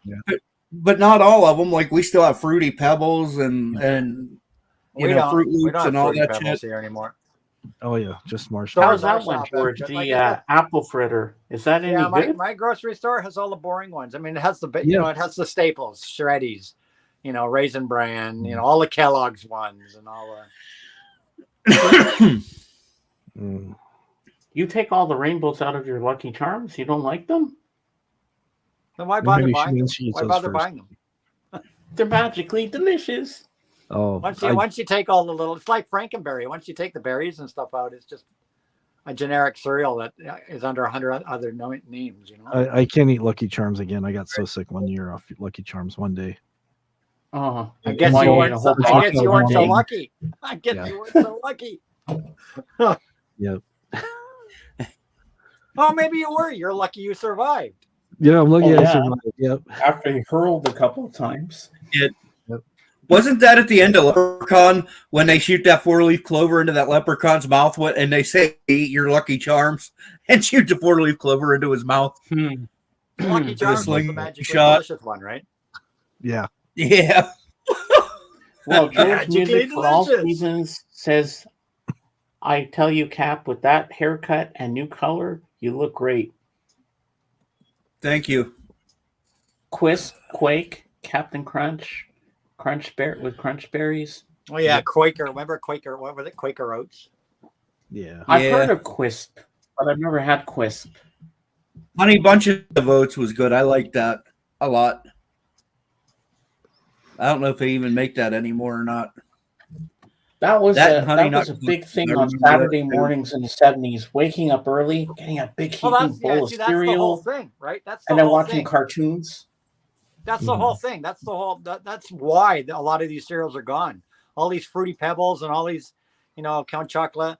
Because back in the day, Saturday morning, I'd be up. You know, I'd be up at 6:30, 7 o'clock in the morning, and I would sit in front of my TV from till noon because the cartoons. It was nothing but cartoons, right? In the Yep. 70s, Mhm. it was nothing but cartoons, which all ended right at noon. Mhm. As soon as noon hit, it was back to sports and all the other usual Yeah. Saturday programming. But on every station, it was, you know, Josie and the Pussycats, the Pink Panther Show, Johnny Quest. You know, the list goes on and on and on of all the cartoon series back then, right? And of The course, Smurfs. they were pumped full of these commercials for all of these cereals. All Yep. these cereals Right. catered to the Saturday morning people watching the cartoons. And I remember on Sundays on CBC, they'd have the show called Hobbledehoy. And then after that, they'd show the hilarious House of Frightenstein. Yeah, hilarious House of Frightenstein. Yeah, I met Billy Van. And then at 12 noon, they'd have old reruns of Star Trek, the original series. Anybody remember? At noon, the cartoons would end. At noon, the cartoons would end, and as Wasaga George said, then ABC's Wide World of Sports Yeah. would come on. Yeah, I remember that, George. Yeah. And then at 5 o'clock on Saturdays, it was the Bugs Bunny Roadrunner Hour. Mhm. At 5 o'clock on Saturdays. Mhm. Yeah. And at 4 o'clock, they'd have all the Looney Tunes French cartoons called Bagatelle on the weekends, and I'd watch that in French. Well, when I was going to high school, I think Yeah. at 4 o'clock, the after school shows at 4 o'clock were Star Trek was one that was always on every day. Get Smart was another one that was on every day. And that was after school. Flintstones were on every day. Well, Flintstones were also on Monday to Friday at noon when I went to school for lunch, for the lunchtime kids. They'd show back-to-back episodes of the Flintstones on CTV. 12 to 1 was the Flintstones for all the kids coming home from school for lunch. On Saturdays, in Canada, did you guys get Captain Caveman? Oh yeah, and I don't think I Captain never watched that. Caveman was Never Mel watched that. Mel Blanc. Man. Oh, we had the Rocky and Bullwinkle. What a classic, huh? Rocky and Bullwinkle. Yeah, man, what a timeless Hey classic. Rocky, watch me pull another rabbit out of my hat again. Or George of the Jungle, watch out for that tree. And then they had the Pink Panther show, which I And watched. Roger Ramjet, he's our hero of the nation. Remember Roger Ramjet? And remember this one? Those Hong were all Kong produced by the same Lee, people, huh? Number one Rocky and super Bullwinkle, guy. Roger Ramjet, George of the Jungle, they were all produced by the same people. Yeah. Really? Yeah. What was that show about the race cars with all the famous cartoon characters? Oh, Wacky Racers. Wacky Racers. That's yeah. it, Wacky Another Racers. another Yep. one I of think the I've seen reruns of the that, George, Hanna-Barbera with Commander Tom. Wacky Racers was Hanna-Barbera. Yep. Oh, he's probably got something there. Yeah, I'm just saying. I think I have some Wacky Races. I'm pretty sure I do. I think I'm going to hit 4 hours again. Yeah. Maybe not. I thought I had a Wacky Races box thing here. Yeah, because the same guy who did George of the Jungle did Super Chicken, and he also did Tom Slick and a couple other ones. Yeah, you're already over 4 hours, James. And I remember H&R Puffin stuff. Oh yeah. I have my Funny Johnny thing is, Quest didn't here. that only run for one season? And Sigmund and the Sea Monsters, man. Those two shows, you had to be fucking high to understand I think that the shit. people who made them were high. Yeah, I HR used Puffin to- I stuff. used Didn't to that have only last Wacky like one Races. season? I think it was 3. I think. And then I Was used it? to watch this live action show about it was called Shazam. Oh, And yeah. and the guy would yell out, "Shazam! I am Captain Marvel." Billy, the elders wish to speak to you. He's driving around in the Winnebago, and then the old man driving goes, "Billy, the elders need to talk to you." And he Then goes there was back. Sigmund and the Sea Monsters. Yeah. I didn't pull all Land of Lost. my volumes out of this one. But then there were the British ones. And I also have Stingray. I have a few of them, but I just pulled one of them out. And I've got all seasons of this show. I've got all seasons of Stingray. Oh, cool. Thunderbirds. Thunderbirds are go. Thunderbirds, man, classic shit. I have all the seasons of this on DVD, all the seasons of Stingray. And then of course here's the Thunderbirds movie. Oh, cool. Check out this cool box set. With Miss Penelope. This has the 2 Thunderbirds movies, Thunderbird 6 Ooh. and Thunderbird Go. Or Thunderbirds Are Go. That's But the it's 2 funny when you Thunderbirds see movies. them working two controls, you Thunderbirds see a real movies. hand punching 2 all the Thunderbirds buttons. movies, which also included a sheet full of punch out fridge magnets. Oh, cool. Isn't that cool? And Yeah. it also included a thing that you can, like on the back of the box here. Oh wow. You can make a Thunderbird, a cardboard Thunderbird. Is that cool or what? Yeah. Yeah. It's all ready to That's like the Alice Cooper album, $1 Billion Babies. Remember, it had a sheet of cards in it. The Alice Cooper has all the punch out cards. Yep. So Thunderbirds, I have Stingray as well, which of course were made by the same people. I love the Thunderbirds. I just absolutely, I still like watching them. I don't know if I can pull the other one out. UFO, made by the same people that did Space 1999. Mm-hmm. Another British one. Let's see if I can find it here. It's hiding somewhere. I don't know if I can get to it, guys. I heard there's a rare Santana record that has a bunch of really cool posters that fold out and stuff.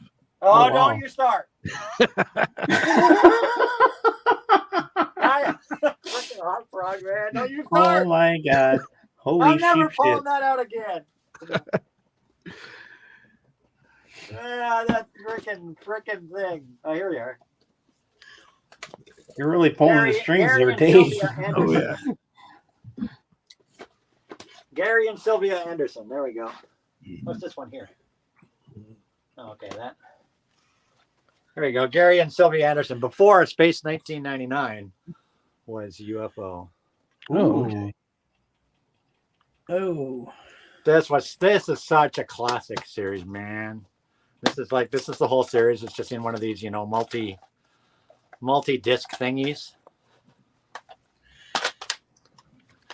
so Anthony, when are you going to start selling your some of your movies at these auctions? I might, I probably will start downsizing some of my videos for people who want to buy, maybe I'll do a video only auction, but I'd probably just start selling them all off at like, $2 or $3 a pop. You know what I mean? Because, movies and DVDs don't have value like the other stuff does, right? Right. Hey, George, you remember the song for Team America? Team America, fuck yeah. They're going to save the motherfucking day, yeah. What other shows? I know I've got Stingray around here somewhere. I thought I had Wacky Races, but I don't. I know I did at one point have the Wacky Races. Is that a Batman Who's the dog on the that second laughs? Remember the dog that went? There's the complete the complete Johnny Quest. Oh yeah, Johnny Quest. I hated Love that show. show. That was loved Johnny Quest. I love Johnny Quest. I hated Johnny Quest when I was Yeah, a kid. you hate it. I don't know, Cap. Yeah, better than I don't know. I remember the dog. What was the dog's name? Bandit. Oh yeah. Bandit. Johnny Quest. Great stuff. Hanna-Barbera is great stuff. Yeah. I liked Hanna-Barbera when they did stuff like Wacky Racers and Yogi Bear and stuff like that. Tom and Jerry. And I remember one show that Anthony might have watched. Godzilla, The animated series? The and animated one? Godzuki. Killer Gorilla. I remember that show. Everything's falling apart here. See, I started pulling shit out, and now you know what happens. You pull stuff out, and it's like Then they- dominoes. Anthony, I'll give And then they press the special button. I'll give you Godzilla would $2 come for out. that Batman box set up on the second shelf. Yeah, dream on, buddy. Dream on, buddy. Dream on. Dream on. Dream on. Okay, How who about, remembers? you're going- Who you're remembers going- this cartoon? I used to watch it all I've the got all time. volumes. I've got all volumes of that. Oh, Clone Wars. There you go. All volumes of Clone Wars. I've got. I can watch all that on Disney Plus. Yeah. Well, a lot of this stuff I bought before there was a Disney Plus, right? Why is Tom and Jerry racist, Trekker? It's the Tom and Jerry show. Like now, I just How the hell is Tom and Jerry racist? They would hit each other with stuff. No, I heard people say stuff because they had the black lady that was taking care of the house and stuff, and just the way Oh, she's okay. portrayed. People go, oh, that wasn't too. Nowadays everybody's. I think sensitive people on it. need not be so sensitive. Yeah, there's a little bit too much. Yeah. People are a little bit too concerned about racial things and this and that. Like, Yeah. Hold not on, that guys. there's Bathroom anything break wrong. again. Don't get me wrong. There's nothing wrong with that. Don't misunderstand me. It's just No, it's yeah. some things are like they're pushing their limits.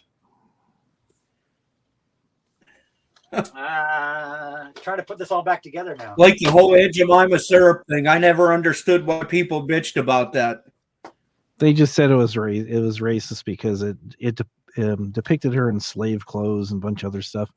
But I thought she was like an icon that people recognized and cherished and was just part of everybody's childhood. Exactly. Exactly, man. I And think they Jemima shot was them part of special your, effects, like, but yeah.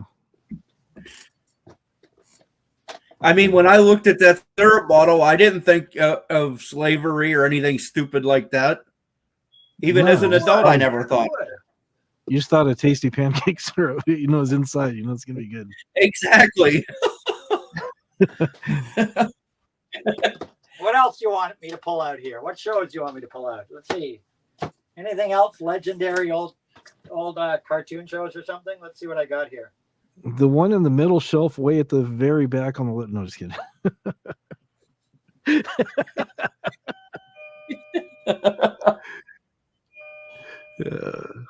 I'll be right back. All right. Who remembers this movie? Here. Who remembers this movie?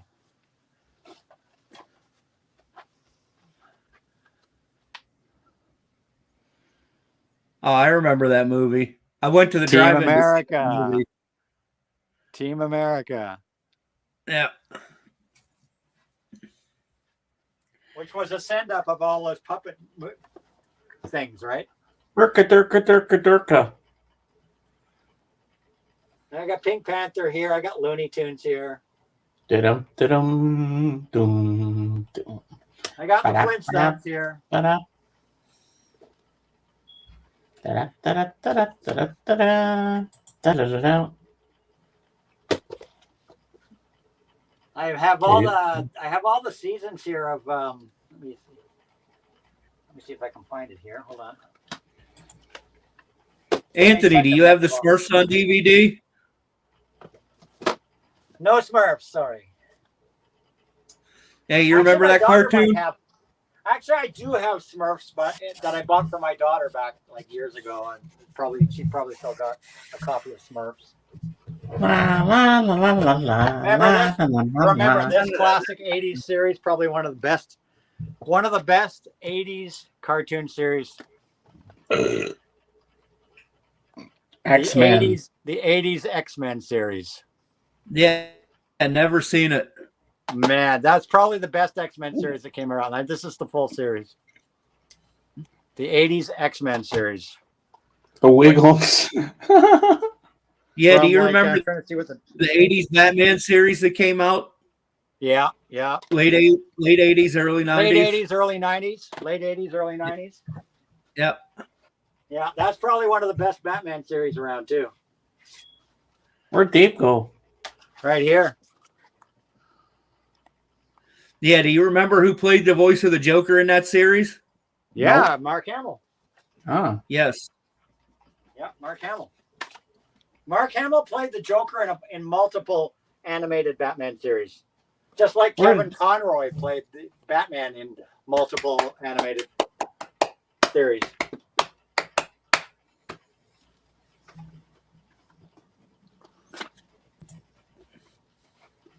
Now you're gonna have a lot of shit to put back. Yeah. Well, it happens every time I come on your show, James. Why is that? Well, you love doing it. Yeah, I don't know. I get sucked into. Yeah, you just, it's all good. If you guys like it, then I'm happy to do it. Well, yeah, of course. We love it. It's entertaining. Ah, Dave is back. This is all Disney stuff in this particular row here. Disney stuff. Okay. Ooh, he's eating some breakfast, I think. It'd probably be lunch now. I just grabbed a Chips Ahoy. Lots of Disney stuff here. Sunday, Monday. What's the next Just gotta word, put Cap? the UFO back. Sunday, Monday. Go for it, Got Cap. no happy days, sorry. Happy days. Thursday, happy Friday. Happy days. What else can I show you? Let's see if I can. Now, since I pulled this apart, what else is hiding in here? Damn, Dave getting drunk out of his red Solo cup. No. Trying to drink more water. Parker saying Hot So Frog far, is still I've eating those pineapple really cookies. Oh, holy shit. How You're gonna about- piss how me like about- a how rainbow, about buddy. Extreme Dave. It's trying to drink more water these days. Trying to cut back on the soda. But yeah. Oh, that's good. Original Star Trek. Oh. Oh, there you go. Fascinating. Interesting, Captain.